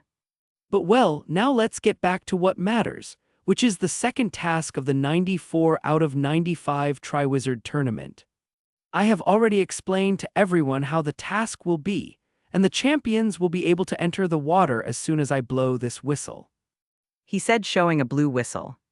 He then turned to us. Champions, are you ready? He asked. Yes. Crumb and Harry nodded with focused expressions. Yeah, let's get started with this. I said with a relaxed look as I stretched a little. And Fleur, who was gaping as she looked at me, blinked. Huh, what? She asked, shaking her head to snap out of her stupor. I asked if you are ready. The bagman repeated. Oh yeah, I am. She replied before quickly turning towards the lake. Okay. Bagman said slowly, finding the French champion's reaction a little strange. And Fleur, who didn't notice this, continued looking at the black lake, trying to concentrate on the task, but her eyes wandered to me, or more specifically, to my bare chest sometimes. And I felt her gaze on me, but when I looked at her, she turned her face away quickly, but I could see the redness on her cheeks that I was sure wasn't caused by the cold. Well, since you're all ready, I'll start counting, and on 3 I'll blow the whistle. The bagman warned us. 1. And as soon as Bagman finished counting and the whistle sounded, I immediately took out my wand and pointed it at my chest, using the transfiguration spell that I created just for this moment. I then began to feel my respiratory system change, along with some parts of my legs and arms, and by the end of the transformation, I had acquired the characteristics and abilities of a fish while still retaining my human body. And without wasting any more time, I jumped into the Black Lake, and as soon as I dove in, I felt the cold water of the lake completely cover my body, which gave me a refreshing and relaxing sensation. I then looked around, feeling my vision adjust to the location. And after getting used to the feeling of being underwater, I focused back on my objective. Okay, now I just need to feel the magic of the hostages and move towards it. I thought.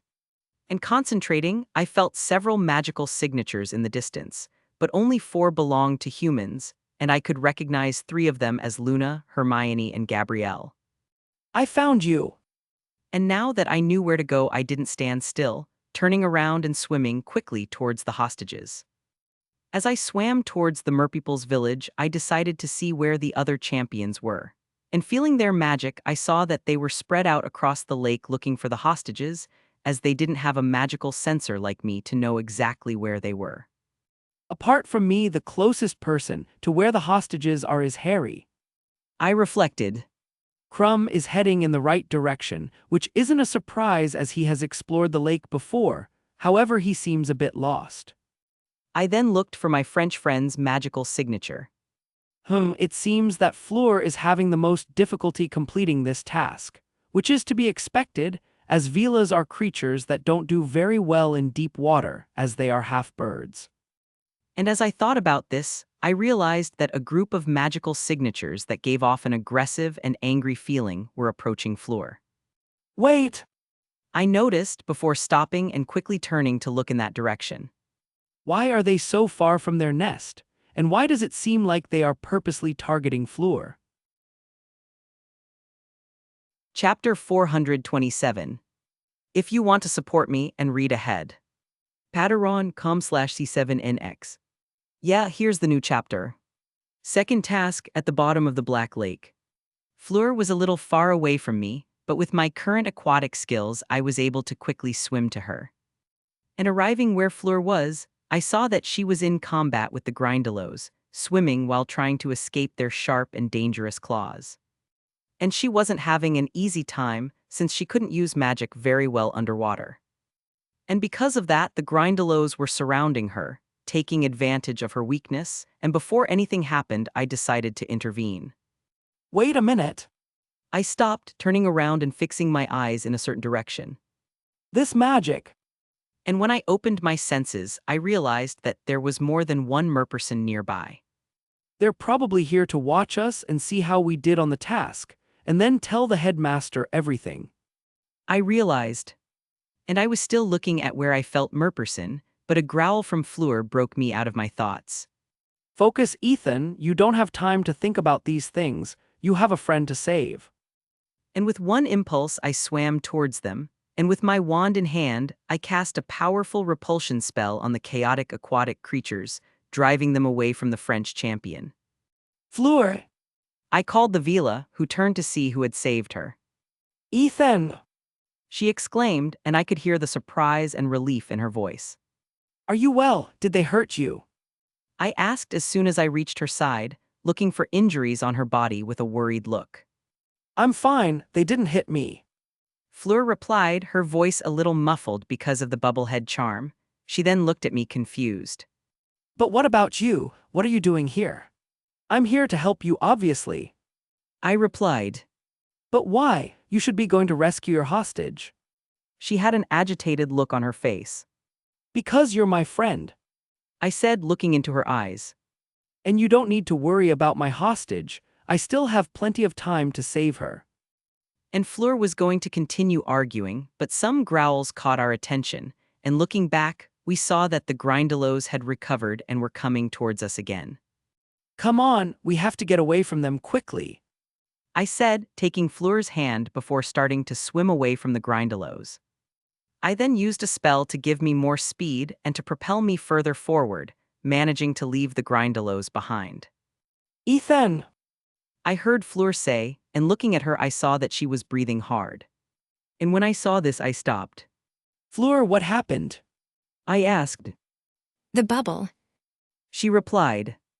And looking at the bubble that covered her head, I noticed that it was smaller than before, and that there was a small, almost imperceptible hole in it where the air was coming out. Damn it! I cursed, realizing that this way the bubble would burst, and Fleur would no longer be able to breathe underwater. And to make matters worse, I could feel the Grindylows approaching us. And now, what should we do? They're almost there and there's no time to get to the surface. Fleur spoke quickly with fear in her eyes, starting to panic. And in this situation, my mind started to work quickly, and I kept looking at Fleur thinking about a solution until I looked at myself. I got it. I thought before looking back at the girl in front of me. And Fleur, who didn't hear any response from me, continued to despair, breathing quickly what was consuming the bubblehead's air faster. Fleur, calm down. I said, holding the Vila's arms and making her look at me. Fleur's eyes then locked with mine, and upon seeing the calm amber of my eyes, Fleur felt her panic and nervousness lessen, feeling more relaxed. She then started to control her breathing, and as soon as I saw that she was calmer, I continued. Listen to me, I'm going to cast a spell on you, and you will feel strange at first, but don't resist and just accept the changes. That will occur in your body. And hearing this, Fleur nodded, trusting me completely. And without wasting any more time, I raised my wand, before pointing it at her chest. I then cast the same transfiguration spell on her that I cast on myself, and little by little I could see her body change using my magic vision. Ugh! Fleur grunted in discomfort as she closed her eyes, feeling something change inside her. However, this discomfort did not last long, as in the next instant the transfiguration was completed. Okay, I finished. I said, making Fleur open her eyes slowly. She then looked at herself, seeing that her hands and feet now looked like flippers, and touching her neck she felt small fissures that she realized were gills. Now you will be able to swim and breathe underwater like a fish, so you won't need it anymore. I pointed to the bubble on his head. And when I said that, Fleur looked at me before looking at herself again. She then slowly brought her hand to her head, and a little nervously she held her breath before finishing popping the bubble. And now that there was no longer a bubble protecting her, the lake water was completely covering Fleur's head, who was still holding her breath. This spell won't do much good if you keep holding your breath, you know. I said to her, and I could still feel that she was scared, but after listening to what I said and showing immense trust in me, she released the air she was holding, breathing carefully. And when Fleur realized that she wasn't drowning, she looked at me in amazement. Incredible. She murmured. I know. I nodded. But I don't think it's time to be thinking about how cool it is to breathe underwater. I said, looking behind her. And following my gaze, Fleur saw that the group of grindylows following us had increased, and that they were now less than 30 meters away from us. And the curses that came out of Fleur's mouth would have left any sailor traumatized, but for some reason I found it strangely attractive. But I didn't have time to think about that, as Fleur and I immediately turned around and started swimming away from the grindylows. The two of us then started trying to outrun the chaotic aquatic demons, which were practically on our backs. Damn insistent creatures. I cursed, looking back and seeing a grindylow trying to bite my foot. But before it could close its mouth to try to devour my limb, several algae and roots came to life and grabbed it, pulling it to the bottom of the lake. Damn, why are they chasing you so voraciously? I asked, dodging the claws of another grindylow before kicking it in the face. It's because I'm a Vila. Fleur replied with a frown, swinging her wand and casting a spell at a group of 3 of these ugly creatures, sending them away. We have a natural feud with magical aquatic creatures. And upon hearing her response, I finally understood why she was attacked both in canon and now. And that also explains why she was the most affected when she discovered that her sister was being held hostage under the lake, I thought, frowning. Because Gabai was also a Vila, she was in more danger than the other hostages, so it made sense that she would be so worried about her sister. Well, in that case we can't go to the merpeople village where the hostages are. Not with them following us. I said, looking at Fleur. Even if the merpeople are there, they may not be able to control the grindylows, and they may end up hurting a hostage. And the thought of Gabrielle being hurt by one of these creatures made a frown appear on Fleur's face. So what do we do? She asked. And then a serious look appeared on my face. We have to get rid of them. I replied. And upon hearing this, Fleur nodded, as serious as I was. We. She said. And now that we had decided what we were going to do, the two of us stopped swimming, before turning around and facing the wild and aggressive grindylows that were ready to tear us apart with their claws and teeth. And seeing these creatures didn't make me scared or nervous, it just made me excited. Now it's your turn to become the prey. I thought, feeling my blood boil in anticipation as my magic became agitated. Meanwhile, in the stands, while the champions ran, or better said, swam against time to save their hostages, the people who came to watch the second task of the Triwizard tournament looked at the surface of the Black Lake with curiosity and nervousness. I wonder what's going on down there. My mom asked as she looked at the lake with apprehension. I don't know. Penny said, and she might not be as nervous as my mom, but she wasn't completely calm either. Why the hell did you guys have to do a second task, where we can't even see what's going on with the champions? My mom asked, frustrated. Yes. My dad nodded. If the tournament organizers already knew there would be an audience watching, then they should have at least thought about whether we would actually be able to watch the task. You might be right, but I don't think things are that simple. Remus said. Isn't it that simple? My dad looked at him skeptically. Aren't you wizards full of magic and skills, with spells that can change reality and stuff? Well, in a way, yes, but... Remus started to say, but my dad didn't give him the chance to continue. In that case, if you are so incredible, couldn't you have invented something or some spell to show the audience what is happening down there? My dad asked, and my mom beside him nodded to his every word. Yes, and don't even tell me that this is impossible, since I'm sure that Ethan would be capable of doing something like this. My mom said, and if I had been by her side, I would have been happy and proud to hear that.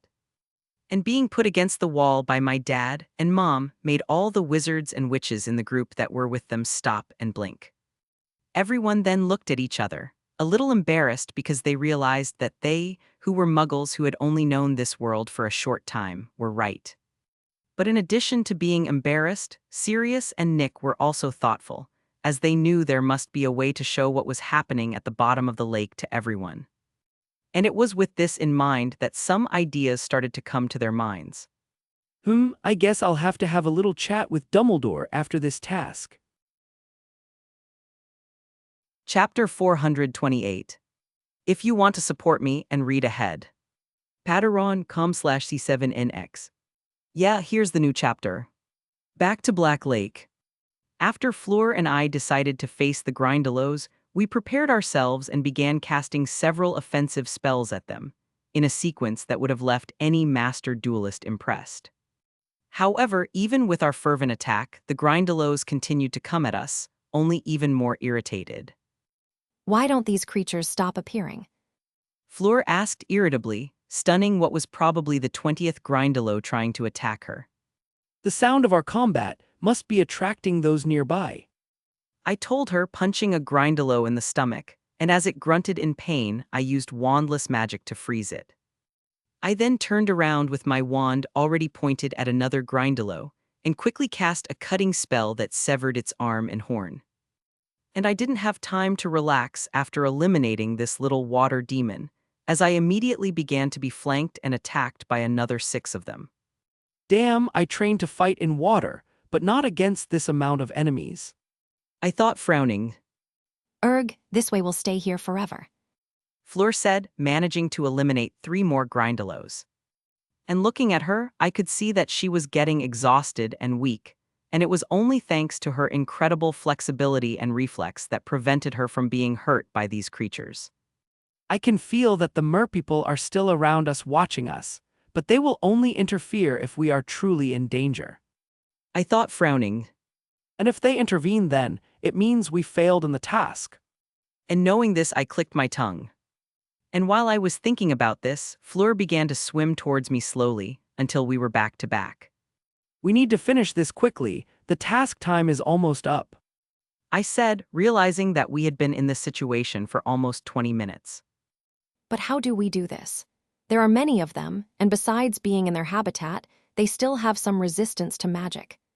Fleur said, looking around at the creatures that surrounded us cautiously. She's right. I had a frown on my face. And even if we try to run away, they'll just follow us to where the hostages are, and we'll have to fight them again.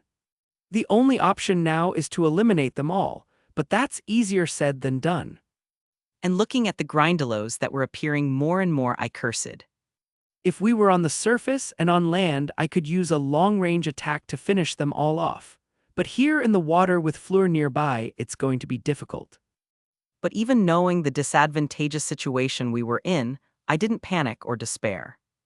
In keeping calm, I started to think, knowing that my mind works much better in moments like this. And this proved true when the next moment an idea started to come to my mind. Well, I said that casting a large-scale spell underwater would be very difficult, but I forgot to take into account that the water itself that surrounds me can be used as fuel for my spell. And now that I had a plan to get us out of this situation, I turned to Fleur. Fleur, hold on to me. I said to her. What? She asked, but instead of answering, I wrapped my left arm around her waist and pulled her towards me. And Fleur was initially surprised to feel me grab her, but then she did as I asked and hugged me tightly. And as soon as I felt Fleur's arms grab me, I started my counterattack. I suggest you step aside. I said in Mermish loudly, so the merpeople could hear. And they heard, being surprised both that I knew how to speak their language and that I knew they were here. But after giving them this warning, I didn't pay any more attention to them. I then raised my right arm with my wand and began to circle it above my head. And when I did that, I felt my magic connect with the lake, and then the water around me started to spin with my body and Fleur's as the center. I could feel a great resistance coming from the water, but I didn't stop, and with each passing second the speed at which it rotated increased. And because of the moving water, the grindelows couldn't get close to me and Fleur, but stopping them from reaching us wasn't enough for me, and so I started swinging my wand faster and harder. And following my command, the water began to spin violently, and in a few seconds a whirlpool formed around us, and the current of it was so powerful that it began to suck the grindelows into it. And I didn't stop when I saw the creatures getting trapped in the turbulent whirlpool. In fact, upon seeing this, I used more magic and increased the power and pressure of the whirlpool. And the merpeople who had not yet moved away realized what I was doing, and seeing the strength of the whirlpool, they began to swim away in fright. And it didn't take long for this whirlpool to grow and become a maelstrom, consuming and sucking in everything around it. And I didn't even blink as I saw the grindelows being hit by the sharp, heavy waters of the maelstrom, injuring, crushing, and even dismembering some of them. Mondia. Fleur Sacharu. And looking at the girl in my arms, I saw her looking at the bloody scene that was happening in front of her with her eyes wide open, but she wasn't terrified or disgusted like I expected. Actually, she was in awe, looking at the maelstrom that crushed the grindelows as if she were viewing a magnificent work of art. In fact, none of my friendships are normal. I thought with an ironic smile.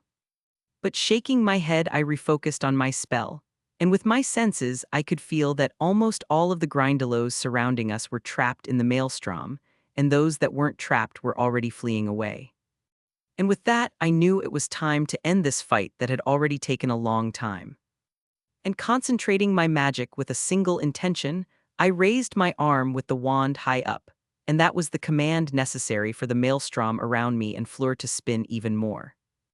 And all the water I controlled began to rise upward, overtaking the surface while still spinning violently, taking all the grindelows with it. And those standing outside the lake in the stands looked at the huge rotating pillar of water that came out of the lake and rose into the sky with dumbfounded and shocked looks. Holy crap! What are those things in the water? First a whirlpool and now this. What the hell is going on down there? And no one could take their eyes off the Black Lake, both because of the abnormality that was happening in it and because of the fact that they were finally seeing something happen. From the beginning of the task, everyone watched the lake with apprehension and expectation. But after some time just looking at the water without being able to see what the champions were doing, it ended up creating a boring and tedious atmosphere. However, when everyone thought that the task was going to end without something exciting happening, a whirlpool suddenly appeared in the lake. And this whirlpool over time got bigger and faster, to the point that those in the stands could feel the wet wind generated by it hitting their bodies. And those with good vision were able to see that there were some things being dragged by the powerful waters of the whirlpool, which had turned into a maelstrom. And when everyone thought that nothing else was going to happen, the maelstrom began to rise into the sky in the form of a pillar, where everyone could then see that those strange things they had seen were actually some kind of creature, which were being torn apart by the water. And as the wizards and witches in the stands stared with rapt attention at the lake, the great spinning pillar of water reached its highest point. The maelstrom then began to close in on itself, which only increased the violence and speed of the water, until it suddenly imploded, collapsing as it spread water and the dead bodies of grindylows throughout the lake. And those who were closer to the edge of the Black Lake even had to protect themselves to avoid being hit by the water or by any severed and torn limbs of the water demons. And for a few seconds the bloody rain continued, with everyone looking at the sky or the lake in complete and absolute silence, with incredulous and terrified looks. And after some time the waters of the Black Lake became calm again, of course, disregarding the blood, organs, and limbs of the dead creatures floating on the surface. And while the lake was calm again, the same could not be said for the people in the stands, who after a long and tense silence finally woke up from their dazed states. And now that everyone started to react to what they just saw, the stands were filled with shocked voices and screams. Merlin's beard, what was this? The bagman exclaimed, saying what most people were thinking. Something unexpected just happened, and I can't tell if what my eyes saw is true or not. And this time Bagman didn't say that in an attempt to make the audience pay attention to him or make them more excited. Actually, he really was in disbelief at what he just witnessed. It seems that one of our champions has met with the grindylows, one of the races of creatures that live in the Black Lake. The headmaster began to explain in a calm tone, bringing everyone's attention to him. He then looked at the lake with a gleam in his eyes. And this must be the result of the confrontation between them. And hearing that this entire calamity was caused because of a clash between a champion and a group of magical creatures made everyone's shock increase. And now on everyone's mind, there was only one question. Which champion did this? Chapter 429. If you want to support me and read ahead. Patreon.com/C7NX. Yeah, here's the new chapter. I wanted to know who did this. Andromeda said, still shocked as she looked at the lake. Seriously, you still have doubts about who did this? Sirius asked, looking at his cousin with a look that said, Really? And Andromeda realized that it really was stupid to question who did this, since she only knew one person who was in that lake who could do something like that. And looking away, she cleared her throat. Well, in that case, I wanted to know what made him do something like that. She rephrased her sentence, gesturing to the corpses of the grindylows floating in the lake. I wanted to know too. Remus muttered, rubbing his chin. I'm not surprised he was attacked by some grindylows since he was in their house, but there were a lot of them in that whirlpool. And it wasn't just Remus and Andromeda who were curious to know what was happening inside the lake and what I was doing. In fact, everyone in the group and the other people in the stands were theorizing what was happening at the bottom of the lake. Well, if you had created a spell or some magical item to show us the inside of the lake, we would know what is going on down there. My mom commented, causing the wizards and witches who accompanied her to look at her with blank expressions. Really, this again? They thought. However, my mom was no longer paying attention to them, as she returned to staring at the Black Lake. And just like everyone else, she was curious about what was happening there, but there was also a worried and nervous look on her face. What's happening to my son in that lake? She asked. Back to the lake. Even after finishing my spell, I continued to hold Fleur tightly against me, with her also holding me, as the waters around us were still a little turbulent. And as I waited for the lake to calm down, I used my senses to sense my surroundings, noticing that there were no longer any grindylows around, as most of them were wiped out by the maelstrom while the rest managed to escape. The spell worked, I thought with satisfaction. And after a few seconds, the waters calmed down, allowing us to see the environment around us. And seeing the result of my spell that could only be described as destructive, even I was surprised. Damn! I muttered, with Fleur, who started to slowly release me, nodding in shock. Everything around us within a radius of at least 30 meters was completely destroyed, leaving the place almost unrecognizable. Algae, plants, and roots were pulled from the ground. Sand, dirt, and stones were scattered all over the place. And of course, I couldn't forget to mention the dead bodies of the Grindylows, who were either buried beneath it all or were slowly sinking around us. And to make the scene even more terrifying, the water was still stained with the dark, viscous blood of these creatures.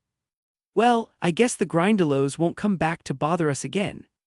I said with a small, playful smile, breaking the silence. Yes. Fleur nodded, without taking her eyes off the scene in front of us. One person alone did all this. She thought, not knowing whether to feel amazed or scared. She then looked at me, seeing that I looked completely calm, as if I hadn't just caused a calamity that nearly wiped out an entire race of creatures living in the lake. Sigh. Fleur thought, but she wasn't discouraged at all. She then realized that she was losing focus, remembering that we still had something to do, and shaking her head, she snapped out of her thoughts. Time is running out. We need to go rescue our hostages quickly. She said. You're right. I nodded, feeling that Harry had already reached the hostages, with Crumb approaching as well. Well then, where should we go? Fleur asked me, looking around without knowing the right direction. Just follow me.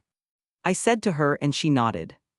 And with that, we both started swimming towards the Merpeople village, using magic to propel us forward to get there faster. And with our swimming speed, it wasn't long before we saw a large rock with a painting of a group of merpeople with spears, and beyond that rock was the village where the colony of Black Lake merpeople lived. And knowing that we reached our goal, we continued swimming, entering the village. Looking around, the village looked like an ancient Greek city, with pillars and houses made of stone and marble, decorated with seaweed, shells, and pearls. And this village was not empty, as swimming around the place or standing in the gardens of their houses were several Selkies, the Scottish race of merpeople who lived in the lake, who looked at me and Fleur with curiosity and interest while whispering among themselves. Aren't they a little different from normal humans?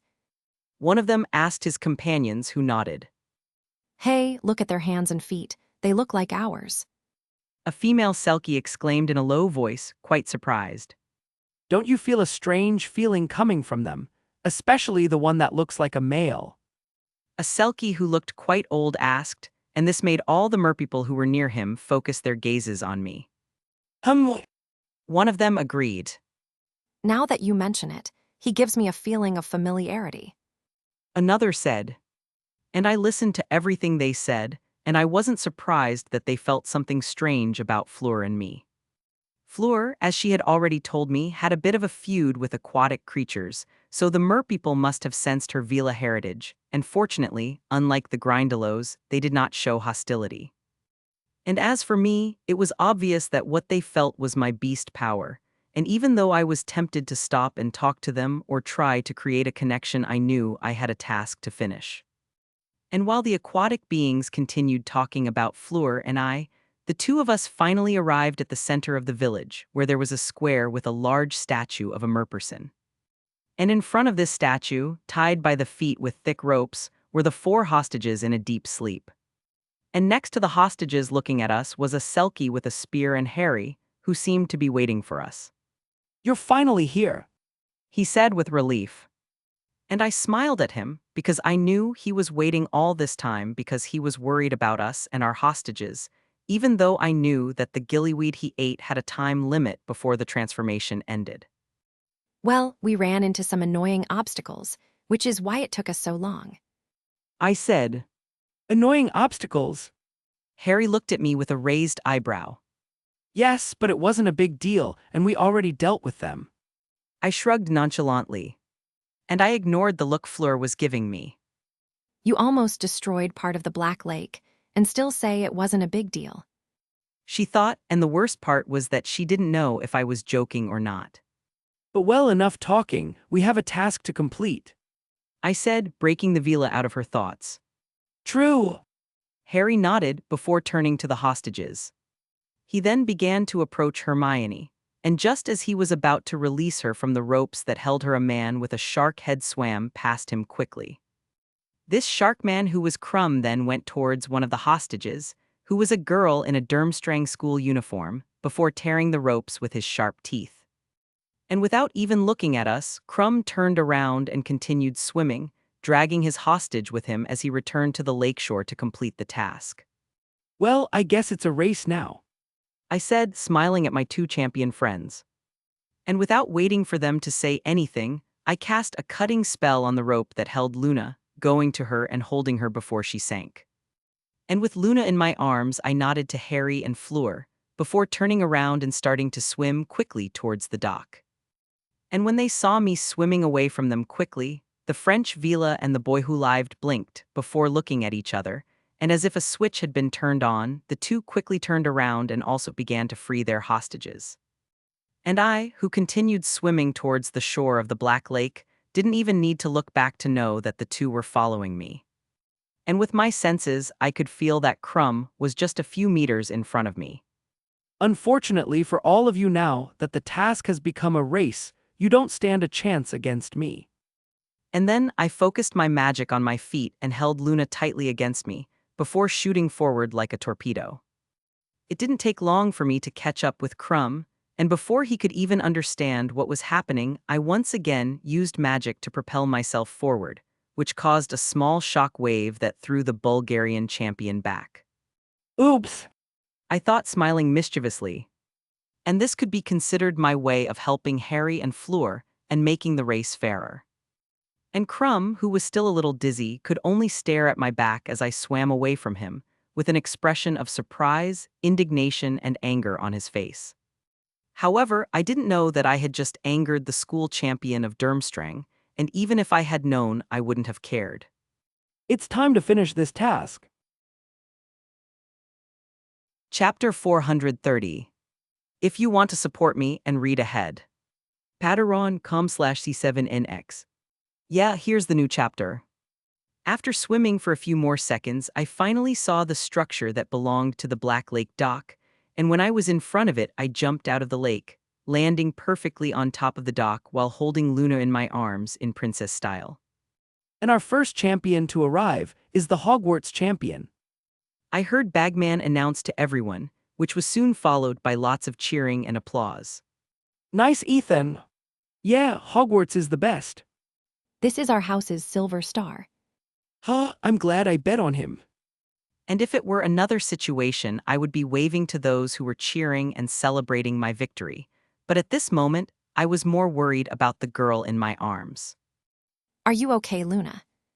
I asked, looking at my quirky friend who had woken up as soon as she got out of the lake. However, even after waiting a few seconds, she didn't answer me, which made me a little worried. Luna! I called her, and I may or may not have noticed that she was staring at my bare chest. Huh, what? She blinked, finally looking away from my chest and looking at me. I asked if you're okay. I repeated. I. She replied with a slight blush on her cheeks. I see. I said, smiling wryly. I then realized that I had already been carrying Luna in my arms for a long time, and knowing that she was probably uncomfortable with this, I began to carefully place the dreamy girl on the ground. And after helping Luna to her feet, I saw Madame Pomfrey coming quickly towards us with some towels and blankets in her arms.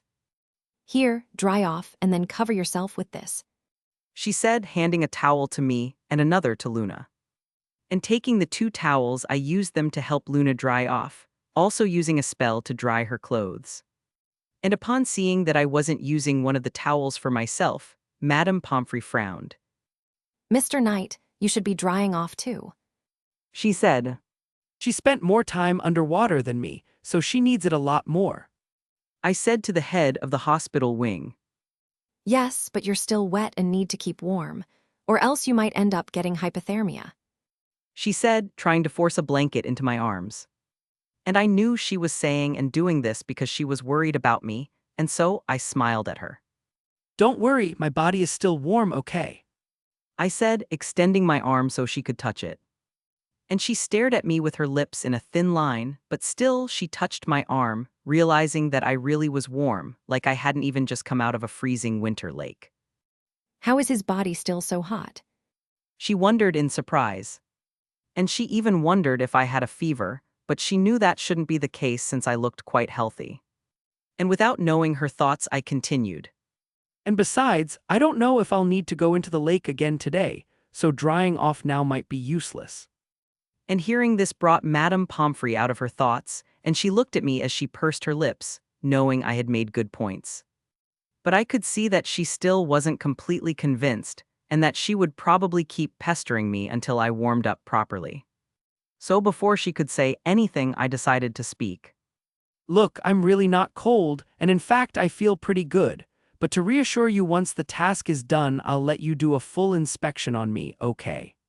And besides, while the task isn't finished, I can keep warm using spells. And realizing that I wasn't going to give up, Madame Pomfrey sighed. Stubborn boy. She thought. She then shook her head before looking at me. Okay, but if I happen to see you shiver or even sneeze, I'm going to take you to the medical tent, even if I have to stun and tie you up to do so, understand? And I confess, the look she was giving me made me a little nervous. Understood, ma'am. I nodded quickly. Great. She said with a snort. She then unfolded the blankets she was carrying and covered Luna with them, checking the Ravenclaw girl to see if she was properly warm. Tell me if you feel anything, okay, dear? She said to Luna, who nodded with a small smile. After finishing saying this, the feared dragon mother of the hospital wing turned and returned to the medical tent set up on the bank of the lake, going to wait for the other champions and their hostages to appear. And after she left, I sighed with relief. That woman is scary. I said out loud. I think she's kind. Luna said, tilting her head to the side. Oh yes, she is very kind. I nodded. But she is also scary, fierce, and dangerous. And hearing this, Luna blinked. Are scary, fierce, and dangerous good qualities? She asked herself. And leaving the little girl to her thoughts, I looked back at the Black Lake. And looking at the lake, I used my senses to sense the other champions, and I was happy to see that my little Accidental bump. into Crumb allowed Harry and Fleur to overtake him. Was interfering with another champion's task against the rules. I asked myself before shrugging. Meh. I then continued waiting for a while longer, and after less than a minute I saw Fleur emerging from the water, becoming the second champion to complete the task. No surprises here. I thought. And it really wasn't a surprise that she came second, since Crumb had been left behind and Harry wasn't as good a swimmer as she was, not to mention that the weight of the hostages had to be taken into consideration. But shaking my head and putting these thoughts aside, I went towards the two villas. You finally arrived. I thought you got lost on the way here. I joked, helping Gabby to climb onto the dock. And in response to my joke, Fleur, in a mature way, showed me her tongue. I then reached out my hand to her and also helped her onto the dock, and I could already feel Madame Pomfrey running towards us carrying more towels and blankets. Here, dears, dry off and keep warm with this. She said to the two girls, who began to shiver from the cold as soon as they got out of the water.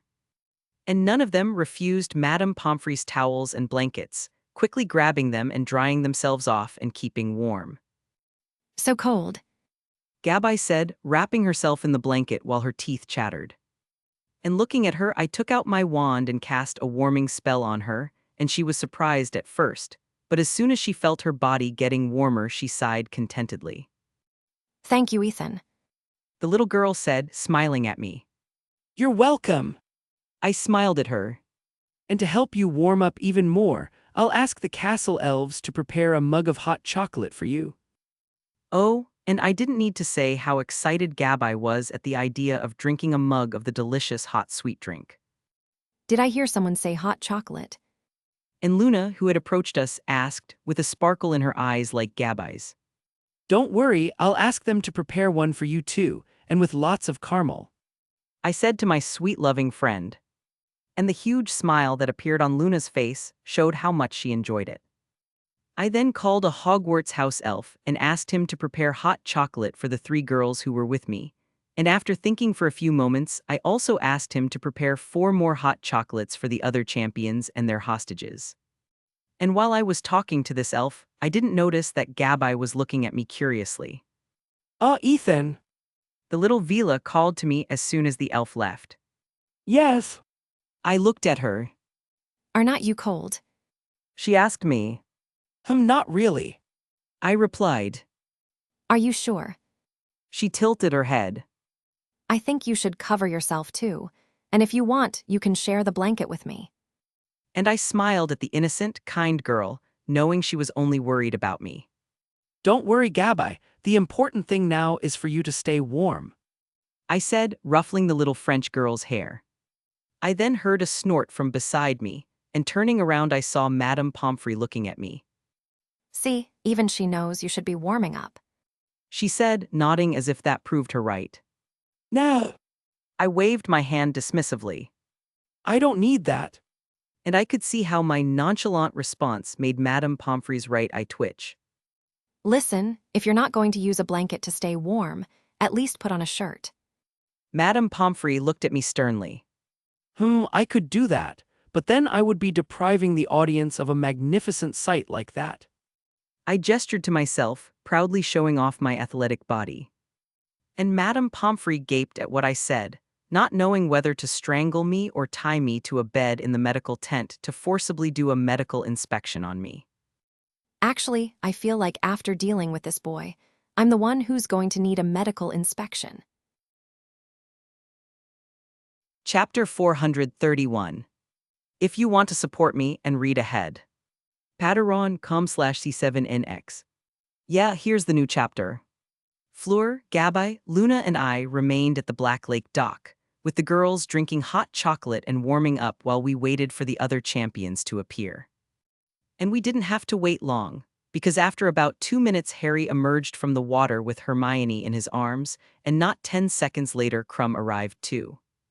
And with that, the third and fourth position in this second task of the Triwizard Tournament had been decided. And just like I did with Fleur, I went to help Harry and Hermione get onto the dock, and as I helped a still slightly disoriented Hermione get out of the water, I realized that the black-haired boy's transformation was ending. Harry then began to grimace in pain as he ran his hand down his neck, feeling his gills disappear, and I could also see his hands returning to normal. And squirming, Harry let out one last painful grunt before losing his fish features, returning to being a normal human boy. I will never eat gillyweed again in my life. He said with an uncomfortable frown. Never say never, my friend. I told him, smiling amusedly when he looked at me dryly. I then offered my hand to him, which he gladly accepted before I pulled him up. And after climbing onto the dock, Harry quickly went to check on his girlfriend properly, and in the meantime I looked back at the lake, seeing Crumb approaching. I also helped his hostage out of the water, and now that there was only him left in the lake, I extended my hand to him. But instead of accepting my help, he just grunted before pushing my hand away and climbing onto the dock alone. And seeing this, I looked at him with a raised eyebrow.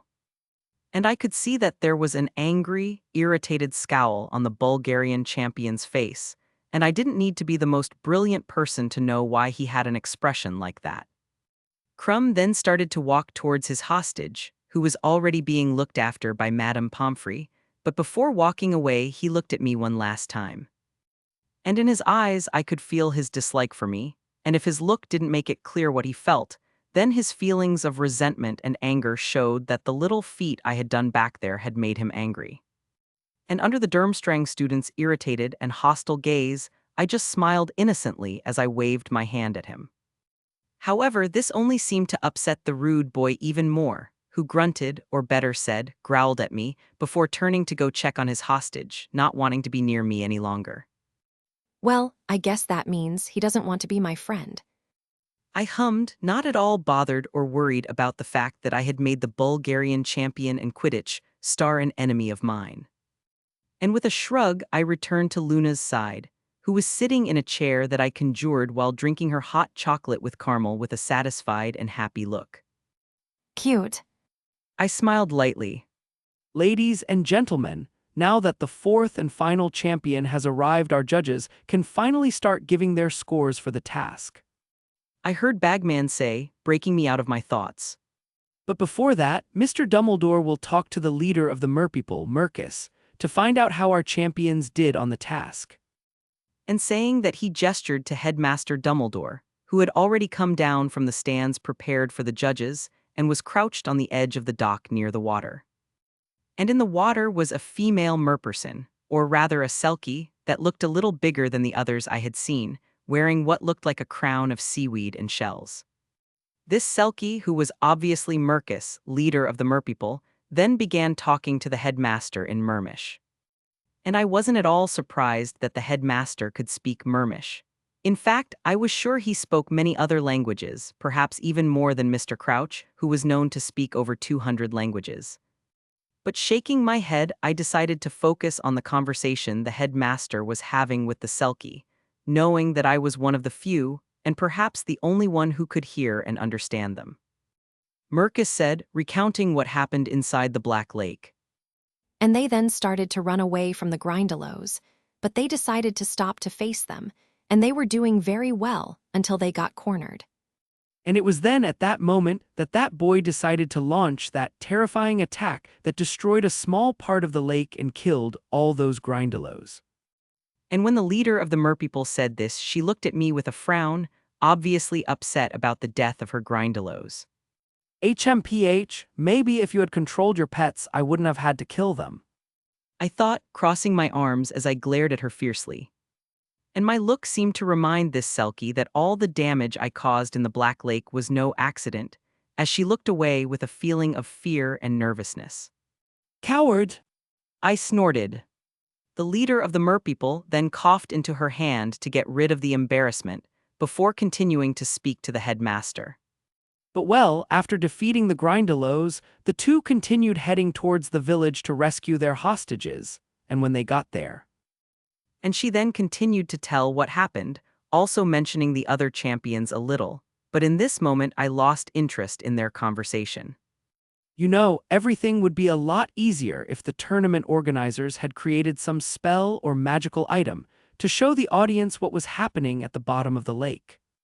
I reflected, not knowing that my mom and dad thought the same thing. We then continued waiting, and sometime later the two's conversation ended, with the headmaster thanking Mercus before the female selkie sank into the water to return to her village, but not before giving me a glance. It looks like I won't be welcome in the Merpeople village the next time I enter the lake. Well, it looks like Mr. Dumbledore's conversation with Merchieftainess Mercus is over. The bagman began to say, catching everyone's attention. So now let's hear what he has to say about the champion's task. And he seemed very excited about it. The headmaster then took a step forward, and with all eyes on him, he began to repeat what Mercus said to him, highlighting mainly the most impactful and important points and events of the task. He started by talking about how each champion overcame the challenge of breathing underwater, explaining which spell, or in Harry's case, item, we used. He then began to tell the trajectory of each champion until we reached our hostages, mentioning first Crumb and then Harry. And when he started talking about Fleur's trajectory, he paused, looking slightly at me. He then talked about how I saved the French girl, before finally talking about the moment everyone was waiting for, which was the incident with the water demons. And when he said that the one who created that maelstrom and defeated all those chaotic and aggressive creatures was me, those in the stands looked at me in shock and surprise. But soon after, those looks turned to understanding, with everyone remembering that I was the same person who defeated and completely tamed a dragon, so doing something like defeating a few Grindylows was nothing compared to that. Ahem. I cleared my throat to get the headmaster's attention, interrupting him. Actually, it was me and Fleur who defeated the Grindylows. I said, which made the Vila next to me look at me in surprise. Really? The old wizard asked with a raised eyebrow. And I opened my mouth to say yes, but Fleur cut me off. No, sir, it was Ethan who defeated the Grindylows and did all that alone. She said, looking seriously at the headmaster, who just nodded. I see. he said, looking slightly at me with a twinkle in his eyes. And before I could try to deny it or say anything, he looked back at the other judges and the people in the stands, continuing to narrate the events that occurred inside the Black Lake. And upon seeing this I frowned, before turning to Fleur. Fleur, what are you doing? Why did you say I did that alone? I asked in a whisper to the French girl. Because that's the truth. She shrugged. And I didn't have time to ask her what she meant by that, because the headmaster had finished telling what happened at the lake, talking about how and when each champion saved his hostage.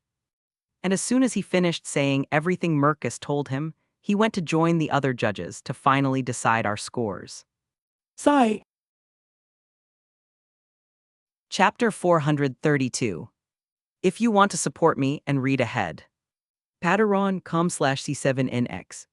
Yeah, here's the new chapter.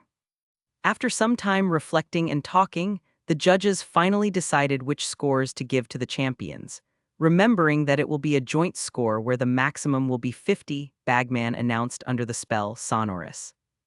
And now all the attention was on Bagman, who had a piece of parchment in his hands that he had received from Headmaster Dumbledore, containing the scores given by the judges. And I could feel the rising tension of the other competitors and the people in the stands as everyone waited to hear which champion did best. Mr. Victor Crumb made use of a partial transfiguration to complete the task, which was very clever and practical. The Bagman began to say, looking at the Bulgarian champion who had no change in expression at the compliment. But unfortunately, he arrived last even though he rescued his hostage, and therefore he received a total of 36 points. And with this result, some people applauded him, and I could feel the sadness coming from some people who were Crumb's schoolmates or his loyal fans. Most people who weren't part of the two groups mentioned above didn't care about the Bulgarian champion's score, but they still applauded politely. And after hearing how many points he received, Crumb grunted, clenching his hand. And I, who was looking at Bagman disinterestedly, could feel the Quidditch star staring at me, which I just ignored. Mr. Harry Potter used the gillyweed plant, which proved to be an excellent and very effective option. And even though he was the first to reach the hostages, he was still the third to finish the task. And some people were still confused about this, not being able to understand how the champion who reached the hostages first was almost the last to complete the task. Headmaster Dumbledore didn't want to take up too much time talking about everything we did while we were in the lake, and so he didn't tell the audience what exactly caused Harry to arrive so late. And noticing the audience's confusion, Bagman began his explanation. Mr. Potter was the first to reach the hostages, but instead of finishing the task, he decided to wait for the other champions, valuing the safety of all the hostages. And Harry knew it was a stupid choice, mainly because he knew the hostages weren't really in danger. But he didn't care, and if necessary, he would do it again because he couldn't rest easy until he knew everyone was safe. That's why as Bagman talked about what Harry did in the task, the black-haired boy didn't feel embarrassed or discouraged. In fact, he faced everyone with a proud and defiant look. And if he had been looking at the stands, he would have seen that his fellow Gryffindors, and even some students from other houses were looking at him in surprise and respect. And such an attitude showed how honorable and worthy Mr. Potter is, who has an incredible moral fiber, and that is why the judges decided to add additional points to his performance, thus giving him 42 points. And Bagman said this with a very cheerful smile. And hearing that Harry received such a high score was enough to make all the students at Hogwarts, including some Slytherins, celebrate and cheer. Oh, that's my cub. Sirius cheered, hugging Remus as he smiled happily and proudly. Padfoot, Remus said as he tried to free himself from Sirius' grip. But the dog man didn't listen, too focused and excited to tell everyone how much of a Gryffindor his godson was.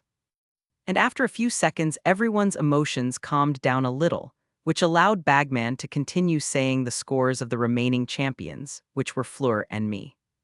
Miss Fleur Delacour used the Bubblehead spell, which is simple and practical, and even though she encountered difficulties along the way and needed help from another champion, she still proved to be a strong and determined competitor, reaching her hostage and rescuing her.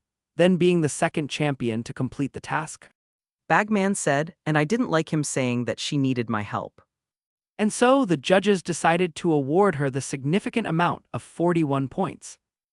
And it may have been fewer points than Harry received, but that didn't stop the Beauxbatons students from cheering happily.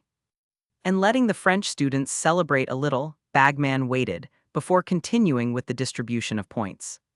And now we come to our last but not least champion. The Bagman said, making everyone focus their gazes on me. Mr. Ethan Knight used some kind of advanced transfiguration to gain the characteristics and abilities of an aquatic being, which according to our judges was incredible, surprising, and brilliant.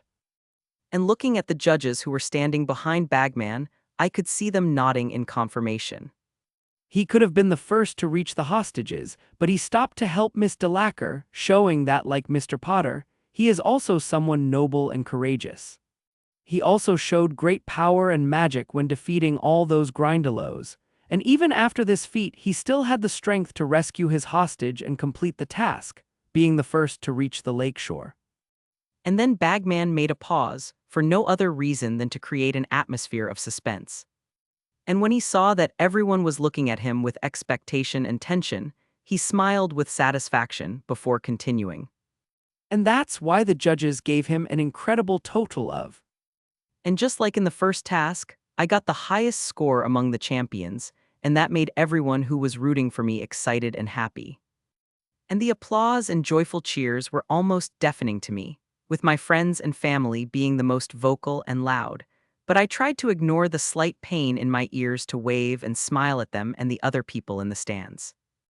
Adding the score from the first task, I have a total of 95 points, which puts me in absolute first place against the other champions. I thought a little proud of this fact. Harry is right behind me with 85 points, followed by Fleur with 80 points and Crumb with 74. And it was funny to think about the fact that the one who everyone considered the strongest champion and the one who had the most fans was actually in last place. Well, maybe that could be considered my fault, as my presence and interference made Harry and Fleur do better at their tasks, if only a little.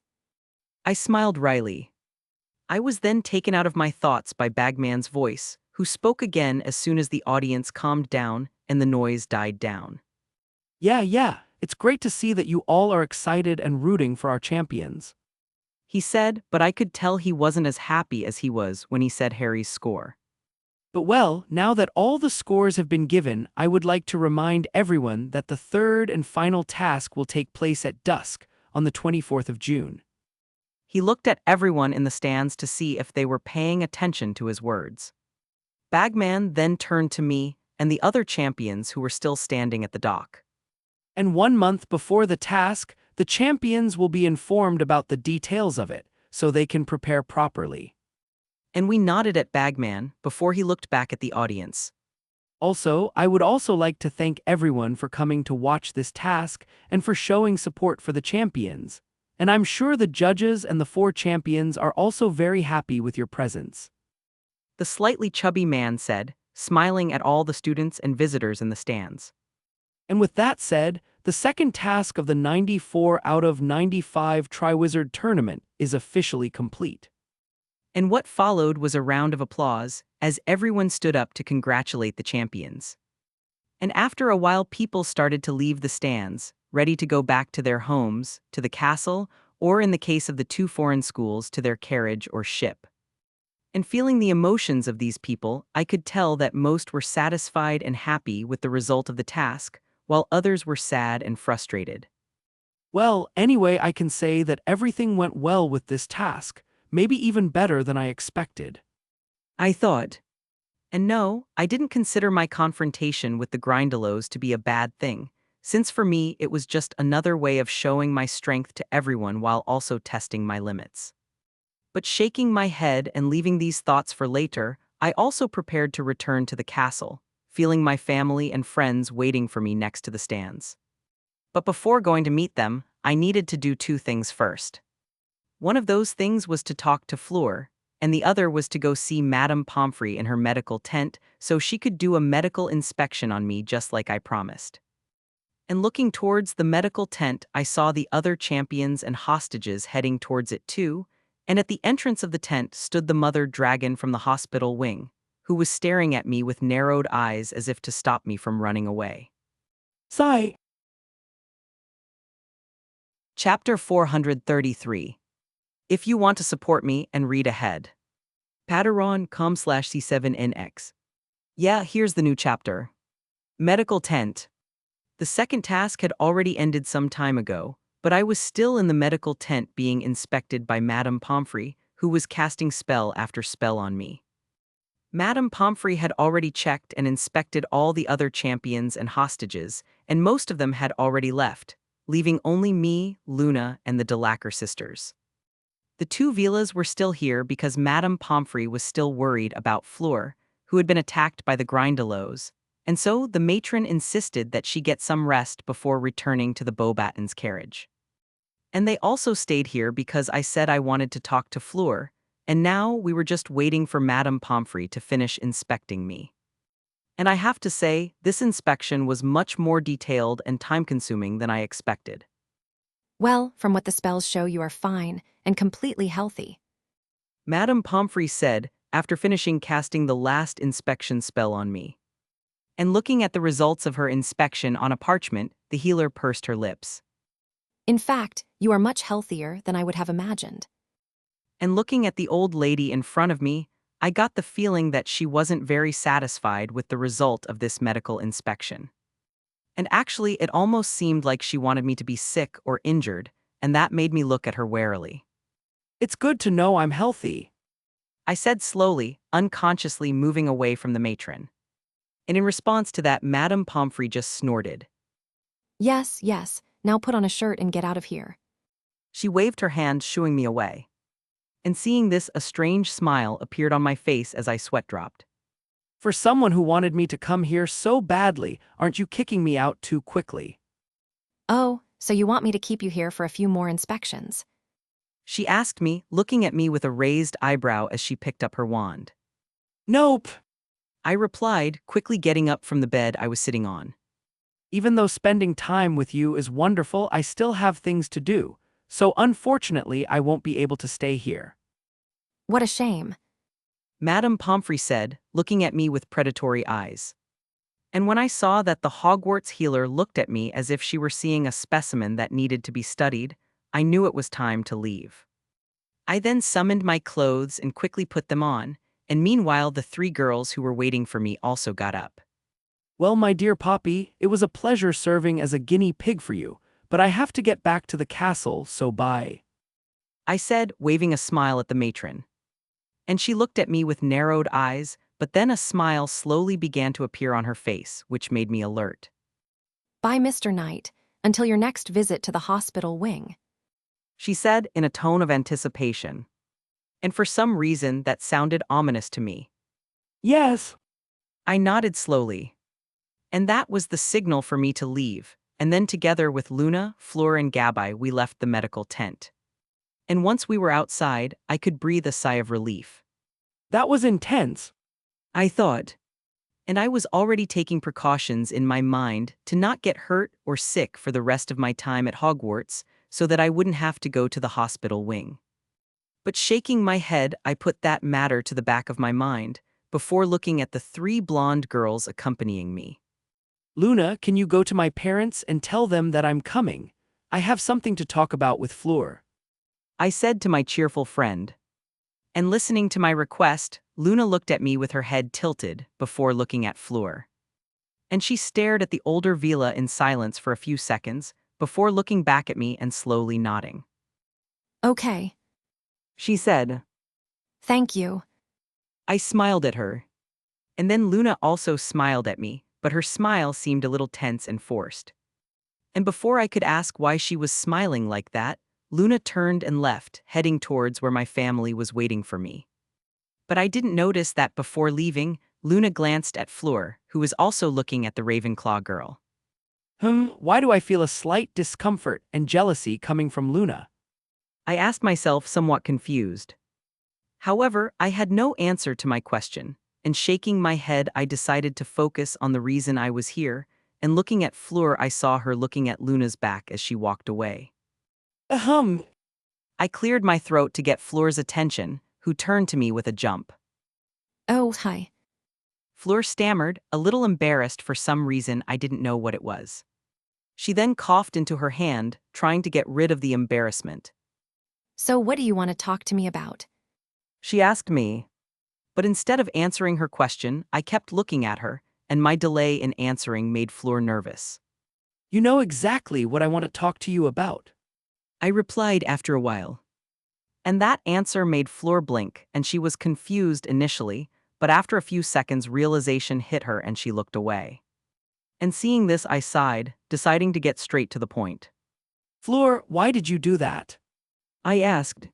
If you hadn't told the headmaster that I had done everything myself, you would have received a higher score on the task.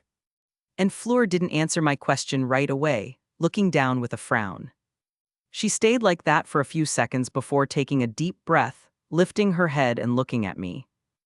Ethan, do you remember why I entered this tournament? She asked me. Why did she enter the tournament?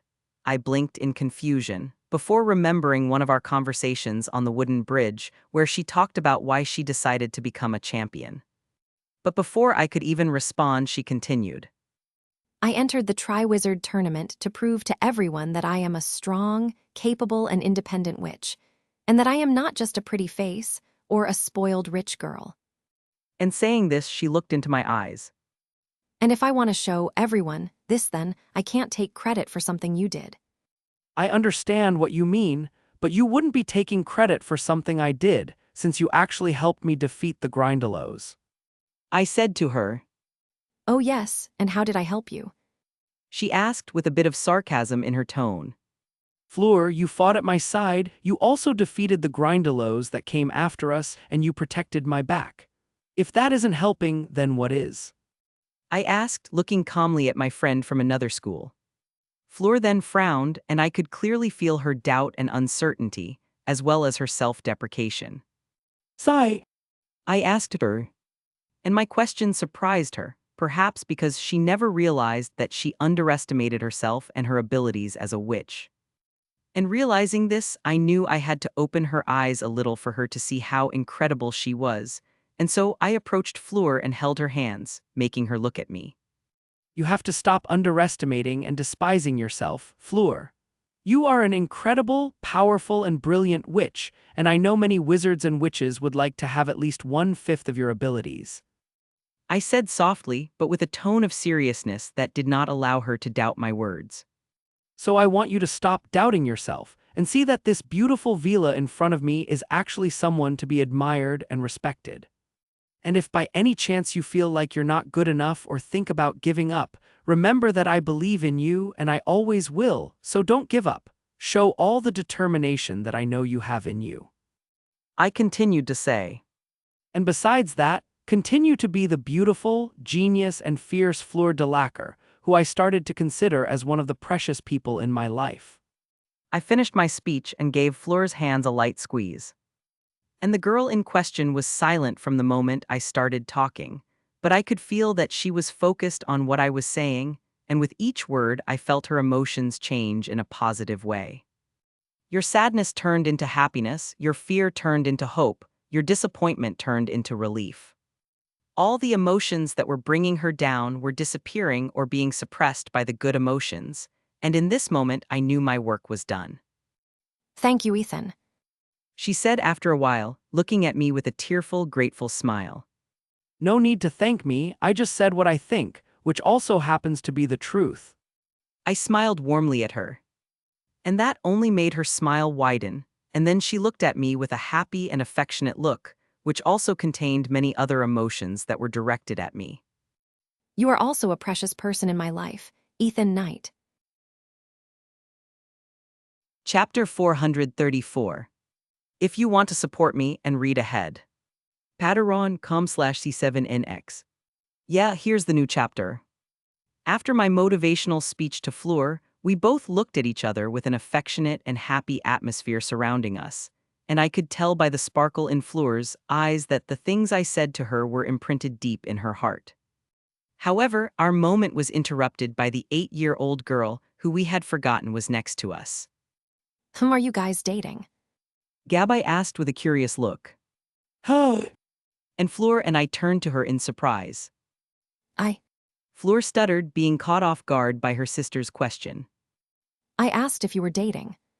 Gabby repeated the question, thinking that her sister didn't understand her the first time. But hearing it again only made Fleur even more disconcerted. Why are you asking that? The eldest Delacour asked in shock, and her voice came out a little louder than she wanted. Well, because you talking reminded me of Mom and Dad. Because you were looking at each other while smiling. Gabby started to respond, tilting her head. And also because you are holding hands. And Gabrielle's response made Fleur blink before looking down, noticing that we were still holding each other's hands.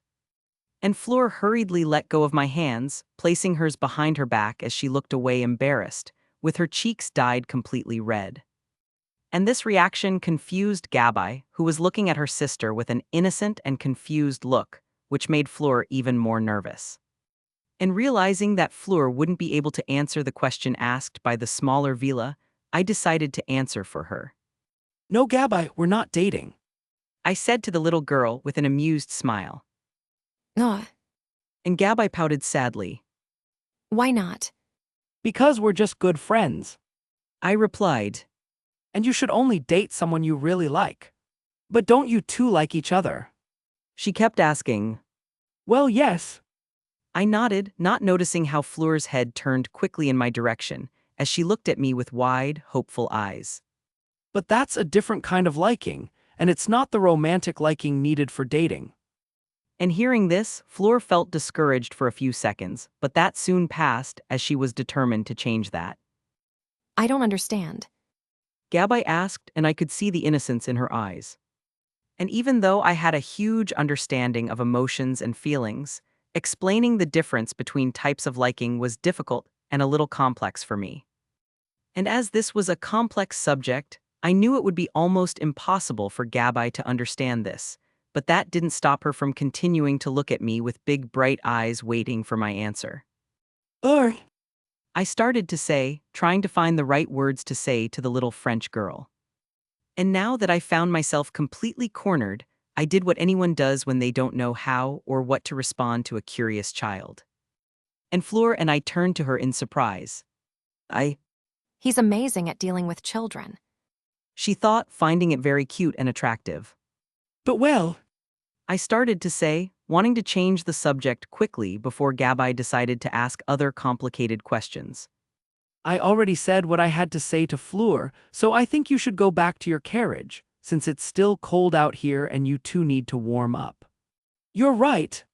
Fleur nodded. She then tilted her head and looked at me curiously. And you, Ethan, what are you going to do after this? Oh, I'm going to spend time with my family. I replied. Ah, yes, your family is here. Fleur nodded before a confused look appeared on her face. Wait, but aren't they? Muggles. I replied helpfully. Yeah. She nodded. Aren't they muggles? You And I responded with a nod. Well then, how are they here? Isn't Hogwarts enchanted to keep out muggles? Actually, the castle is enchanted so that muggles cannot see it, but if a muggle enters the castle grounds accompanied by a wizard or witch, he or she will be able to see the castle normally. I explained. I understand, but isn't there a rule that prohibits muggles from entering here? She continued questioning. How do you know that? I asked, looking at her with a raised eyebrow. Oh, I read about it in a book called Hogwarts, a history. She replied. Really? I wanted to research more about the Black Lake because of the second task, and the librarian at your school highly recommended this book to me. And as I found it interesting, I ended up reading it all. Fleur explained. I nodded in understanding. Well, in that case you're right, there is a rule prohibiting muggles from entering the school, but Headmaster Dumbledore made an exception for my parents. He did that. She asked in surprise. Yes, and he probably did it to make me happy, and I guess that could be considered a privilege given to me for being a champion. I shrugged with a slight smile. Well, apparently I'm not the only one receiving these champion privileges then. Fleur said, looking slightly at Gabai while hugging her with one arm. She then looked back at me. But then, where is your family? They are waiting for me next to the stands. I replied to her, and then a thought came to mind. Would you like to meet them? I asked, and my question made Fleur blink in surprise. Meet them. She repeated. Yes, do you want to meet my family? I asked again, and instead of what I expected, Fleur didn't answer me directly. Meeting Ethan's family. Was what Fleur was thinking, a little nervous and excited. Wait, didn't Ethan ask that girl named Luna to give a warning to his family? So doesn't that mean she already knows his parents? And with this realization, Fleur felt a certain discomfort, feeling that once again she was being surpassed by the blonde Ravenclaw girl. And with that, Fleur's danger sensor beeped, and her determination and competitiveness began to awaken within her. Hi. I called out to her, worried about her silence. And that brought the elegant girl out of her thoughts, making her look at me. And before I could ask her if everything was okay, she smiled at me.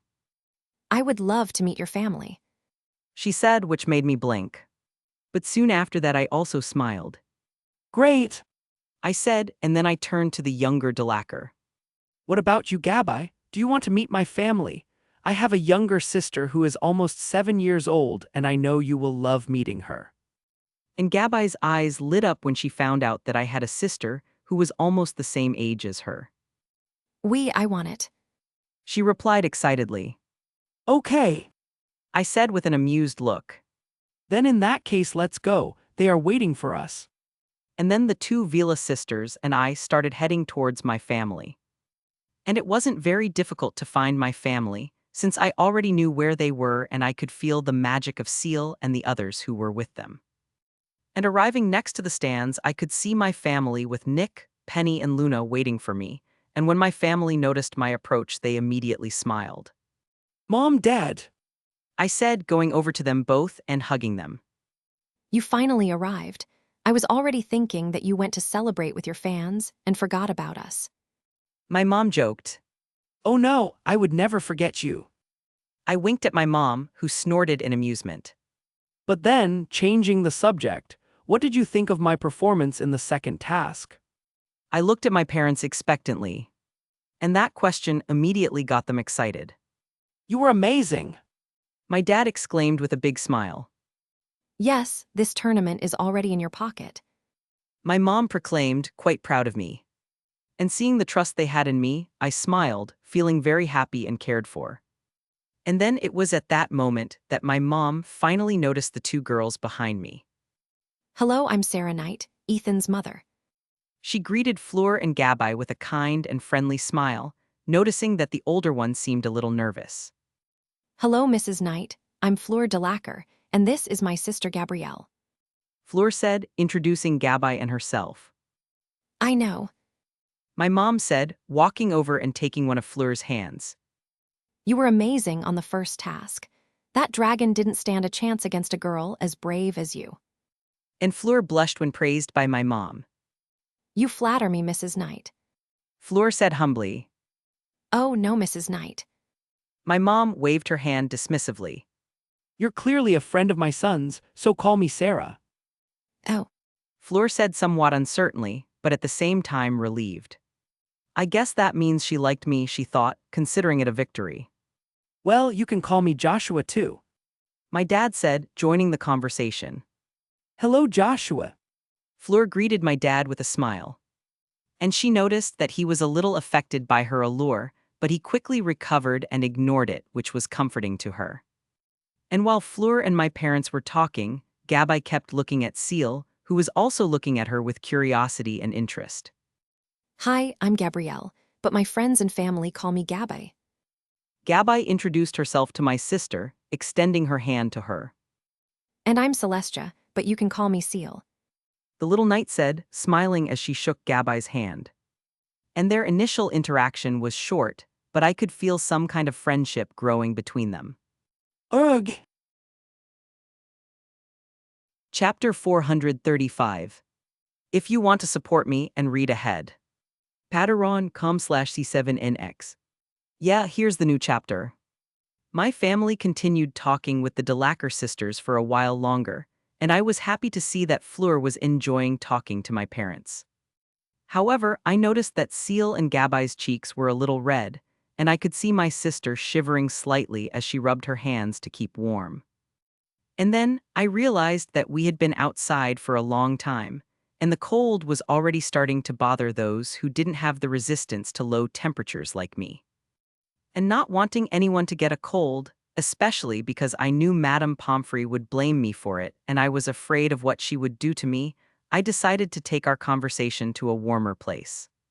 And with that thought, I clapped my hands, silencing the conversations and drawing everyone's attention to me. Well, you've all already been introduced to each other, so now I think it's time for us to enter the castle. I said. I agree. Penny nodded. It's very cold out here, and the girls still need to warm up properly. She looked at the three blonde girls and Seal. Oh, how impolite of us. My mom gasped, looking at the girls with an apologetic look. You guys just got out of that freezing lake, and we're keeping you out here in the cold. And Fleur and Luna were going to say that everything was fine and that she didn't need to worry about it. But before any words could even come out of their mouths, my mom started pushing them towards the castle. Come on, come on. You guys need to go inside to warm up soon. She said, feeling her maternal instincts emerging along with her concern for the girls. And seeing the scene of my mom dragging the four girls to the castle made a smile appear on my lips. Apparently it is obvious who I inherited my spontaneous and cheerful personality from. I thought, amused. Inside the castle, in Nick and Penny's room. As soon as we entered the castle, we went directly to Nick and Penny's room, which had a fireplace as well as warming enchantments. And now that we were all properly warmed up, we began to relax as we enjoyed this time together. My dad, Nick, and I were sitting on the couch in front of the fireplace, and in front of us, sitting on some cushions on the floor, were Gabai and Seal, who were playing with Seal's miniature dragon that she had brought. And sitting at a table drinking tea and hot chocolate while eating cupcakes and talking were the other four women in the group. Their conversation seems to be very interesting. Nick said with an ironic smile, looking at the four women who were chatting happily as if they were all old friends. Oh, if you think so, then why don't you join them? I asked with an amused look. Hell no. And Nick quickly shook his head. I've already been in the middle of a conversation between Penny and some of her friends, and not even my 600-year-old mind could digest everything they were saying. He grimaced. And I thought about making fun of him, but then I remembered the time I had to partner with Mandy and Morag in a charms class where they spent practically the entire class talking and gossiping. I'll never be able to look at Chudley Cannon's players the same way again. I shook as I grimaced in disgust. And so I shook my head to get rid of those thoughts, and not wanting to think about it anymore, I decided to change the subject to keep my mind focused on something else. Let's talk about something else. I said, which Nick quickly accepted. I then turned to the immortal wizard. So Nick, I know this is a sudden topic, but I was wondering if you knew any wand maker. And Nick's relief at being able to change the subject turned to confusion at this sudden question. Wand maker? He winked. I nodded. Nick then took his hand to his goatee and started rubbing it. Well, I know some. He said before looking at me with a raised eyebrow. But why do you want to know if I know any wand maker? He asked me. Because I want to order a custom wand. I replied. Wait, what happened to your Thunderbird feather wand? My dad asked me curiously, joining the conversation. Oh, nothing happened to it. I said, taking out my trusty wand and showing it to him. So why do you want to order another wand? And at that moment, he had a confused look as he looked at me. Because I think having a spare wand is important and practical. I replied. And I noticed that he and Nick were still a little confused, so I decided to explain. For a wizard and witch, the wand is the most important instrument in their life, since without a wand they can't do anything and become just ordinary humans. And I know that's not the case for me, because I know how to do magic without a wand. But not even I can deny that a wand increases the power of spells and makes it easier to cast them. And Nick nodded when I said that, since even he preferred to use his wand when he had to cast some complex spell. And seeing that they were both listening attentively to me, I continued. Well, knowing this, I realized that it would be really good to have a spare wand with me, as I don't want to be cornered or in a bad situation if I lose my main wand. Ahem. Nick said with a reflective look. But if you want a spare wand, why don't you buy one from the same place you bought your current wand? Well, Ollivander is a great wand maker, but getting a new wand from him isn't going to be that easy, especially not without a good reason. I replied with a slight frown. Oh yes, I forgot that the wands here are strictly supervised and controlled by the ministry, and that they don't allow you to change wands so easily. Nick also had a frown on his face. Yeah, and that brings me to the second reason why I don't want to get a new wand from Ollivander, which is discretion, if you know what I mean. I said as Nick nodded. So he wants a wand that stays off the radar of the ministry and the law. Nick thought, not at all worried or curious as to why I wanted a wand that wasn't registered. And besides, I don't just want a regular spare wand. I said, bringing Nick's attention to me again. I want a spare wand made from some materials I collected myself. Materials you collected? He asked and I nodded. And what materials are those? Well, I haven't chosen the wood yet, but the core will be made of 2 materials. Wait, will the wand have a dual core? Nick asked, shocked. What is a dual core, and why do you look so surprised? My dad asked, not understanding Nick's reaction. And Nick turned to him before starting to explain. A double core wand is, as the name suggests, a wand that has 2 cores made of different materials. And this is something very rare to see, as even the best wand makers have difficulty creating one, as the 2 materials that form the cores have to work in perfect harmony with each other, or else the wand won't work, and in worst cases it could even explode. Oh was the only thing my dad could say, his eyes slightly wide. Yes, that's true. I nodded. But I'm sure the materials I have will work perfectly together, so I just need to find a good wand maker. How are you so sure, and what materials are these? Nick asked me. Well, I'm sure because I have a good eye for these things. I replied, knowing that Nick would understand what I was trying to say. And as for the materials, one of them is the tail hair of a thistral, and the other is the tail hair of a unicorn foal. And I was a little proud of myself for having in my possession these somewhat difficult-to-obtain materials. And upon hearing what the core materials would be, Nick was surprised again. How did you get the hair from the tails of a thistral and a unicorn, especially a foal? He questioned me. Well, I already told you that I have a gift when it comes to dealing with magical creatures. I shrugged. Wait, so that means you didn't take the unicorn foal's hair by force, right? Because that would make the hair cursed. Nick looked at me carefully. I know that. I rolled my eyes. And no, I didn't take the hair by force. The foal itself gave it to me willingly. Incredible! The alchemist wizard muttered, looking at me impressed. If a unicorn foal willingly gave up some strands of its hair to you, then that must mean it really likes you. Like I said, I have a gift for dealing with magical creatures. I said. Actually, this is more than a gift. Nick said, and in response to that I just smiled mysteriously. Oh no, he's becoming a mini Albus, the French wizard thought, feeling like grunting in exasperation. But with a sigh, he decided to put aside my tendencies to act enigmatically like the old and eccentric Hogwarts headmaster. Well, since you want a new wand so badly, I can check my contacts to find you the best wand maker I know. He said. Thank you very much. I smiled at him, truly grateful. I think I already told you this, but you don't need to thank me for anything. I'm just doing my job as a grandfather. Nick said, ruffling my hair affectionately. Well then, I have to say you're doing a great job. Chapter 436. If you want to support me and read ahead. Patreon.com/C7NX. Yeah, here's the new chapter.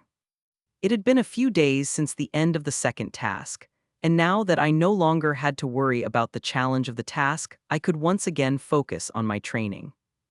I knew that the third task was coming, and I also knew that the task itself wouldn't be a problem for me, since thanks to my senses I could easily find the way out of the maze. And as for the challenges that would be within the maze, I had no worries about that, as they would just be magical creatures that I could easily defeat. However, the real and main problem would be what would happen at the end of the task, which was the resurrection of the noseless Dark Lord. And I knew that even weak Voldemort was someone I couldn't face yet, and that's why I was training harder than ever while creating countermeasures in case my plans failed. But going back to my training, I still maintained my physical training routine, but what I was more focused on at this moment was improving my most useful and powerful abilities. And those abilities were my beast power, magic vision, mist form, and my wandless magic. And besides training these abilities, I was also studying a lot, and I decided to start my magical research to study the core of the Thestrals. And that brings me to what I was doing right now. I was currently in my room sitting on my bed, with several old books and diaries around me. And these books and diaries are the ones I Recovered. from the Chamber of Secrets, and I was studying them because I couldn't think of any other source of knowledge that had so much information about magic than Salazar Slytherin's personal diaries. He may have been a cruel and petty bastard, but no one could deny that he was a genius when it came to magic, equaling even Rowena Ravenclaw, and in some cases even surpassing her. But even though I had all his years of studies and research in my hands, there was a small problem. And that problem was that all the books and diaries were written in Parseltongue, which made it impossible for me to read them. I could speak Parseltongue thanks to my beast talk that allows me to understand all magical languages, but in the case of Parseltongue, this only extended to speaking, not writing and reading. And because of that now, I had to use all my brain cells to try to figure out a way to translate what was written in these diaries and books. Otherwise, they would be nothing more than useless pieces of paper. Sigh, I could read what was written in these diaries if they were written in the language of some magical creature. I said in a tired voice that didn't hide how stressed I was. The language of magical creatures was something that was deeply rooted in them and their magic, and therefore my beast talk had a greater connection with them, which allowed me to not only speak, but also read these languages. However, unlike the languages of magical creatures, Parseltongue was not a language that emerged naturally. In fact, Parseltongue was a hereditary ability, and because it was an ability, my beast talk could not extract 100% of the capacity of that language. And knowing this only made me even more frustrated. But even though I was frustrated and angry, I still didn't give up on my goal. Then taking a deep breath, a focused and determined look came over my face, and I picked up one of the diaries that I hadn't yet tried to read from the bed. And opening the first page, I saw several strange symbols and letters that made no sense to me. These letters and symbols had curved and elongated shapes, and in some parts it even looked as if whoever wrote in this diary was just stroking the quill over the paper. But knowing that it was not the moment to judge Salazar's handwriting or the strangeness of his writing in Parseltongue, I went back to trying to read what was written in this diary. Come on, Ethan, you just need to stick with it. I said to myself in an attempt to cheer myself up. Some minutes later, I muttered softly, looking at the diary in my hands with complete concentration. I then, with a look of understanding, nodded to myself, before closing the diary with a snap. Yeah, I can't read Parseltongue, I proclaimed. And with a frustrated sigh, I threw the diary back on the bed, before throwing myself back, laying down on the bed as I stared at the ceiling of my room, which was decorated as if it were the night sky. I had been trying to read what was written in the diary for at least 20 minutes, but I hadn't managed to get past even the first word that was written on the first page, just like with the other diaries and books. Why does the Parseltongue's written language have to be so complex and strange? I grumbled out loud before grimacing. And actually, why did that damned old serpent have to write everything in that stupid language? I no longer had favorable feelings for the founder of Slytherin House.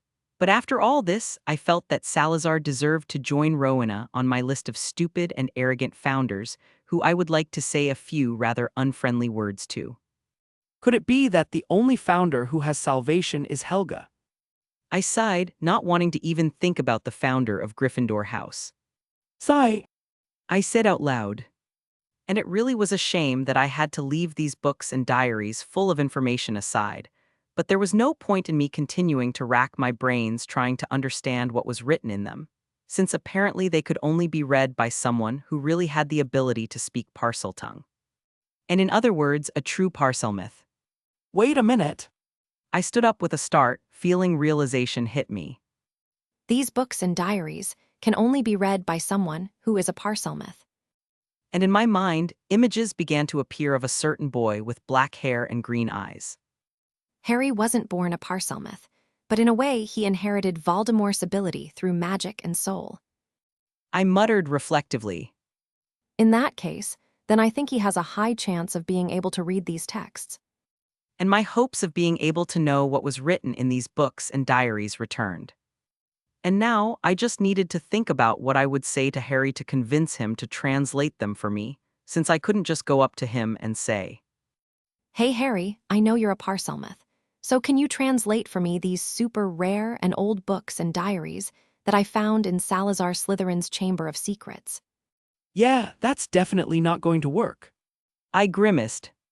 And there were so many problems with asking Harry to read and translate the texts that I was almost tempted to ask Voldemort to translate them for me or at least teach me how to read in Parseltongue.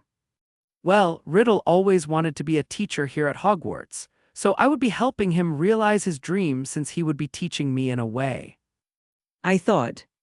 And if the headmaster or Voldemort were listening to my thoughts, they would probably consider me crazy and dangerous, obviously for different reasons. But shaking my head, I decided to put my weird thoughts aside, focusing back on the main problem. Well, I guess now it all comes down to how I'm going to bring up the subject of Harry being a Parselmouth in a conversation with him. I commented to myself, crossing my legs on the bed as I gained a thoughtful look. And I'm going to have to be very careful with that, since I still don't know whether or not Harry has discovered that his ability to talk to snakes is the Parselmouth. I reflected. The chances of Harry not knowing that he has this rare ability were very high, as I had prevented the Chamber of Secrets incident from occurring, which consequently meant that Lockhart did not try to recreate the dueling club, as there was no longer any reason for it. And since Lockhart didn't try to recreate the dueling club, Harry didn't have to face Malfoy, who would summon a snake that would force Harry to show off his ability in front of all the students. And without all the commotion caused by the students after they saw Harry talking to a snake in its language, the black-haired boy would have no reason to be curious about his ability, so he would never discover what a Parselmouth or Parseltongue was. But of course, that was just an assumption, analyzing the facts I had at hand. And there was still a slight chance that he had told Sirius or Ron and Hermione about the time he talked to a snake at the zoo, which in any case would have led him to discover the truth about his ability. Sigh. I thought, shaking my head. But well, I don't think it's worth thinking about these chances and assumptions right now. I said, nodding to myself. But then I yawned, feeling all the tiredness from my studying finally reaching me, feeling mentally exhausted. But of course, only after a good nap. Chapter 437. If you want to support me and read ahead. Patreon.com/C7NX. Yeah, here's the new chapter. A few days later, Saturday. It was a weekend morning, and I was walking through the castle corridors aimlessly, just wanting to walk a little to let my mind relax. I was no longer so stressed about my problem about how to ask Harry to translate Salazar's diaries and books, and in my mind there was already a half-formed plan to solve this problem. It was a simple and safe plan, but I was still in a dilemma about what I would say to him about how I got the diaries and books. And I knew that as soon as I asked Harry for help, Ron and Hermione would also be involved in this, since they don't keep secrets from each other, so my explanation would have to please and satisfy the curiosity of all three of them. Now that I stop to think about it, the least of my problems is Harry. I thought, sighing as I knew that Hermione's curiosity and Ron's prejudice towards everything to do with Slytherin would be a nuisance. And I would continue thinking about it if my senses hadn't picked up the approach of someone very familiar to me. Ethan. This person with a soft, feminine voice with a slight accent called me, making me turn towards her. Hi, Fleur. I greeted the French girl with a smile on my face. Hi. She said, stopping in front of me while also smiling. I'm glad I found you here, since I wanted to talk to you. Did you want to talk to me? I tilted my head, curiosity in my gaze. About what? Oh, I just heard that today is one of those weekends where students can go to that wizarding village near Hogwarts. She began to say, fidgeting nervously. And well, I wanted to take Gabrielle to visit the place, but I've never been there either, so I don't know which places to introduce her to. And hearing that I already knew where she was going with this conversation. And let me guess, did you think about asking me to accompany you and show you around Hogsmeade? I asked with an amused smile. Yes. Fleur nodded slowly, rubbing her arm nervously. You know, you don't need to be so nervous about this. I said, shaking my head with an ironic look. You're just asking a friend for help. This shouldn't be so difficult. I know. She said. But I didn't know if you already had plans for today, and I also don't want to take up your time with something so silly. Fleur, spending time with you and Gabai is not something silly for me, and I would love to spend my time with you. I said to Vila, who smiled softly at me. I'm glad to hear that. Fleur said. And I'm glad to hear that you're glad to hear that. I joked, making the older girl snort in amusement. But well, back on topic, I'd love to show you to Hogsmeade, and I know several places that I know you two will love to visit. I can't wait for this. Fleur said, less nervous and more excited than when she came to me. Yeah, me too. I said, and then I smiled at the Beauxbatons champion. Well, anyway, I'll be waiting for you and Gabai at the entrance gate in 1 hour. Okay. She nodded, and there was a sparkle in her eyes. My plan worked. And looking at Fleur for some reason, I felt like I had been caught in a trap. Strange, I thought. But well, Fleur said, taking me out of my thoughts. I'll be going now, since I still have to tell Gabai and I also need to get ready. So see you in 1 hour. And finishing saying that, Fleur waved at me before turning and leaving, humming with light and happy steps. See you later. I waved to her as she walked away, and as soon as she was out of my sight, I lowered my hand. Strange girl. I said out loud, amused to see the rich and delicate girl acting like that. But shaking my head, I decided to return to my walk. But before I could even take a step, I felt another familiar presence approach me. Hi, Ethan. I was looking for you. Luna said, looking happily at me. Hi, Luna. I greeted the dreamy girl. Why were you looking for me? Well, Luna started to respond. you know today is Hogsmeade visit day, right? Yes, someone just remembered that. I commented. I see. Luna nodded before continuing. In that case, I was looking for you because And at that moment, she started to get nervous. Luna. I looked at her questioningly. I was looking for you because I wanted to know if you wanted to go to Hogsmeade with me. She said very quickly, afraid that she would lose her nerve if she didn't say it all at once. Wait, she's asking me out on a date. I asked myself in shock. No, it can't be that. She must just be wanting to go out with a friend. I denied. Yes, that must be it. And at that moment, when I was trying to overcome my initial surprise, Luna started to get nervous about the delay in my response. And realizing this, I shook my head and focused on her again, before responding. I would love to go to Hogsmeade with you, Luna. But it turns out I already promised Fleur that I would show her and her sister around the village today. I said with an apologetic look, and then I saw Luna's smile fall. And seeing that didn't sit too well with me, so I quickly tried to cheer her up again. But you know, I don't think I can show them the whole village by myself, so I wish you were there to help me, and I'm sure things will be much more fun if you come with us. Huh? she said with a smile that seemed a little forced to me. I'm serious, Luna. I said softly to her. Your presence always makes everything more fun and joyful, and I like having you around. And upon hearing this, Luna looked away shyly, her cheeks flushed. And besides, if you come with us today, I promise that next visit to Hogsmeade it will just be the two of us, and I will let you plan the entire trip. I continued. And that seemed to finally convince her, because she turned to me with her eyes shining. Really? She asked hopefully. Yes, that's a promise, and I won't go back on my word. I said, and in another fictional universe, a very mischievous and determined blonde boy wearing orange clothes nodded proudly at me. Well, in that case, then I'll go with you. Luna said, smiling happily. Great! I smiled too. We'll all meet at the entrance gate in less than an hour, so I'll wait for you there. She nodded. After that, Luna also said goodbye to me, saying that she needed to go get ready, and now that the cheerful and quirky girl had left, I was alone in the corridor again. Well, it looks like I won't be able to continue my walk anymore, I thought, realizing that my conversation with the two girls had taken a while, and now there wasn't much time left before the carriages for Hogsmeade arrived. In that case, I think I'll also prepare for this trip. I said to myself mentally. I then started walking in the same direction Luna had gone, knowing that this path would take me to the Ravenclaw common room. And when I was near the common room passage, I heard someone call me, and turning around I saw Terry coming towards me.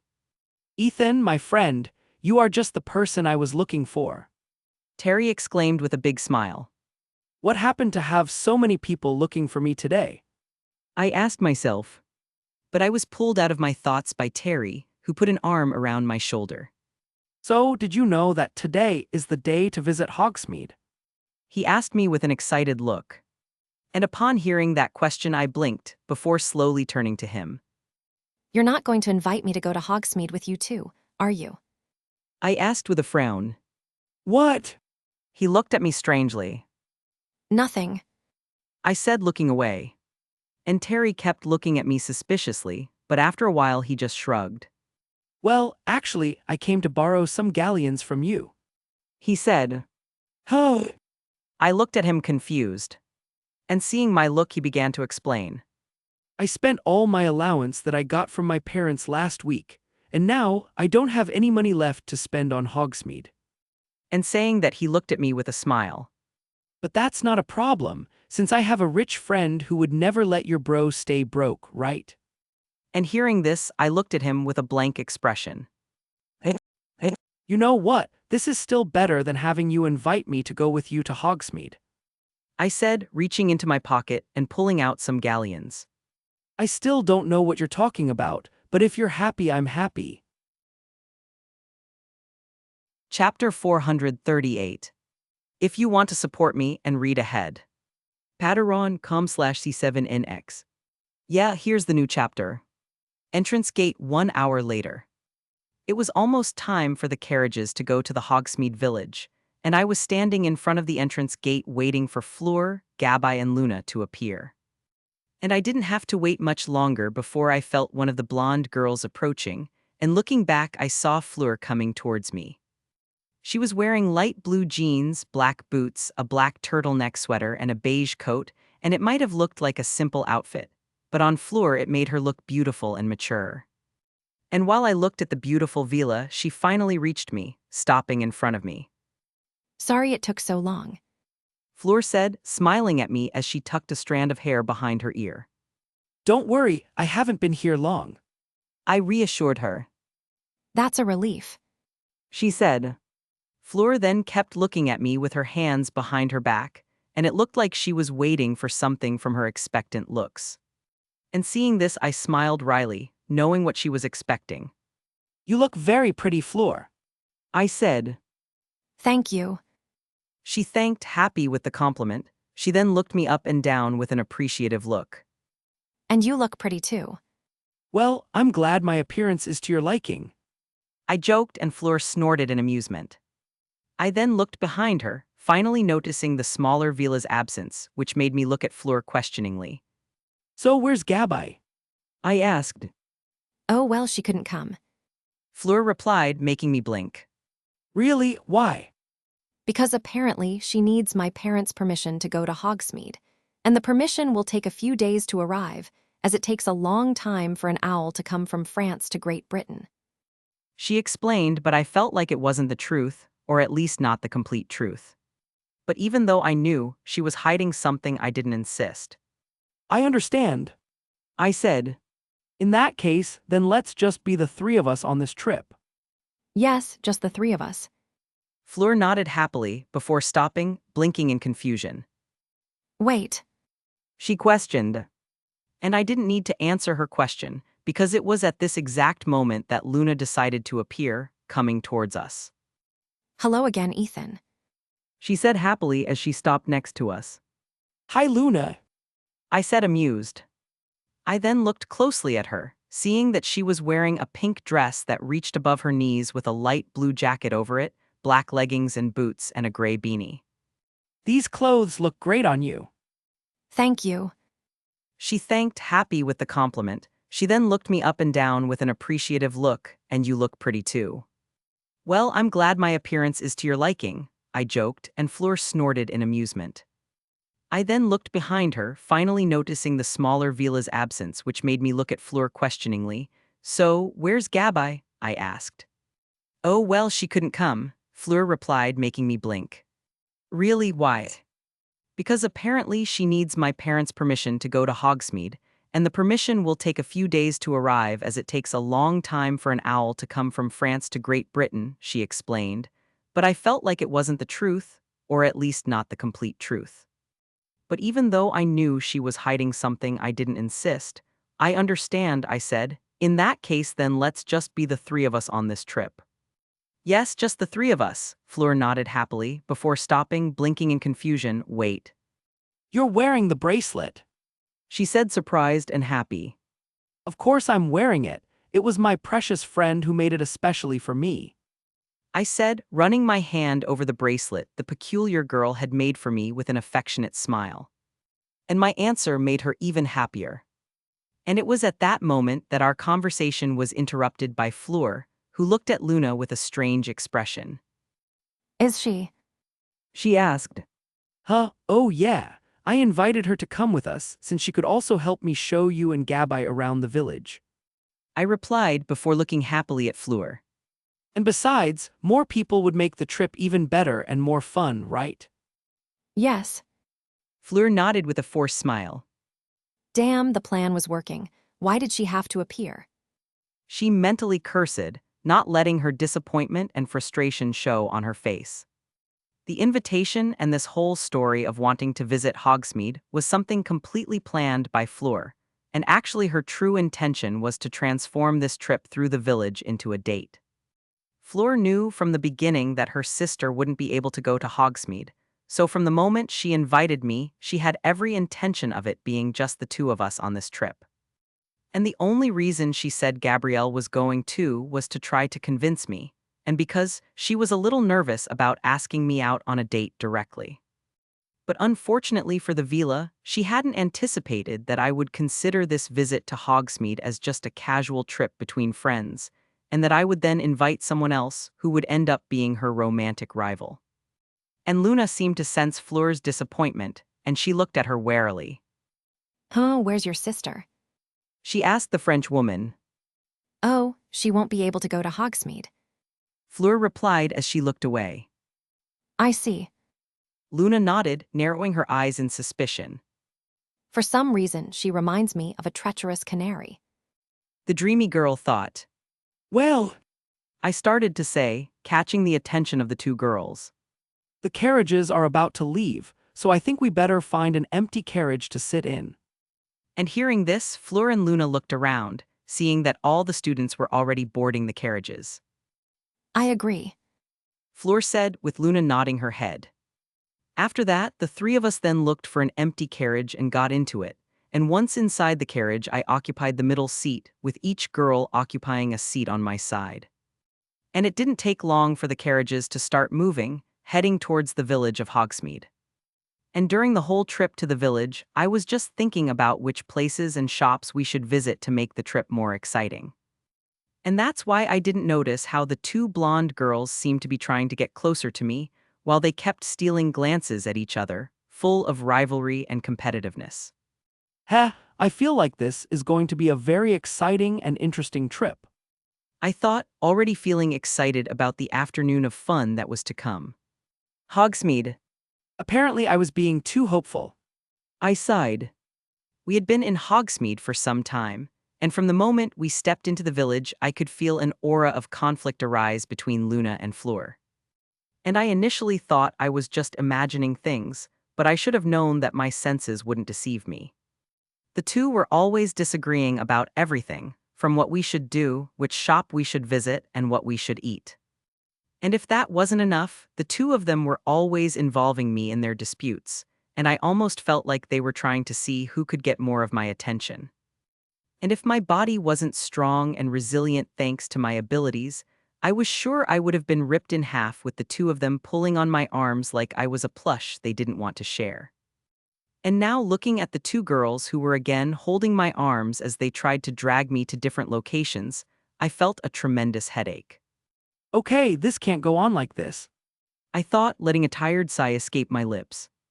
And I knew that I had to resolve their enmity before it became a bigger problem. And so, I freed myself from the firm hands of the two blonde girls and turned to them. Listen, enough of this. I said, making them both blink as they looked at me a little surprised at my outburst. And seeing that they were now both paying attention to me, I continued.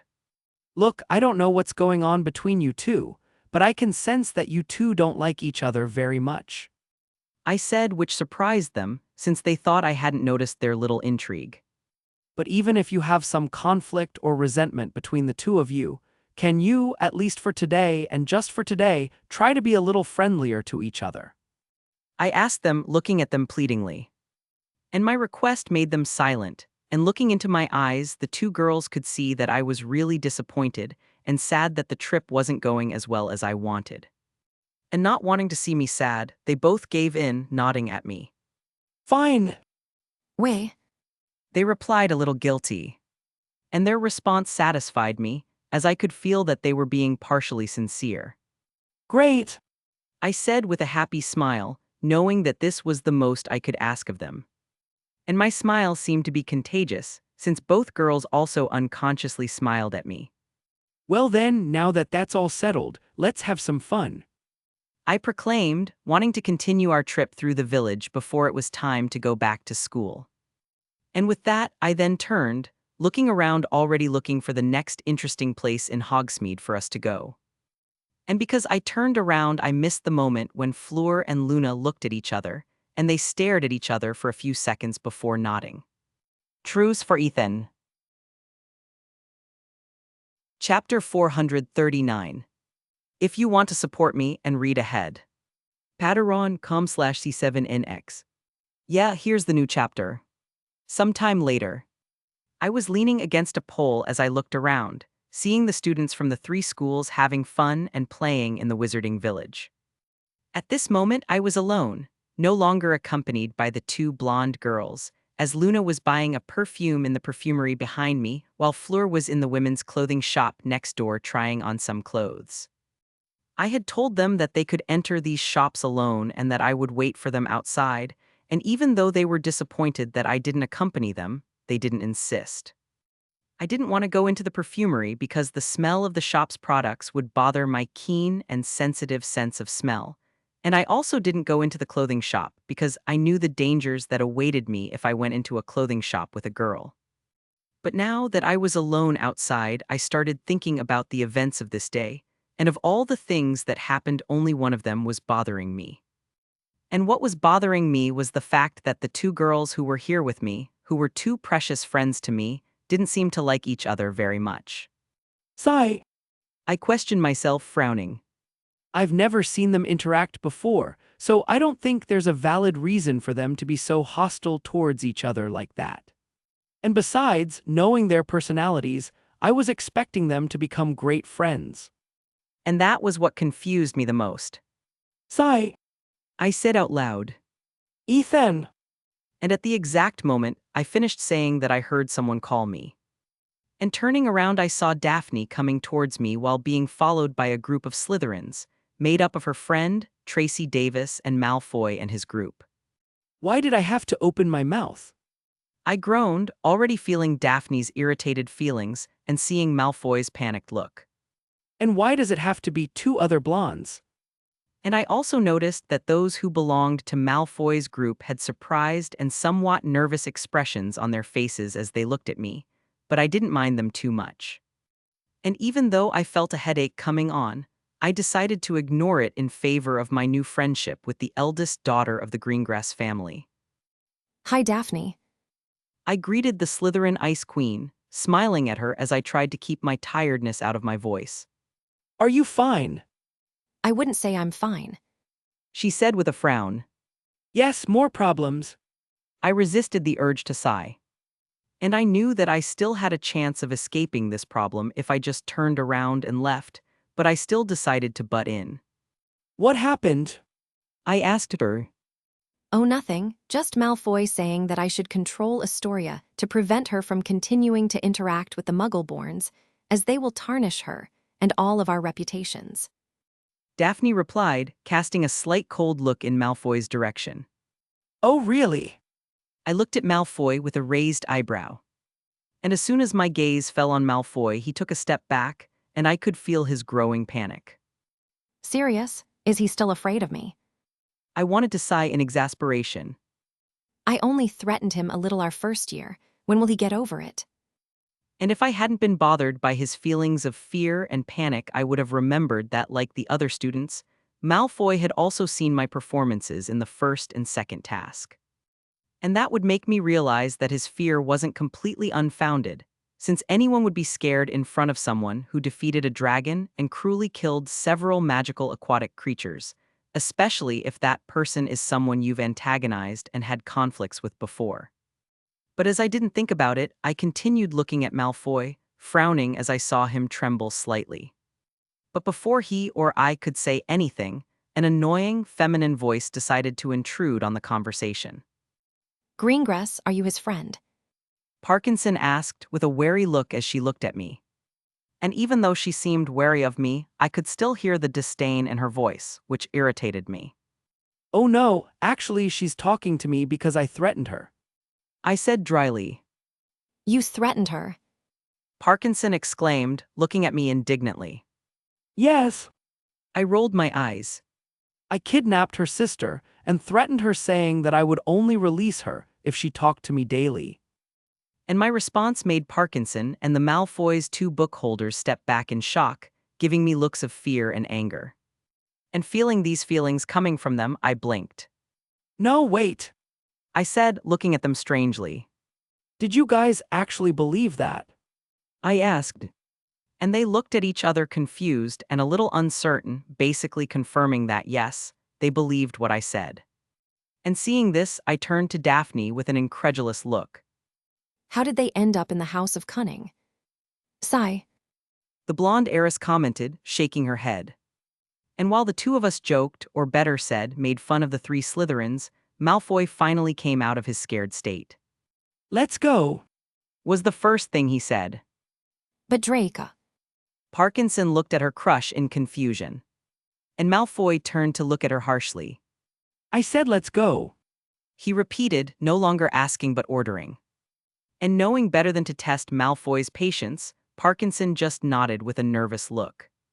And then Malfoy and his group turned and hurriedly left, with the spoiled blonde boy not even daring to look back. And when they left, they passed Luna and Fleur, who had just left the clothing shop and the perfumery. Huh, what happened, Ethan? Fleur asked me with a strange look, while Luna looked curiously at the back of the group that was moving away. Oh, nothing, just some idiots bothering me, but I've dealt with them. I waved my hand dismissively, and the older Delacour nodded in understanding. She then noticed the two girls that were still here, noticing that the blonde girl with the cold eyes was standing too close to me for her liking. And who are they? Fleur asked, narrowing her eyes at the two Slytherin girls. They are our colleagues from the study group that Ethan created. Luna answered for me, nodding happily at the two girls. Yes, they are Tracy Davis and Daphne Greengrass. I said, gesturing to each girl before pointing to Fleur. And well, I think you know who she is. I looked at Daphne and Davis. Yes, she is the Beauxbatons champion. Davis said, nodding at Fleur, who nodded back. Hello, Miss Delacour. Daphne began to say, holding out her hand to Fleur. As Lovegood said, I'm their colleague and we're in the same study group. And besides, I'm also friends with Ethan. Oh, Fleur looked at her with a raised eyebrow, shaking her hand. so she and Ethan are friends. She thought, it looks like someone is very happy and proud to tell others that we are now friends, I commented with a playful smile as I looked at Daphne. Well, you're the strongest champion in the Triwizard tournament, so I think you're worthy enough to be known as my friend. Daphne joked back with a small smile on her lips. Oh yes, I feel honored. I rolled my eyes, bowing to the Ice Queen. And as soon as I stood up, Daphne and I exchanged glances before snorting in amusement. And this playful and friendly exchange between Daphne and I made Fleur and Luna look at the heiress Greengrass with extreme caution, as if she were someone they had to be careful with. A second rival. They both asked themselves.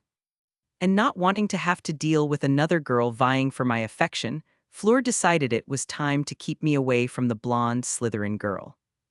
So Ethan, shall we go? Fleur said, walking past Daphne and coming to me, before grabbing my right arm. We still have to continue our trip. And Luna, upon hearing this, nodded before also coming to me. Yes, you promised me that we would go to 3 Broomsticks and eat the new mint cake they made. She said, holding my left arm. And as they said this, they also stared at Daphne with narrowed gazes, approaching me protectively. Oh. Daphne made a confused face. Why are they staring at me like that? She wondered. And then she looked at Luna and Fleur without understanding the reason for their cautious looks, until she saw the way they were holding me, as if they were trying to keep me away from her. And upon seeing this, the realization finally hit Daphne. Wait, don't tell me they're jealous of me and Ethan. Daphne blinked, looking between me and the two girls with a surprised look. And I, who didn't know what Daphne was thinking, just shook my head while looking at the girls holding me. Seriously, I really don't know what's going on with you two today that you're acting like this. I said, sighing. And when Daphne heard what I said, her eyes just widened slightly. He didn't notice. She asked herself in disbelief. Daphne then turned her gaze to Luna and Fleur, who were still clinging to my arms, noticing that when they weren't looking at her cautiously, they were giving me looks full of affection and care. And seeing this, she turned to me again, looking at me like I was stupid. Seriously, how can someone who is supposed to be the smartest student in school be so dense like that? And feeling Daphne's gaze on me, I looked at her, noticing the way she was looking at me. Why is she looking at me like that? Chapter 440. If you want to support me and read ahead. Patreon.com/C7NX. Yeah, here's the new chapter. After talking a little more with Daphne, I said goodbye to her and Davis, and now Luna, Fleur and I were heading towards 3 Broomsticks, so we can rest a little while, eat and drink something. And as we were walking to the pub, I could feel Fleur's eyes on me, and turning to her, I saw that she was looking at me with a frown. What? I asked, looking at her with a raised eyebrow. You seemed pretty close to that Greengrass girl. She said, which made me blink at the sudden topic. Well, I'd say she and I are as close as any friend would be. I shrugged. I see. Fleur murmured, looking away and looking straight ahead. And I could feel a slight feeling of jealousy coming from her, which made me sigh in exasperation, since there was no reason or sense for her to be jealous of my friendship with Daphne. Girls are so complicated. I thought, shaking my head. And in that time, the 3 of us finally arrived in front of the 3 Broomsticks, and entering the pub that was also an inn, we looked for an empty table to sit down, finding a 6-seat table near the window. And before I could even choose where I would sit, the 2 girls who accompanied me grabbed my arms and pulled me so that I sat between them. And now, with a girl sitting on either side of me, I felt a little stuck, just like the carriage ride to the village. You know there are free seats there, right? I asked, gesturing to the 3 empty seats in front of us.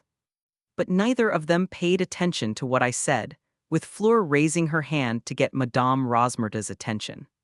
Say, why do I even try? I thought. Hello, dears, what do you want? Madame Rosmerta asked us with a friendly smile as soon as she arrived at our table. I'll have a mug of butterbeer and a mint cake, please. Luna said, already with a smile on her face as she imagined the taste of the cake. I'll have the same as her. Fleur said, since she didn't know almost any of the dishes and drinks that were on the menu. Okay, what about you, Ethan? The older woman asked as she looked at me, already used to my presence in her pub. I'll have a cherry syrup soda and a mint cake. I said, and Madame Rosmerta nodded. So there will be 3 mint cakes, 2 butterbeers, and a cherry syrup soda. She said, writing everything down on a small notepad she carried with her to write down customer orders. After that, Madame Rosmerta went out to prepare our drinks and food, and it didn't take long for her to return carrying a tray with 3 mugs of drinks and 3 plates with cakes that were light green in color. Here it is, I hope you like them. She said, smiling at us as she placed the drinks and cakes in front of us. I'm sure we'll like it, just like all the other drinks and food at 3 Broomsticks. I said, looking at the pub owner with a small smile. Flattery won't get you a discount, Ethan. Madame Rosmerta said, with an amused smile on her face. Well, I tried. I shrugged, which made the older woman snort. She then shook her head and collected the tray. But well, I'll leave you 3 to enjoy your drinks and cakes. Have a great date. She said, smiling mischievously at the end of the sentence. Date! I blinked blankly. And Madame Rosmerta just smiled even more, before looking at Luna and Fleur and winking at them with a knowing look, which made the girls blush.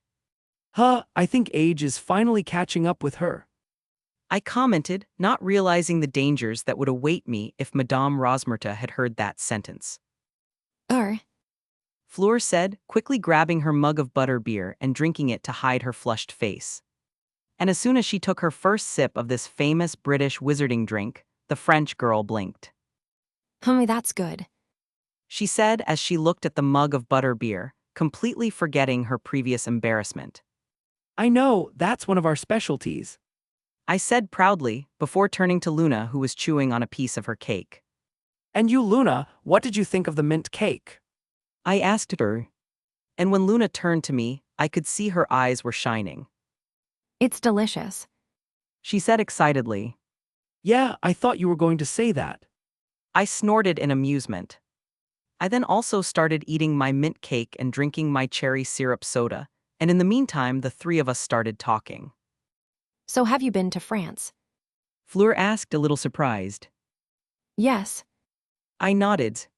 I went there with my family for Christmas of my 2nd year to meet Nick and Penny for the first time. Wait, so the first time you met the Flamels was 2 years ago, and you went to France precisely for that? Fleur asked. You. I nodded. And in that short period of time, you created a grandparent-grandson relationship, and they made you their heir. She had an incredulous expression on her face.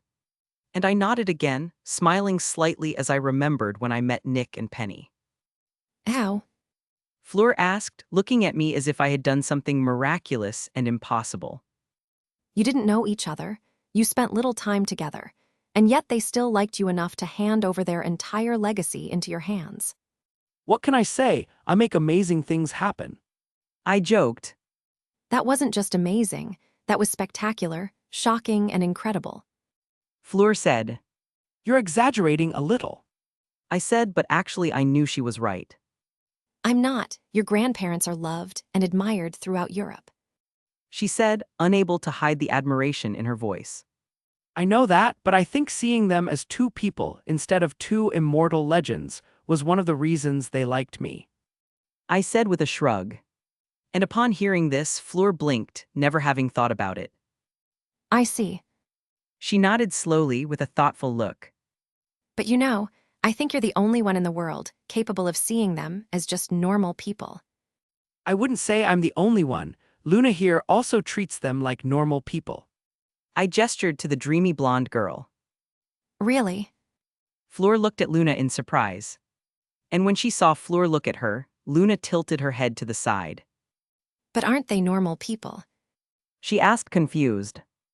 Or, Fleur sweated.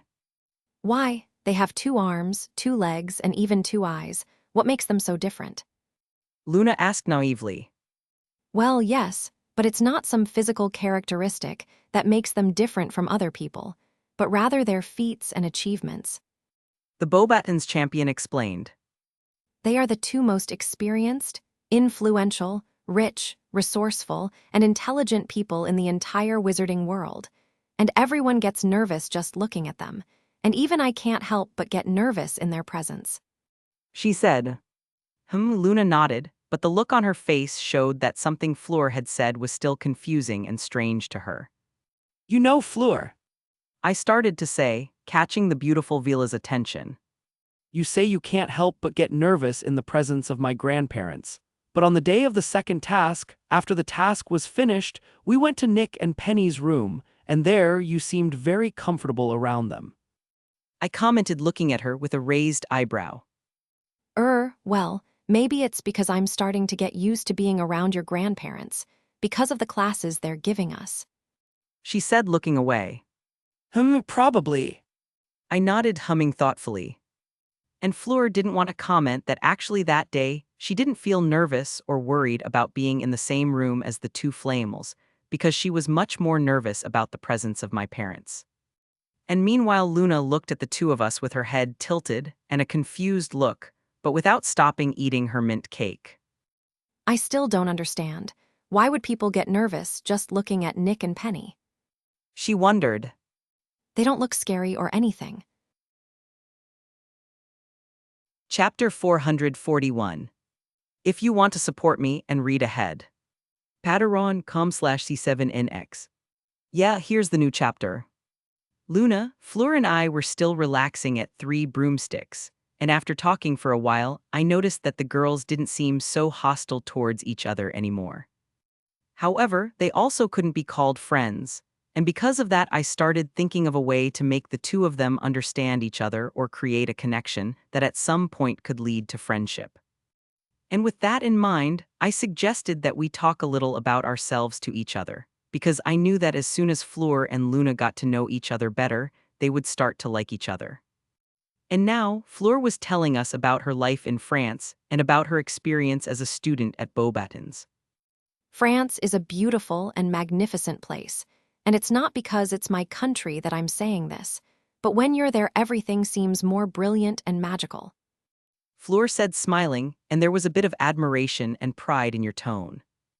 And as for Beauxbatons school, And even though Fleur was still smiling, I could tell it wasn't such a real smile. I feel like that's not all you have to say about your school. I commented, looking at Fleur calmly. And I also feel like this school isn't that good for you. Well, it's not that the school isn't good. She started to say, before looking away. The real problem is the students. Oh yeah, I know what you mean. I said with a frown. Are you a Vila? Luna asked, looking at Fleur curiously. And that question made Fleur look cautiously at Luna. Yes, I am. Fleur nodded slowly. And she was already preparing herself for the hostile looks full of bad feelings that she would receive from the little blonde girl, but that never came. Incredible. Luna murmured, looking at Fleur with a twinkle in her eyes. And that surprised Fleur, who wasn't expecting this reaction from Luna. Usually when a girl discovered her heritage, she would react negatively, showing disgust, contempt, jealousy, or envy, and she was expecting a similar reaction from Luna, mainly because they were romantic rivals. However, seeing that the peculiar girl did not show any negative reaction, but was actually looking at her in awe and excitement was a great shock for the Delacour heiress. Oh, thanks, I guess. Fleur said, blushing slightly as she felt a little happy. And I, who was watching this, smiled. Can you also throw fireballs? What do you eat? Where's your clan? Is it true that Vilas turn into birds 15 days after the full moon? And Luna, as expected of her, started throwing a barrage of questions at Fleur. Well, I've never done that. But yes, I think I can throw fireballs too, and Velas eat normal food just like all other human beings. Fleur began to respond. As for the Vela clans, they are spread throughout Europe and even in other parts of the world. But the clans are more concentrated in Bulgaria. The blonde French girl had a thoughtful look, tapping a finger on her chin. But there were some little clans in France too, and I remember my mother saying there was once a clan here in England. Oh, Luna was excited to hear this, already thinking about telling her father that the next exploration trip they were going to take should be to look for Vela clans in England. Fleur then turned to look at Luna, and there was a strange look on her face. and about your last question, no, we don't turn into birds 15 days after the full moon. On. And Luna made a disappointed pout, which made me snort. But showing that nothing could stop her curious mind, Luna quickly put aside her disappointment and continued asking Fleur more and more questions. And normally, anyone would get irritated by this barrage of questions, but Fleur was actually answering all of Luna's questions calmly, and I could even tell that the French girl was excited too. Probably having someone wanting to know more about your Vela heritage without having bad or hostile intentions was something new and good for Fleur, and for that reason she was so involved in her conversation with Luna. You know, I have a feeling Luna did that on purpose. I thought, looking at the Ravenclaw girl next to me with a soft smile. And after a while, I also got involved in the conversation between the two, and I finally started to feel that this trip was going well. And as we talked, I felt the magical signature of a very familiar trio approaching 3 broomsticks. And I then looked at the pub door and saw the golden trio walk through it, and once inside the 3 broomsticks they began to look around as if looking for something. Hermione's gaze then fell on me, and she nudged her 2 friends before gesturing towards me, and then to my surprise they started walking towards the table I was at. Hi. Harry said to us as he stopped next to our table, interrupting our conversation to Fleur's dissatisfaction and Luna's sadness, who still had several questions to ask. Hey. I greeted them, nodding at the 3 Gryffindors. I then noticed that Ron was looking dazedly at Fleur, and I could already feel that she was getting uncomfortable being stared at by him. I cleared my throat to get his attention. You look a little sick, Ronald. I said, and the red-haired boy blinked, snapping out of his dazed state and looking at me. Hi. He asked confused. I said you look a little ill.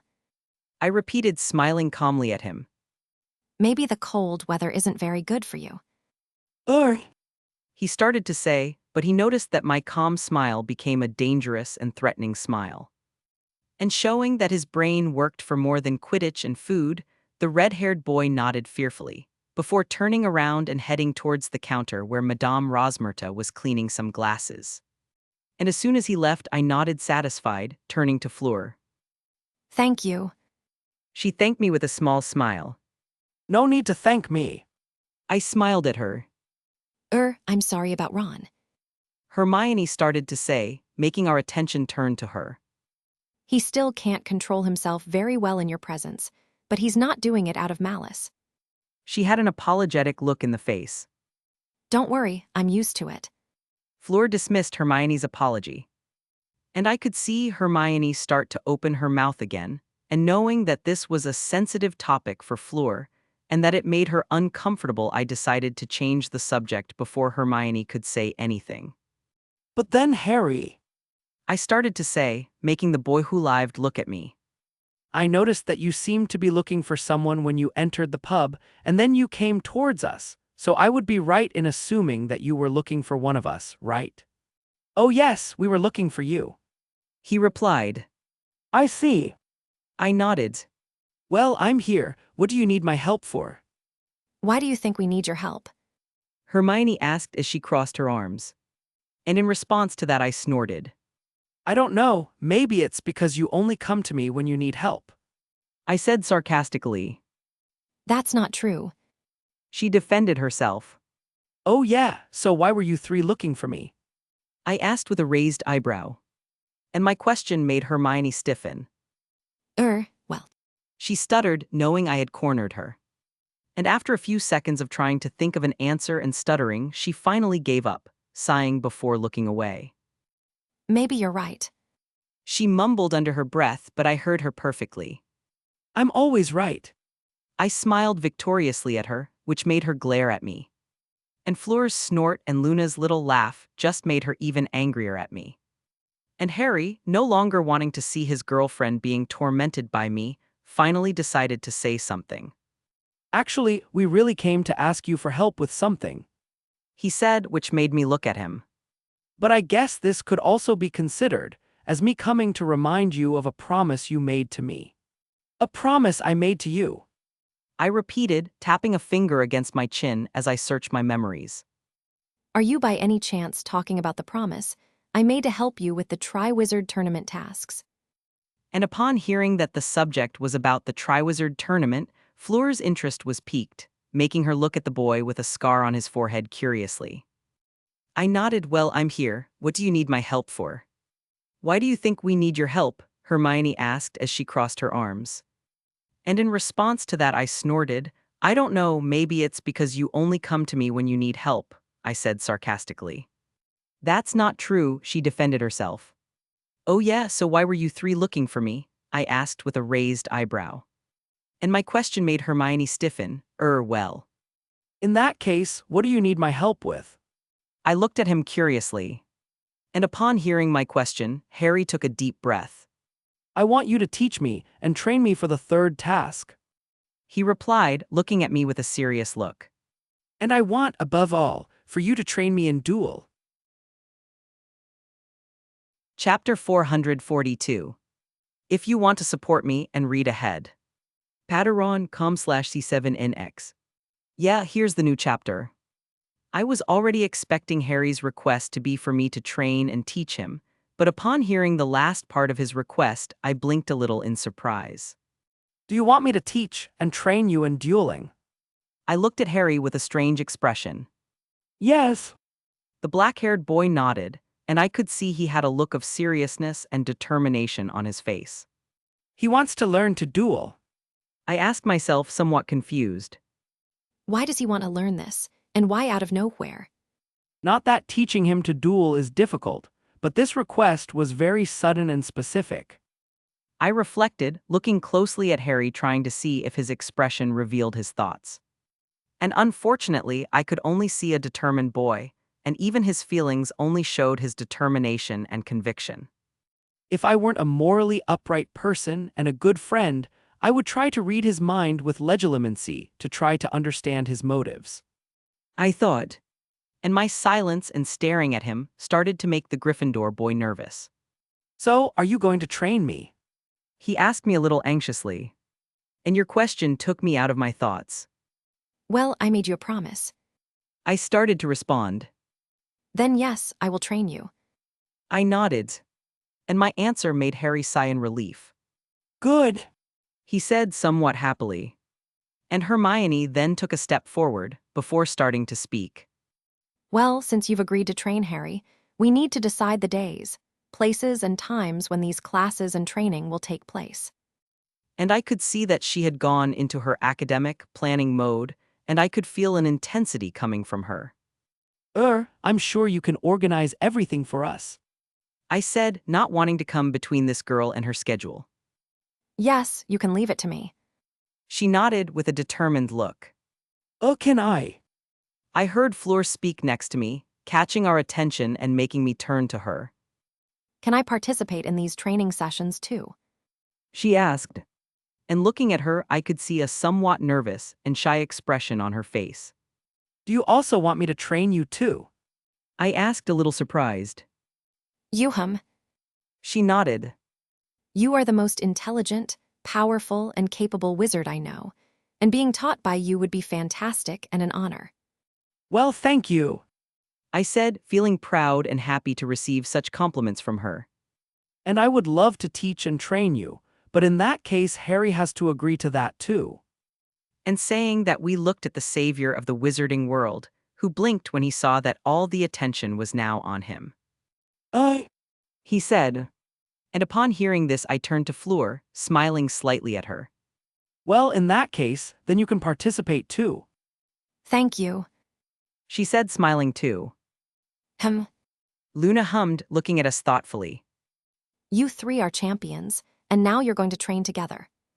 She started to say. Well, I nodded, not knowing what she was getting at. In that case, then do you plan to invite the Durmstrang champion as well? She asked, tilting her head. why would we invite him? Harry asked with a slight frown. Because then all the champions would be training together, showing unity between the three schools, which is what the Tri-Wizard tournament proposes. Luna replied. Well, that's true. I said slowly, looking at the other two champions present. Fleur didn't seem very in favor of the idea, and Harry had a scowl that showed he really didn't like the idea of inviting Crumb. And it made sense that they were against the idea of inviting Crumb, since neither of them had a friendly relationship or any kind of relationship with him. And in fact, among the three of us, the person who interacted the most with the Bulgarian champion throughout the tournament was me, and our interactions were mostly hostile, at least on his part. You know, Luna, I think it would be better if it was just the three of us. I said to my curious friend. Why? She asked. Let's just say we're not very good friends with Crumb, and he doesn't like me and Harry very much either. I replied with a wry smile. And Luna stared at me with her head tilted, before turning to Harry only to see that he was frowning. And Harry noticed that Luna was looking at him. Yes, he doesn't like me very much, he said, showing a forced smile to the blonde girl. But why doesn't he like you too? Luna asked, confused. And hearing that question, Harry and I looked at each other, with strange expressions on our faces. And Harry might not yet know why Crumb didn't like him, but I knew exactly why the professional Quidditch player held a grudge against me. Well, actually, I don't know why he doesn't like me, Harry replied with a sigh. I also have no idea why he doesn't like me. I quickly replied with a serious look, keeping my poker face. And if Crumb heard this, he would be shocked at my shamelessness. Strain. Luna muttered. But after a few seconds she shrugged. Well, too bad. It would have been nice to see you all together. She said, deciding to leave that topic aside. Probably. I nodded before deciding to change the subject. But well, then I guess with that the matter about our training is resolved, right? I said, looking at the Gryffindor couple. I think so. Harry said, looking at Hermione beside him, who nodded. And you don't have anything else to talk to me about, do you? I asked. No, we don't. The green-eyed boy replied. Well, in that case, then I would like to be alone with these two beautiful girls again. I said, gesturing to Luna and Fleur. The three of us are on a trip, and now we wanted to relax and enjoy our cakes and drinks. And when I said that, Harry and Hermione looked at the three of us, at the plates of cakes and mugs of drinks on our table, and then at the three of us again. And then the realization hit them, making them realize that they had actually interrupted us in the middle of our trip. And they both immediately felt embarrassed when they realized that they had completely disregarded the fact that we were in Hogsmeade to have fun and relax, and not to talk about training and studying. Oh, Harry said, scratching the back of his head with an apologetic look. well, we're leaving now. Yes, and we're sorry for disturbing your trip. Hermione said, nodding at us. And after saying that, the two waved at us again before turning around, going to get the third member of the Golden Trio, who was gorging themselves on food and drinks at the counter. And after managing to get Ron to let go of his large mug of butterbeer that he was holding as if his life depended on it, the three of them left the three broomsticks. Well, Fleur commented after a while, making me snort. You have no idea. I said. I then shook my head. But well, now that they're gone, we can go back to our conversation from before. oh yes. Fleur said with a nod. I remember Luna was asking me about gargoyles and their French origin when our conversation was interrupted. And when she said that, we both looked at the eccentric girl who was on the other side of me, watching her put the last bite of cake that was on her plate into her mouth. And she seemed to feel our gaze as she turned to us with her mouth still full of cake. What? She asked, tilting her head. And seeing her curious look and her puffy cheeks, I smiled softly. Huh, you really like the cake. I said, amused. Yes, it is very tasty.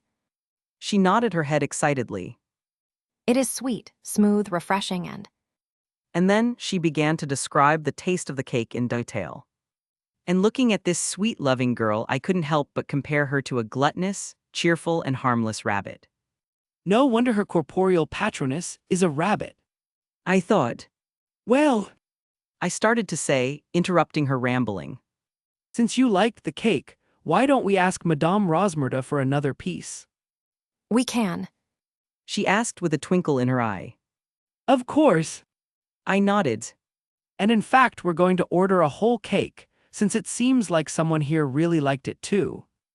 And as I said this, I glanced out of the corner of my eye at Fleur, who was finishing chewing what was left of her cake.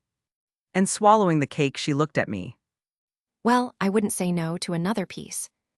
She said, trying to maintain a refined and calm appearance, but the mint cream that was left on the edge of her lips completely ruined that. Just one more piece. Chapter 443.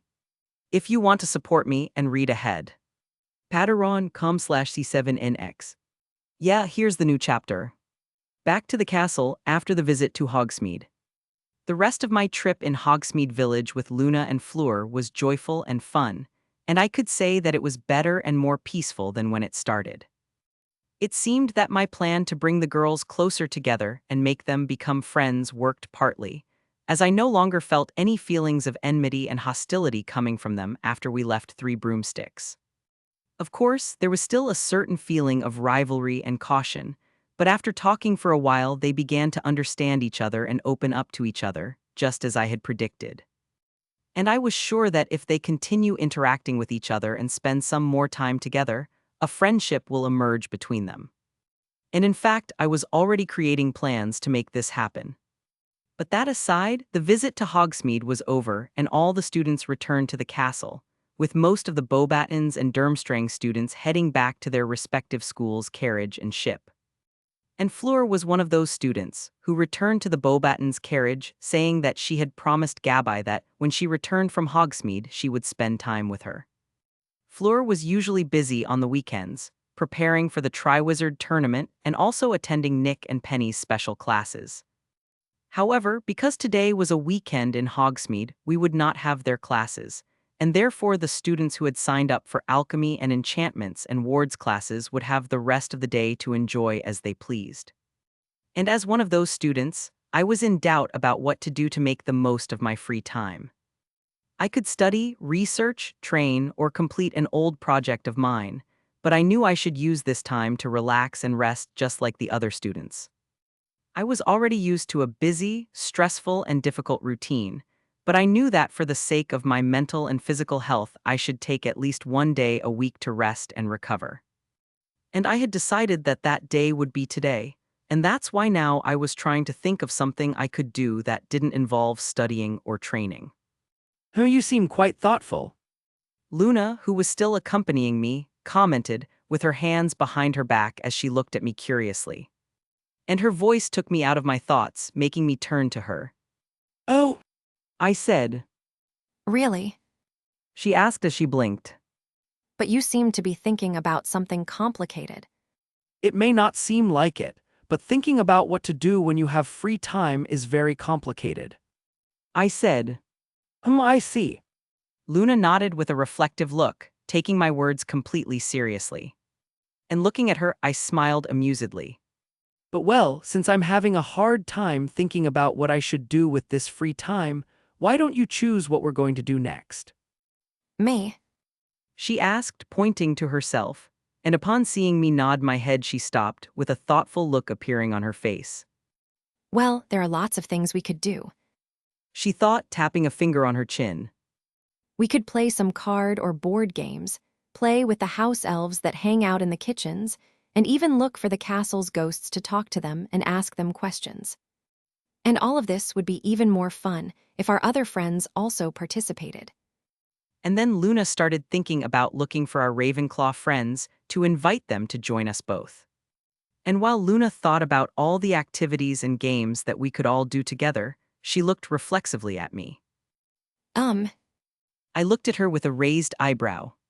Why is she so quiet, and why is she looking at me? I wondered curiously. And since Luna couldn't read my thoughts, she just continued looking at me in silence. Come to think of it, I think I'd rather it be just the two of us. She thought, smiling softly. And when I saw her smile, I became even more confused, but before I could say or ask anything, she finally spoke. How about we go feed the Thestrals in the Forbidden Forest? Luna suggested. Huh, feed the Thestrals. I repeated, tilting my head. Yes, it's been a while since I visited and fed them, so I wanted to do that with you. She explained. I see. I said, nodding my head. I visit the Thestrals practically every week for my research, so going to see them now isn't going to be all that exciting or interesting. I thought as I rubbed my chin. And seeing that I was silent, Luna got a little worried, thinking that I hadn't liked her suggestion of what to do. So what do you think? She asked, looking at me anxiously, and even though she was worried, there was still a bit of hope in her look. And seeing her big, serene eyes looking at me hopefully, I realized that I no longer cared if the visit to the Thestrals was boring or tedious. Now I just wanted to make this kind and cheerful girl in front of me happy, and so I knew I couldn't deny her suggestion. Well, why not? I said, smiling at her. And when she saw that I accepted her idea, a big happy smile appeared on Luna's face, and without waiting for me to say anything else, she held my hand before starting to drag me through the castle. The two of us then headed to the gate that led to the Hogwarts grounds, and as soon as we left the castle, we headed straight for the Forbidden Forest, knowing that the Thestrals would be there resting after taking the students to Hogsmeade Village and bringing them back. And I didn't even need to say how strange the scene of a cheerful and smiling blonde girl dragging the current strongest champion of the Triwizard Tournament to a forest known to be very dangerous and scary was for others. Later, after spending the rest of the afternoon with Luna in the Forbidden Forest playing with the Thestrals, we returned to the castle, realizing it was almost time for dinner. And after dinner, I said goodbye to Luna and my friends, who stayed in the Ravenclaw common room to talk, and went directly to my room. And now I was in my room, sitting in front of a table that had a parchment on it, and meanwhile I had a pen in my hand, which I tapped rhythmically on the table with a thoughtful look on my face. And the reason for my thoughtful look was the request that Harry had made to me today. Harry asked me to train him and I agreed, and now I have to create a schedule for these trainings. I thought, looking at the parchment in front of me, which was where I would write down the schedule. And as not only Harry but Fleur will also participate in these training sessions, I have to create a schedule that works for both of them, taking into account what they have already learned and what they need to improve. And this part was a little complicated, since there was a certain gap between their skills and knowledge, mainly because they were from different schools and years. And because of that, I couldn't agree on what I would teach them and how I would train them, and I really didn't want to have to create a different schedule for each of them, since I wanted them to train together. Sigh, apparently I'm going to have to improvise. I said out loud, dropping the pen on the table and leaning back in my chair. I then let my head fall back, looking at the starry ceiling of my room. But thinking about it, it won't be that bad if I improvise. I muttered. And it was true, since that way I wouldn't need to be tied to a specific training or lesson, and that way I could help Harry and Fleur improve in the areas they needed most. Well, then I guess now I'll just need to wait for Hermione to create a schedule for our training sessions. But knowing her, she's probably already finished doing that. I said, huffing in amusement. And I couldn't deny that I was a little excited about the idea of training and teaching Harry and Fleur. And I could even feel my teacher side emerging. Heh, I just hope they're both strong and don't give up, because I'm not going to go easy on them. Chapter 444. If you want to support me and read ahead. Patreon.com/C7NX. Yeah, here's the new chapter. Following day. Pav third person. It was a Sunday morning, right after breakfast, And in one of the many corridors of Hogwarts Castle, there were two identical red-haired teenagers who were walking side by side while whispering to each other.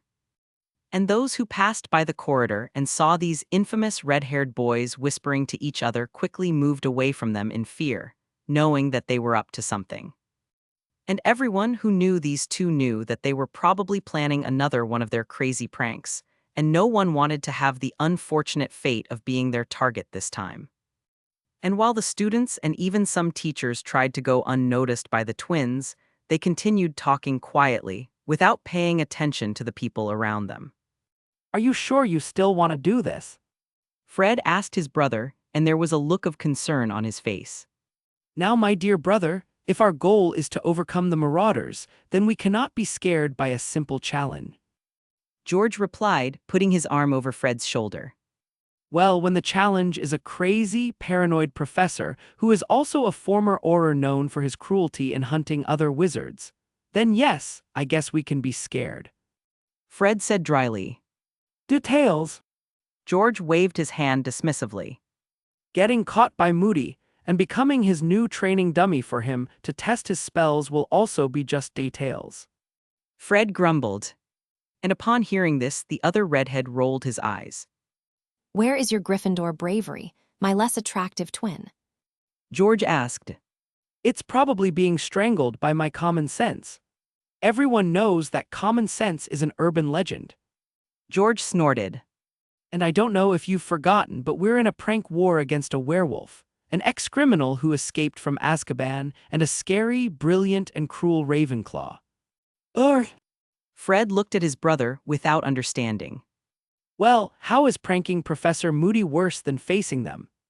George looked at the twin next to him with a raised eyebrow. You have a point, Fred said, which made his brother smile. And okay, we're going to do this prank. George shrugged, still smiling. George then put his hand in his pants pocket and took out a folded parchment, and Fred, who saw this, approached him, already knowing what he was going to do. Atlas map mode, George said before bringing his bracelet closer to the parchment. And from the stone in the center of his bracelet, black ink came out, falling onto the parchment and spreading across it. And this ink then began to move across the parchment, drawing something on it, and in the end, when the ink finally blended completely with the parchment, there was a magical map of Hogwarts drawn on it. Atlas, look for Aleister Moody, George commanded again. And again, the map on the parchment began to change, and when it stopped, it was showing Professor Moody's office, where his name and the footprints representing him could be seen. But the twins didn't pay much attention to it, as they saw something strange on the map that completely captured their attention. Isn't that the name of Percy's boss? George asked, looking confused at Bartemius Crouch's name on the map. Yes, and he is also one of the organizers of the Triwizard Tournament. Fred replied with a strange frown. And George kept looking at the map in confusion, until he remembered something. Wait a minute, didn't Percy say his boss was sick? He asked, turning to his brother with a questioning look. And that question made Fred blink before nodding. Oh yes, I remember him talking about that on Yule Ball Day, He said. And upon hearing his brother's confirmation, George frowned, looking back at the map. Strange, if he's sick, what is he doing at Hogwarts? More importantly, Fred said. And what followed was silence, as the two Weasley boys tried to think of possible answers to these questions. are he and Professor Moody friends? Fred suggested, but his brother shook his head. Did you forget that Dad said that Professor Moody has few friends, and that he and Mr. Crouch don't like each other? George asked. Oh, that's right. Fred nodded before snapping his fingers as if he had just thought of something. Maybe he came to Professor Moody to ask for some healing potion or something for his illness. So early in the morning. George looked at him uncertainly. And besides, if he wanted a healing potion, shouldn't he see Madame Pomfrey or Professor Snape instead of the Dada professor? Yes, you're right. Fred pursed his lips. And the two again fell into an awkward silence, becoming more confused with each passing second. The twins could think of no reason why these two old men would be meeting so early in Professor Moody's office. Professor Moody and Mr. Crouch were so different from each other, and apparently not only were they not friends, they even had a feud between them. And because of that, it was difficult to imagine that the two of them would be in the same room together, and the twins even began to wonder if the rumor about them hating each other was a lie. I. Fred started to say, not finishing his question as he looked at his brother with a strange look. And George looked at the other red-haired boy confused, not understanding what he was trying to say. But not a second later, he understood the meaning of his brother's words, and a grimace of disgust immediately appeared on his face. You know, this is impossible. He said. I don't know, they look very suspicious to me. Fred said, looking at the map. And George was going to try to deny it again, but when he was about to open his mouth, Fred spoke, interrupting him. Wait, Mr. Crouch is approaching Professor Moody. He said hastily, bringing the map closer to his face. Really? George asked, looking at the map too. And just as Fred said the name and the footprints belonging to Mr. Crouch began to approach Professor Moody, who was still standing in the corner of the office. Isn't he a little too close to Professor Moody? George said with a grimace on his face. Look, they're practically on top of each other. And looking at the map, you could see that Mr. Crouch's name was almost blending in with Professor Moody's name, which showed that they were pretty close to each other. And immediately in the boys' minds came several images of what Mr. Crouch and Professor Moody could be doing to be so close to each other like that. And unfortunately for the twins, most of the things they thought of required a certain level of intimacy that bordered on obscene. Oh no, I was right. Fred said in amazement, and he couldn't even feel satisfied with the fact that he was right, since the only thing he was feeling at this moment was disgust. I want to vomit. George put his hand over his mouth, feeling the breakfast he ate wanting to come out. And his brother nodded, his face completely green as he leaned against the wall. You know what, I think we better leave this prank with Professor Moody aside. Fred said, starting to feel the bile rising in his throat too. Yes, and I also think it's better that we keep a certain distance from his office. George said with a disgusted look. And Fred was quick to agree with this suggestion. Yes. Fred then looked back at the parchment in his hands, holding it as if it were dirty. And no longer wanting to see the two names that would be the reason for his nightmares for the next few days, he canceled the map before putting the parchment back in his pocket, planning to burn it to get rid of anything that reminds him of this moment. Let's agree to never talk about this again. Fred said with a frown. I don't want to have to remember this moment ever again. I agree. George nodded. And in fact, I'm even going to start researching memory spells to learn how to cast one, and then I'll be able to erase that memory from my mind. Great idea. Fred said. And I think the best time to start this research is now. Yes. Chapter 445. If you want to support me and read ahead. Patreon.com/C7NX. Yeah, here's the new chapter. Next day, Monday. Today was a normal school day, and after lunch, during the students' free time before afternoon classes, Hermione and Harry came looking for Fleur and me to talk about our training. And now the four of us were in the stone courtyard, with me and Fleur looking at the parchments that Hermione had handed to us. And on these parchments, Hermione had written down the days and times that she considered good for our training to take place. So what did you guys think? Hermione asked, looking at us a little nervously. I already showed Harry the schedule, and he thought it was good. She said, and her boyfriend nodded. And instead of answering her question directly, I looked at the parchment in my hands as I pondered, seriously analyzing the schedules to see if they wouldn't interfere with my training and study time. And it seemed like Hermione really made an effort to make this schedule, as it took into account our classes, our personal training, and even our leisure and rest time. And I knew that for Hermione to have managed to make such a detailed and complete schedule, she probably tried a lot, which made me look impressed at the female member of the Golden Trio. But it also made me question how and why Hermione knew so much about Fleur's and my personal schedules. And I felt like I wasn't prepared for the answer to that question. But shaking my head and putting that aside, I looked back at my parchment, and seeing that the training times wouldn't interfere with my own schedule, which was already very full and busy, I nodded. Well, I don't see any problem with this schedule. I replied, turning my gaze to Hermione as I folded and put the parchment in my pocket. Me neither. Fleur next to me said, also putting away her parchment. And upon hearing this, Hermione let out a small sigh of relief, before looking at us and showing a satisfied smile.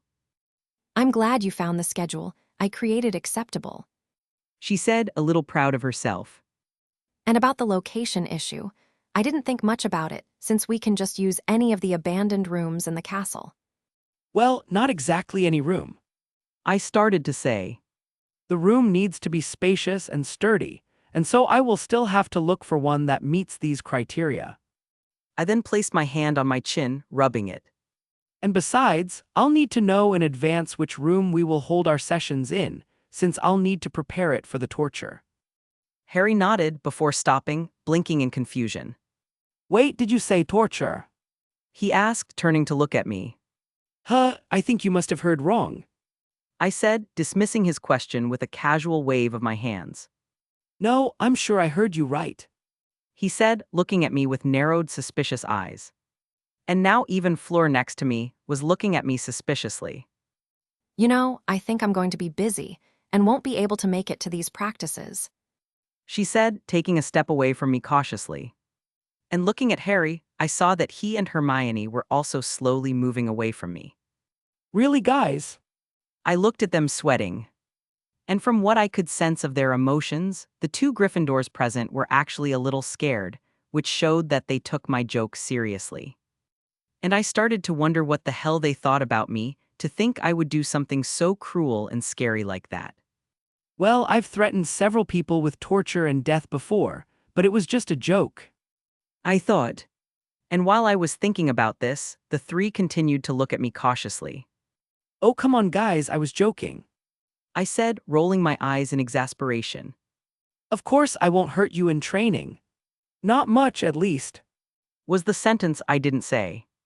However, what I said didn't seem to convince them, and they just continued to stare at me in silence, still keeping their distance from me. And I never could have imagined that being stared at by these three teenagers could make me so nervous. These looks remind me of the way my mom looks at me when I do something stupid. I thought, feeling like I was being scolded. I then began to fidget nervously, still feeling their intense gaze on me. I said meekly. And to complete the act, I looked at them with my best innocent and cute look, remembering that this always worked with my mom. Come on, puppy eyes, don't fail me now. I pleaded. And after waiting for a few more seconds, the three continued in absolute silence, which made me realize that my innocent act didn't work as well as I expected. And actually, I think that only made things worse, as the Gryffindor couple were now looking at me disdainfully while the French Vila pursed her lips. And sensing the awkwardness in the atmosphere, I looked away, ending the act before coughing into my hand. How about we talk about what you want me to teach you? I augusted, trying to change the subject. And my shameless attempt to change the subject made the three teenagers look at me dryly. Really, Ethan? At night, classes for the day had finally ended, and after leaving Charm's classroom, my friends and I started heading towards the Great Hall for dinner.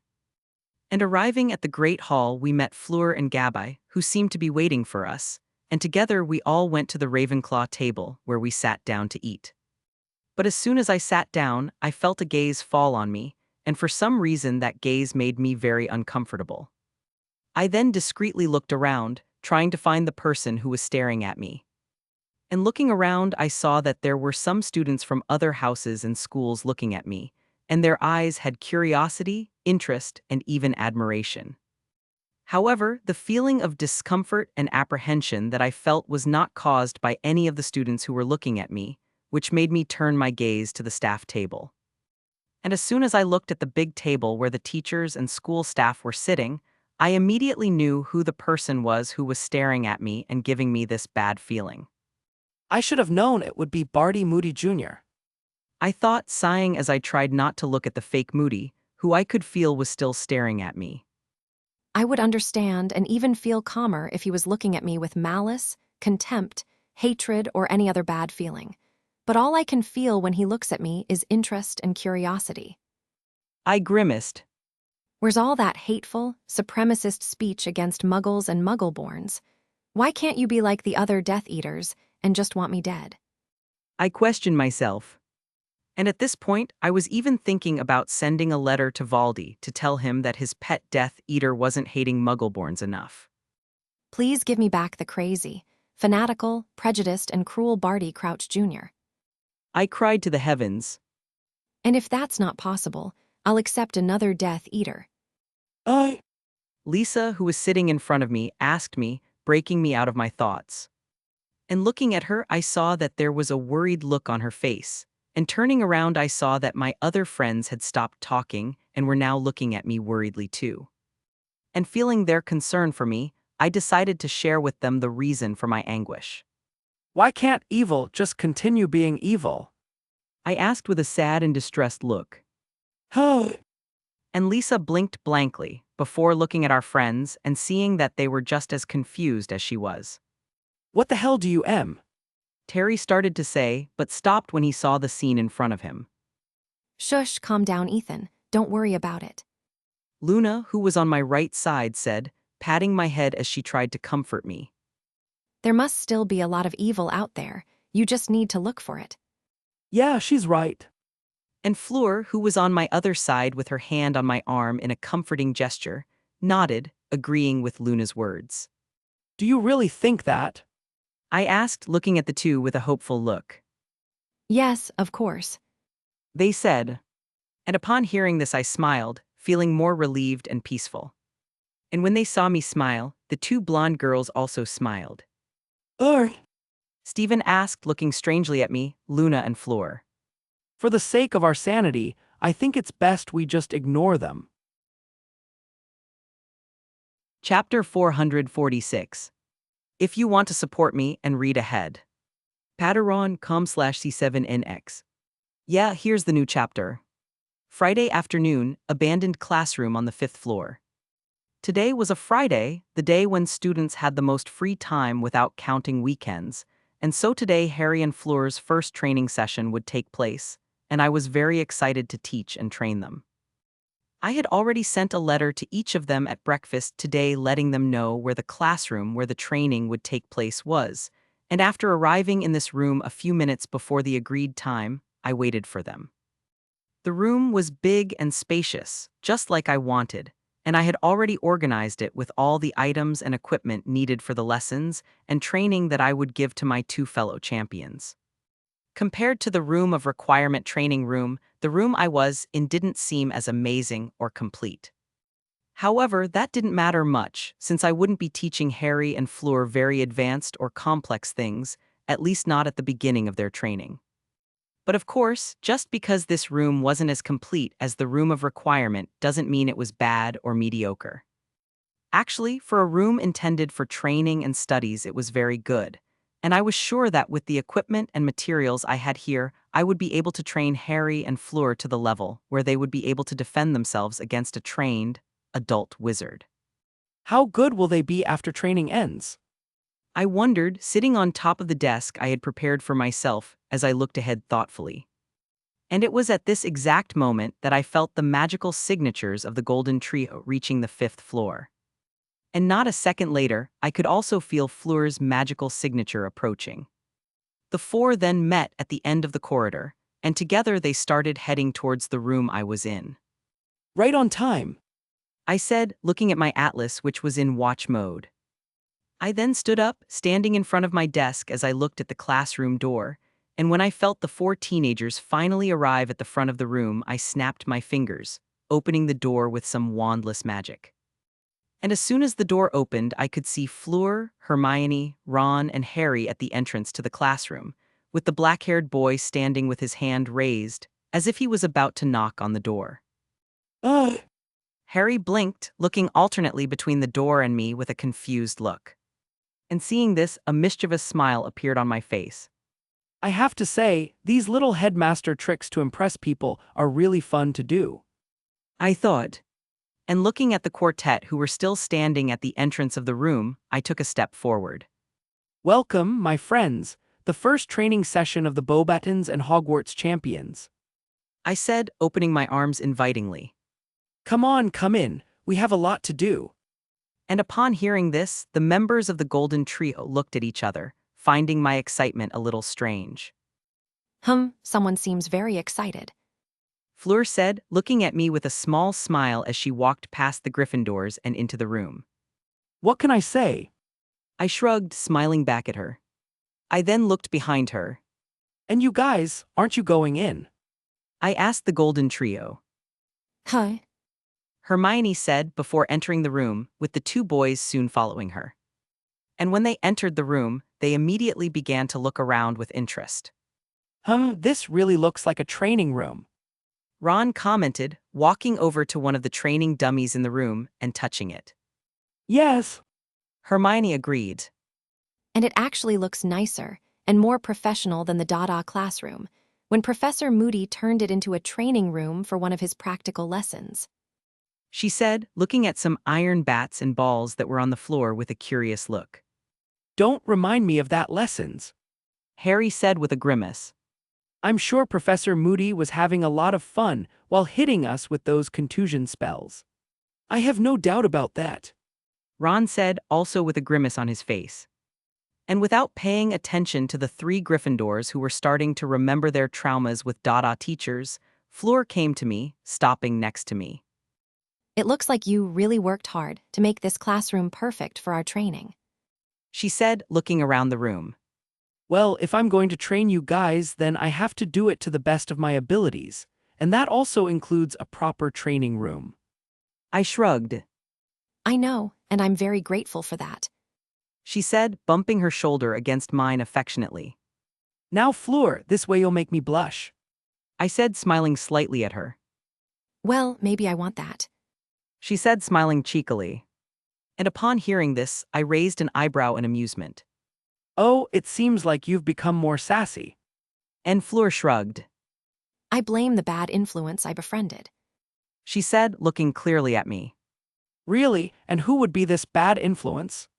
I asked, already knowing the answer. I don't remember very well. That's a pretty good description. I said, rubbing my chin. But unfortunately, I can't think of anyone who has that appearance or personality. I see. Fleur snorted in amusement. And Fleur and I were so involved in our conversation that we didn't even notice that the other three people in the room had already finished their conversation and were now looking at us. Ron asked his two friends in a whisper, looking at me and Fleur with a strange look. I don't think so. Harry replied with a wry smile. And Hermione, instead of answering, just continued looking at both of us with a knowing and analytical look, and no one knew what that studious little head full of thick brown hair was thinking. Ron cleared his throat, catching my and Fleur's attention. Shouldn't you three have already started training? He asked. Everything in its time, young Padawan. I said with a calm look before starting to walk to the middle of the room. Padawan. Ron repeated, confused. And Hermione thought about explaining to him what the word meant, but she saw that I had gone into my teacher mode, so she remained silent, looking intently at me. Before we start training, we first need to make a few things clear. I said before turning to Harry. You asked me to train you, but I want to know, do you want to learn to duel or fight? I asked him. And is there any difference between them? Harry asked. There are actually a lot of differences between the two. I said, and then I looked at the French girl, who was now standing next to the other three teenagers. Fleur, could you tell us the difference between dueling and fighting? Me? Fleur asked in surprise, pointing to herself. Yes, you. I nodded. You are the only one who has had any dueling experience because of Beauxbaton's curriculum.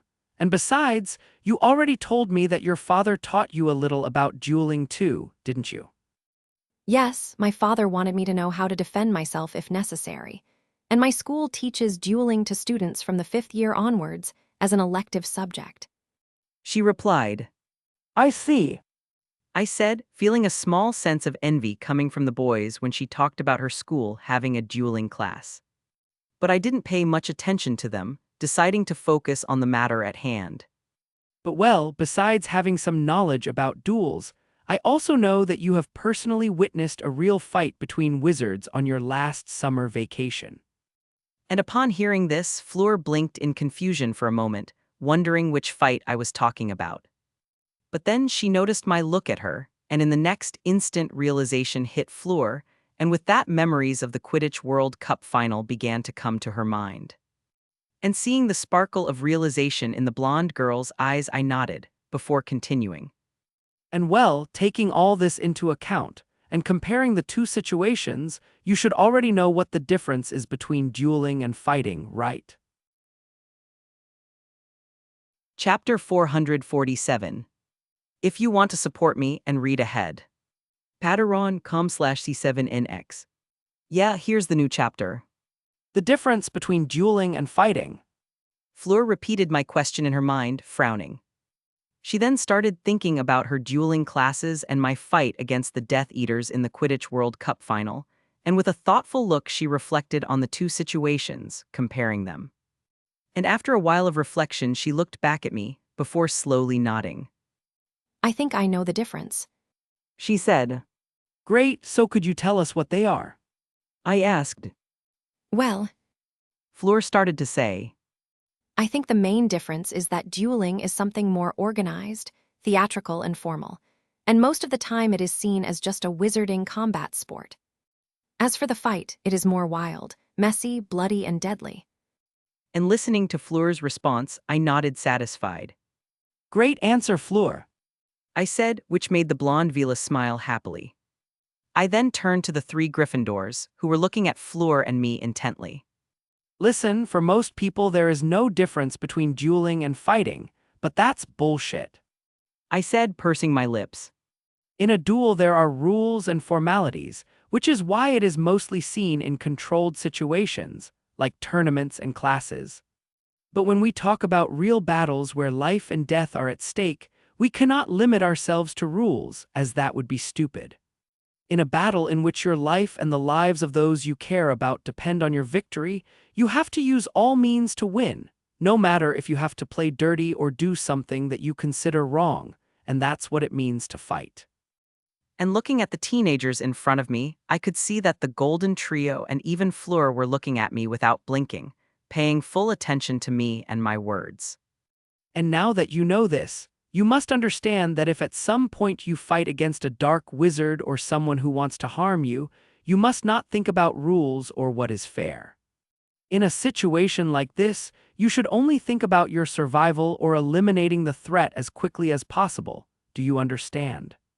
I asked them, finalizing my explanation. Yes. Wait.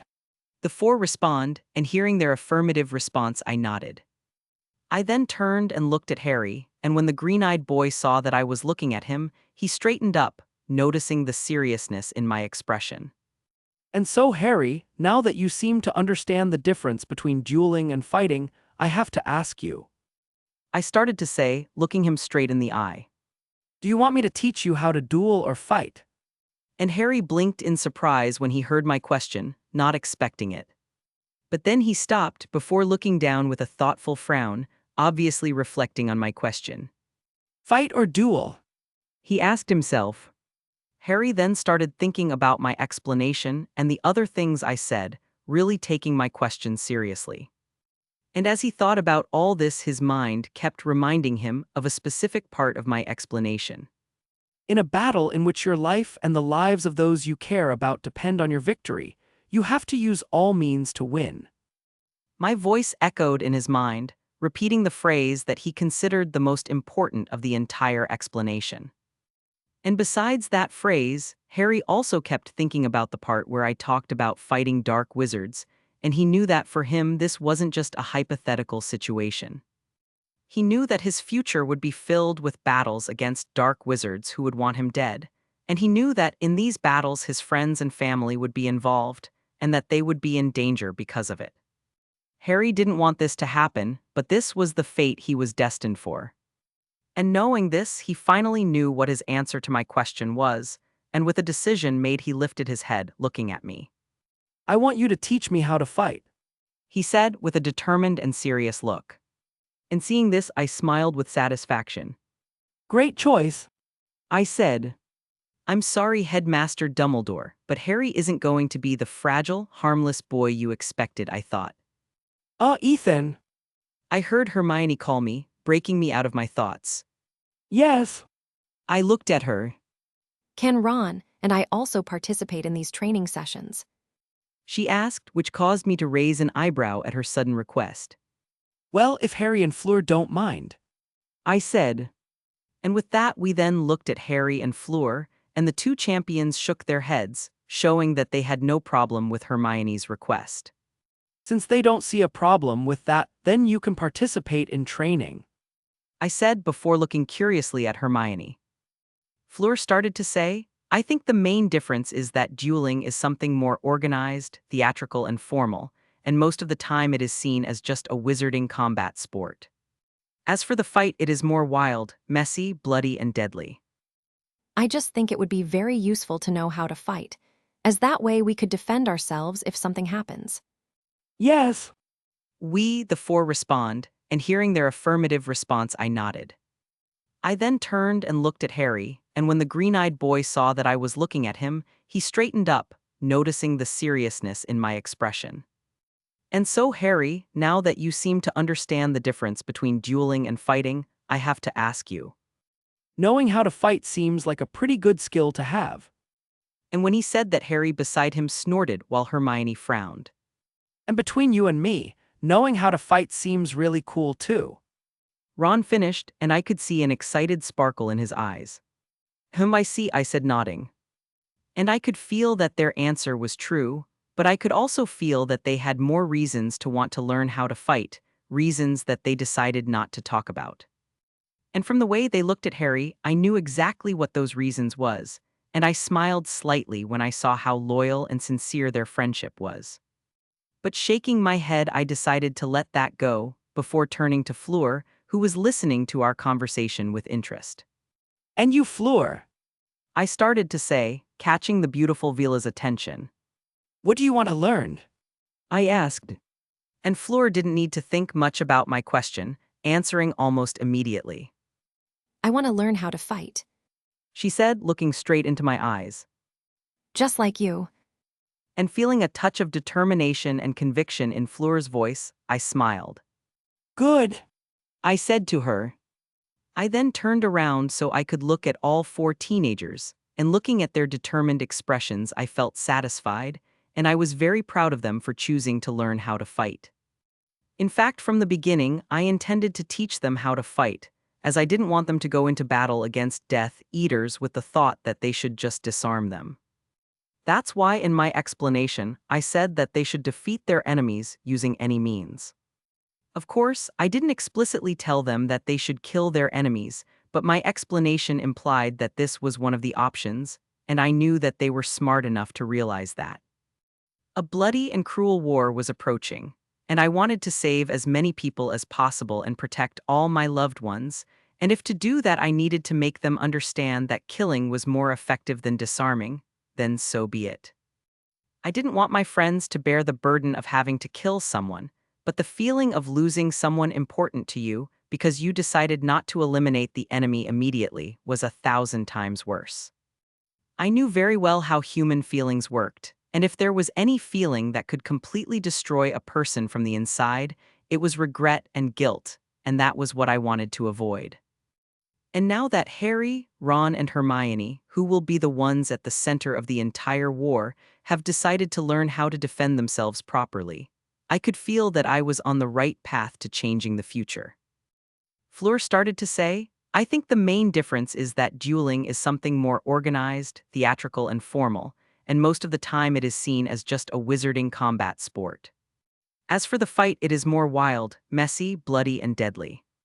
Now that we've resolved everything, I think it's finally time to start our first training session. And upon hearing this, the Golden Trio and Fleur immediately got excited. And what are you going to teach us today? Hermione asked, looking at me expectantly. Well, this first training session will be about something that Fleur probably already learned in her dueling classes, and that you three already learned, at least a little, from Professor Moody. I replied. And hearing this, the four looked at each other in confusion, before looking back at me. And seeing the confusion and curiosity in their eyes, I smiled, letting my magic flow, covering the room and its objects. Today you will learn. I exclaimed, with my smile turning into a sadistic grin.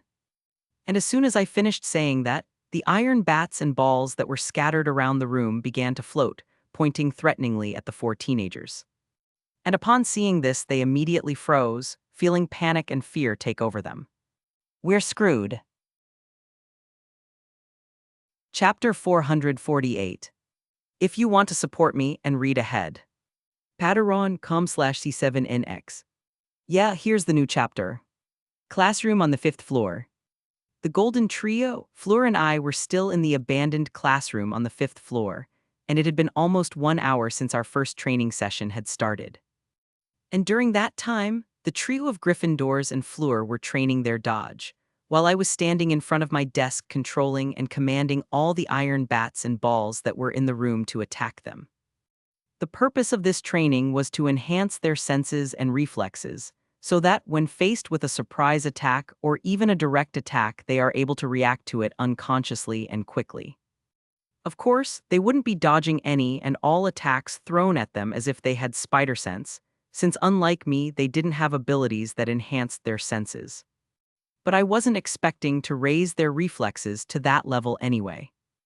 What I really wanted was to polish and perfect their reflexes and reaction time as much as the human body would allow. And there was no better way to do that than to make them face a real situation in which they have to dodge violent and threatening projectiles that can really hurt them. And I knew this method was effective because this was the same dodge training I used to do when I went to the room of requirement. Well, obviously my training method was more violent, faster, and dangerous than theirs, mainly because my senses were already better than those of other human beings.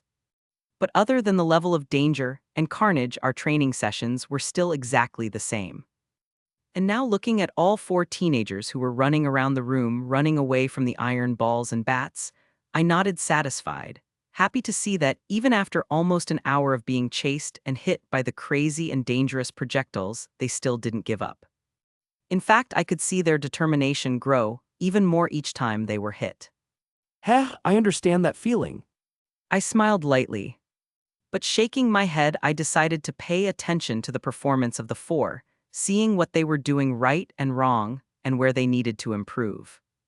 Looking at all of them, I could see that the one who was doing best in this training was Harry, which was no surprise, since he already had good reflexes, which increased even more after he became the seeker of the Gryffindor Quidditch team.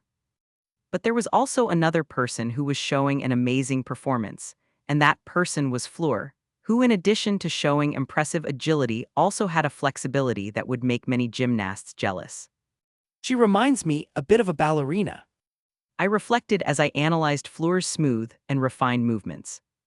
But stopping paying attention to the two champions, I looked at the other two people in the room, and looking at Ron and Hermione, I saw that they were having a difficult time as they tried not to get hit by the projectiles. They're not as athletic as Fleur and Harry, so they're relying more on their wands than their reflexes. I realized, frowning slightly.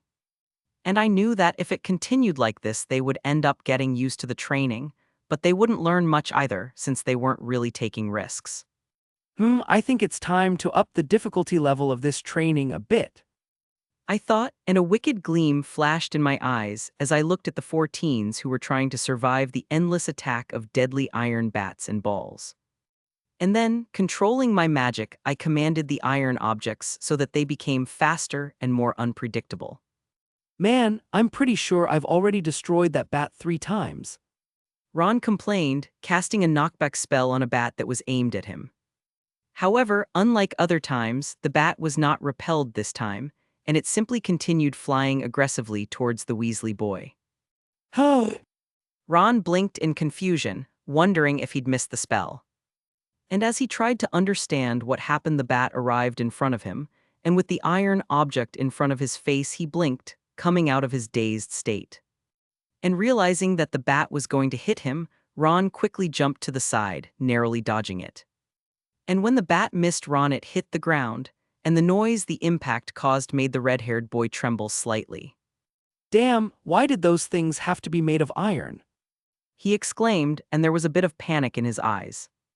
However, he was so focused on looking scared at the crack that the bat made on the floor of the room that he didn't even notice the iron ball that was flying aggressively towards him from behind. And before he could even react, the heavy iron ball hit his left side. Arg! He cursed, holding his side as he bent over with a pained expression. Ron! Hermione exclaimed, turning to look worriedly at her friend. Are you okay? She asked. But this short moment of distraction was very reckless on her part, and she almost couldn't throw herself to the ground fast enough to dodge the ball that whizzed past her. Ouch. She said as she fell to the floor. Hermione then looked up, only to see that the ball that missed her was heading back towards her. And showing a quick reaction, the studious girl quickly raised her wand and pointed it at the ball, preparing to say the disarming spell incantation.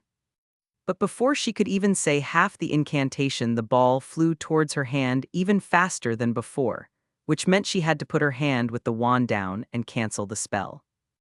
The ball then missed Hermione again, but before the iron projectile could turn around to continue targeting the Gryffindor girl, she turned and cast a spell at the ball, knocking it down. Is it just me, or these iron balls are getting faster? Hermione asked with a frown. No, they really are faster. Fleur replied, holding her wand tightly as she looked around cautiously. She then saw a shadow above her head and quickly jumped back to avoid a bat that fell towards her, before ducking as another passed close to her head. And the French Villa didn't even have a break to breathe as the attack continued, now targeting her legs, which meant she had to cast the Protego spell to protect herself. You know, I think the bats are getting faster too. Fleur commented with a frown, blasting a bat with a small bombardus spell. And then, one of the remaining bats managed to break her shield and hit her thigh. Erg. She grunted, happy that the shield had absorbed most of the impact. And Harry, who heard what Fleur and Hermione said, looked at the iron bats and balls around him and realized that they really were different from before. He noticed that they were faster, bigger, tougher, and much more unpredictable. And even he was feeling that it was becoming more difficult to dodge the attacks of these iron projectiles. And he knew that this sudden change in difficulty could only have been the fault of a single person. Ethan, didn't you say you were going to go easy on us? Harry asked, jumping forward to dodge two bats that tried to hit him from the sides. Oh, but I am. I said. And hearing this, Harry and the others turned to look at me in disbelief. Is this your taking it easy? Ron asked indignantly. Well, that's my taking it easy. I replied, smiling devilishly at them. And upon seeing my smile, the 4 teenagers who were participating in the training looked at me with venomous looks, which to their indignation only made my smile grow. However, they couldn't stay staring at me for much longer as they still had to dodge and protect themselves from the fierce attacks of the balls and bats that fell on them. And then, I let them suffer a little more, trying to survive and remain intact against the attacks of the iron objects. And after a few minutes, I could see that they were getting slower and weaker because of tiredness and exhaustion, and then I decided it was time to end the training. Okay, I think that's enough dodge training for today. I said, clapping my hands while canceling my magic that was on the iron bats and balls. And seeing that the objects that were trying to massacre them a short time ago stopped moving and fell to the floor, the 4 teenagers sighed in relief. They all then collapsed to the floor, tired, finally able to breathe and rest now that they were no longer in danger. Ethan! Ron said breathlessly, raising his hand weakly to point at me. No, my friend, now you just feel a little spiteful towards me. I started to say, looking at him amused. You will only start to really hate me when the real training starts. I finished, smiling happily. And Harry, upon hearing this, slowly turned to look at me. When the real training starts. Chapter 449. If you want to support me and read ahead. Padaron com/C7NX. Yeah, here's the new chapter. I continued training and teaching the Golden Trio and Fleur for another hour before deciding to end our first training session. And after reflecting a little on their performance in training, I realized that I had a lot to do to transform them into capable fighters. They weren't bad or mediocre fighters, but as beginners, they made a lot of silly mistakes that could have been avoided. Sometimes they would get too arrogant and cocky and end up making some reckless and risky decisions. And other times they simply didn't know how to react or what to do in unexpected situations that were out of their control. And in these two situations, their mistakes could be fatal in a real fight. But of course, there weren't just negative reviews to say about them. Overall, all four had some skill or attribute that I considered very important to have when it came to fighting. Ron, even though he was lazy and sloppy, had great stamina and strength, which made him last longer than others in a fight. Hermione, having read almost all the books in the Hogwarts library, knew many spells, which made her arsenal large and complete. And besides, her brilliant mind allowed her to quickly analyze a situation and then create an improvised plan for it. Harry might not know as many spells as Hermione or have as high stamina as Ron, but among the four teenagers, and I think even among all the students in the school except me, he was the one with the best combat and survival instincts. And it wouldn't be wrong to say that he was a prodigy in combat, especially when it came to fighting the dark arts. And for a few moments, I even thought that this could be the piece of Voldemort's soul in his scar influencing him, but then I realized that he was actually talented. But getting back to the subject, let's talk about the last person, which is Fleur. And as I said before, she was talented and had incredible agility and flexibility. And because she was the oldest and had the most experience in combat, she was also the most complete fighter among the four. Being a Vila, Fleur had high resistance and speed, and she was also very intelligent, and being in her last year at school, she had already learned many spells. And besides that, her combat instinct was also excellent thanks to the dueling lessons she had already taken. And all of this made Fleur a spectacular fighter, and to truly be considered a professional, she just needed to polish her skills and experience more combat situations. But after analyzing Fleur and the Golden Trio closely, I realized something very interesting. I had said that Fleur was the most complete fighter among them, but if the Golden Trio fought together, they would be a force that even experienced wizards and witches would have difficulty facing. And this wasn't just because of the difference in numbers. When they were together, I could feel a synchronicity coming from them, and with each other's skills and capabilities, they could complete each other in combat if they worked together. Hermione, unsurprisingly, was the mind, Ron was the body, and Harry, ironically, was the soul. And after realizing this, I understood that, in addition to training them individually, I should also start training them to work together as a team. And well, those were all the conclusions I could draw after analyzing their first training session. And now that I had a basic idea of what I needed to teach them all, I started preparing for the next training sessions. And I was sure that by the end of all this training, they would become a force to be reckoned with. Next day, Saturday. It was the weekend, and Nick's alchemy and Penny's enchantments and Ward's morning classes had just ended, and now all the students from the three schools were heading to the Great Hall for lunch. However, unlike these students, I didn't go to the Great Hall because I still had something to talk about with my immortal grandparents, and after telling Nick and Penny that I wanted to talk to them alone, the three of us went to Nick's office. And now we were in Nick's office sitting around a table full of dishes that the house elves brought us, and while the 600-year-old French couple ate, I started telling them why I wanted to talk to them. And the reason I wanted to talk to them so much was to ask for their help in dealing with the basilisk corpse that I had kept in my suitcase, and after a few minutes I finally finished explaining everything to them, telling them how I got the basilisk's corpse and what I needed their help for. So let me get this straight. Nick started to say as soon as I finished my story, stopping eating as he rested his elbows on the table and crossed his hands in front of his face. Do you have the corpse of a 50-foot basilisk that's over 1,000 years old in your suitcase? And you killed it yourself in Salazar Slytherin's infamous and mysterious Chamber of Secrets when you were 12? He asked. Uh-huh. I nodded. And you want our help deciding what to do with the basilisk's remains. He continued to question me. Well, actually, I already know what I'm going to do with the basilisk skin. But the bones, blood, and organs are something that I have no idea what I can do or how it can be used. I replied, and I glanced at Penny only to see that she had also stopped eating and was staring at me silently. Oh, I see. Nick nodded, looking strangely calm. They're taking this better than I expected. I thought, looking at them with a raised eyebrow. I think they've seen a lot of amazing things in all the time they've been alive, and now they probably won't be surprised by anything else. But well, Nick spoke again, taking me out of my thoughts. before we start our brainstorming to think of how to use or what to do with the basilisk's remains, I have to say something. And saying that, Nick turned to me, looked deep into my eyes, and took a deep breath. What the hell, Ethan? He exclaimed almost in a scream, making me jump in my seat, startled by his sudden curse. How the hell did you kill a giant, deadly basilisk? At 12 years old, no less.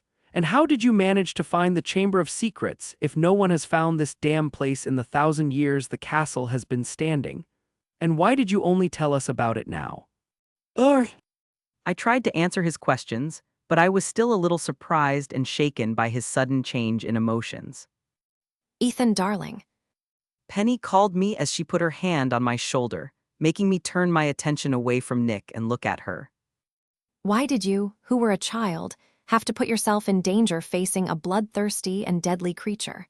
Where were the adults back then? She asked me, a dangerous smile on her face. I I responded carefully. Oh, so they were busy. She repeated, and her smile turned murderous as she squeezed my shoulder. And if my body wasn't strong and resilient, she would have dislocated my shoulder for sure. Apparently it looks like I was wrong. I thought as I sweated. And looking at both my grandparents, I could see that Nick was still freaking out trying to assimilate the things I had told them, while Penny looked ready to march up to the teachers and the headmaster to dissect them for letting her precious grandson be in danger. And then I realized that we were getting off topic, so I cleared my throat to try and get their attention. How about we refocus on the fact that I have a dead basilisk in my suitcase, and I don't know what to do with its remains. I said. But you didn't even answer my questions. Nick complained, but I just ignored him and turned to Penny, which made his right eye twitch. You're both alchemists and potions masters, so you should know if we can use some part of the basilisk as an ingredient or something, right? I asked her. Well, I can think of a few things that basilisk blood and bones could be useful for. Penny began, tapping her chin as she thought. But as for organs, I still don't know what to make of them, since it's such a rare material. Oh, I see. Nick nodded, looking strangely calm. They're taking this better than I expected, I thought, looking at them with a raised eyebrow. I think they've seen a lot of amazing things in all the time they've been alive, and now they probably won't be surprised by anything else. But well, Nick spoke again, taking me out of my thoughts. Before we start our brainstorming to think of how to use or what to do with the basilisk's remains, I have to say something. I actually know someone who will be able to help us better with that. Nick said, joining the conversation. Really? I looked at him in surprise. Yes. He nodded. And luckily for us, Penny and I already contacted him last summer before we came to Hogwarts. And when he said that, I turned to Penny with a raised eyebrow, seeing my grandmother tilt her head to the side in confusion. But it didn't take long for Penny to understand who Nick was talking about, and then her eyes widened slightly in realization. Oh yes, that's true. She said while nodding. Who are you guys talking about? I asked with a curious look. We're talking about a friend of ours. Nick replied. Okay, but what's his name? I kept asking, wanting to know who this trusted friend of theirs was. Well, that's a secret for now. Nick said with an enigmatic smile on his face. But you'll find out who he is during the summer holidays this year, so just wait a little longer. And hearing that, I clicked my tongue, knowing that Nick wouldn't reveal anything to me now that he'd gone into mysterious and enigmatic mode. Damn old men with their mysteries and secrets. I cursed mentally, feeling Nick and Penny's amusement at my frustrated look. And who the hell is this friend? Chapter 450. If you want to support me and read ahead. Patreon.com/C7NX. Yeah, here's the new chapter. Monday. I had just left the Transfiguration classroom, which was my first class of the day, and now I was heading towards the 6th floor for my next class, which will be Ancient Runes. And when I got to the 3rd floor, I saw the 4th-year Slytherins and Hufflepuffs leaving the charms room. And one of the Slytherin girls noticed me as soon as she left the classroom, and a smile immediately appeared on her face as she left her friends behind and quickly walked towards me. Hi, Ethan. Lily greeted me happily, standing next to me. Are you going to the Ancient Runes classroom now? Hi, Lily. And I greeted the cheerful Slytherin girl back. And yes, I'm going to the runes classroom. I replied. Great, then in that case we'll go together. She said before grabbing my arm without waiting for me to say something, starting to drag me with her. And being dragged by the girl with silvery white hair, I could only smile in amusement, and then we passed Daphne and Davis, who were the friends Lily had left behind to talk to me. And I thought Lily would stop to talk to them or call Daphne to accompany us since she was also in the Ancient Runes class with us. However, Lily didn't even pay attention to the two girls, preferring to keep talking to me. And looking at Daphne, I could see a sour, indignant look on her face, and I had to hold myself back from laughing at her. However, I wasn't very successful at this, as I let out a small snort. And not wanting Daphne to know that I was laughing at her, I quickly tried to stifle the snort with my hand, but it seemed that this didn't work very well since the greengrass heiress heard me.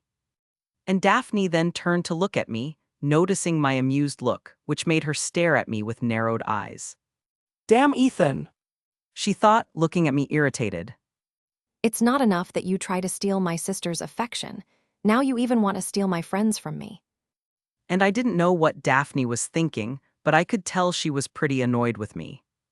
And not wanting to continue being the target of her deadly gaze, I turned around, pretending not to notice or feel the murderous aura that came from the girl behind me.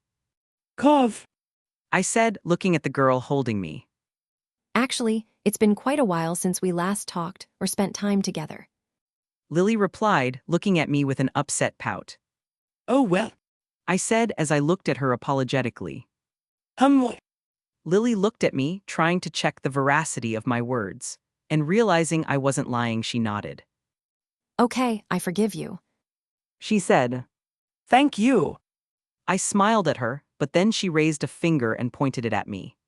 But She began to say. You have to promise me that you will try to talk to me every day at least a little bit, and also that you will spend time with me at least once a week. And saying this, she looked at me with her bright and big eyes, full of hope and expectation, awaiting my answer. And faced with my weakness, the powerful puppy dog eyes, I could only accept this deal. okay, I promise. I said. Yay. Lily celebrated happily. And seeing the joy of the little white-haired girl, I snorted in amusement, shaking my head ironically. I really feel like a big brother when I'm with her. I thought, smiling softly. Sometime later. Ancient Runes class had just ended, and now Lily, Daphne, and I were heading to the Great Hall together for lunch. So where are we eating today? At the Ravenclaw table or in the kitchens? Lily asked, looking at me. Eating in the kitchens is interesting, but it's very chaotic and noisy there, and I don't think Daphne will feel very comfortable there. I said while rubbing my chin. How's me? Daphne asked in surprise. Yes, you. I replied, but then I noticed Daphne's frown. What? You don't want to have lunch with us? It's not that. It's just that I had already promised Tori that I would have lunch with her today. Daphne replied. Well, that's not a problem. I said. You just need to call Tori, and then the four of us can eat together. I shrugged. Oh. Daphne started to say, and she couldn't think of any reason to refuse my idea. Okay. Nice. I smiled. So now we just need to decide whether we're going to sit at the Ravenclaw table or not. I think we'd better choose another place for lunch. Daphne said with a strange expression. Why, don't you like Ravenclaws? Lily looked at her in confusion. It's not that. She replied with a tight smile. And Daphne didn't want to say that the other reason she didn't want to sit at the Ravenclaw table was because she didn't want to be stared at by Luna and Fleur when they both saw she was near me, like what happened on our last visit to Hogsmeade. But if we're not going to sit at the Ravenclaw table and we're not going to go to the kitchens, then where are we going to eat? Lily asked. And with this question from Lily, the two girls then began to reflect, trying to think of a good place for us to have lunch. Well, why don't we sit at the Slytherin table? I suggested, which made both girls turn to me in surprise. Do you want to sit at the Slytherin table? Daphne asked me with slightly wide eyes. Are you sure about this, Ethan? Lily had a worried look on her face. Yes. I replied with a shrug.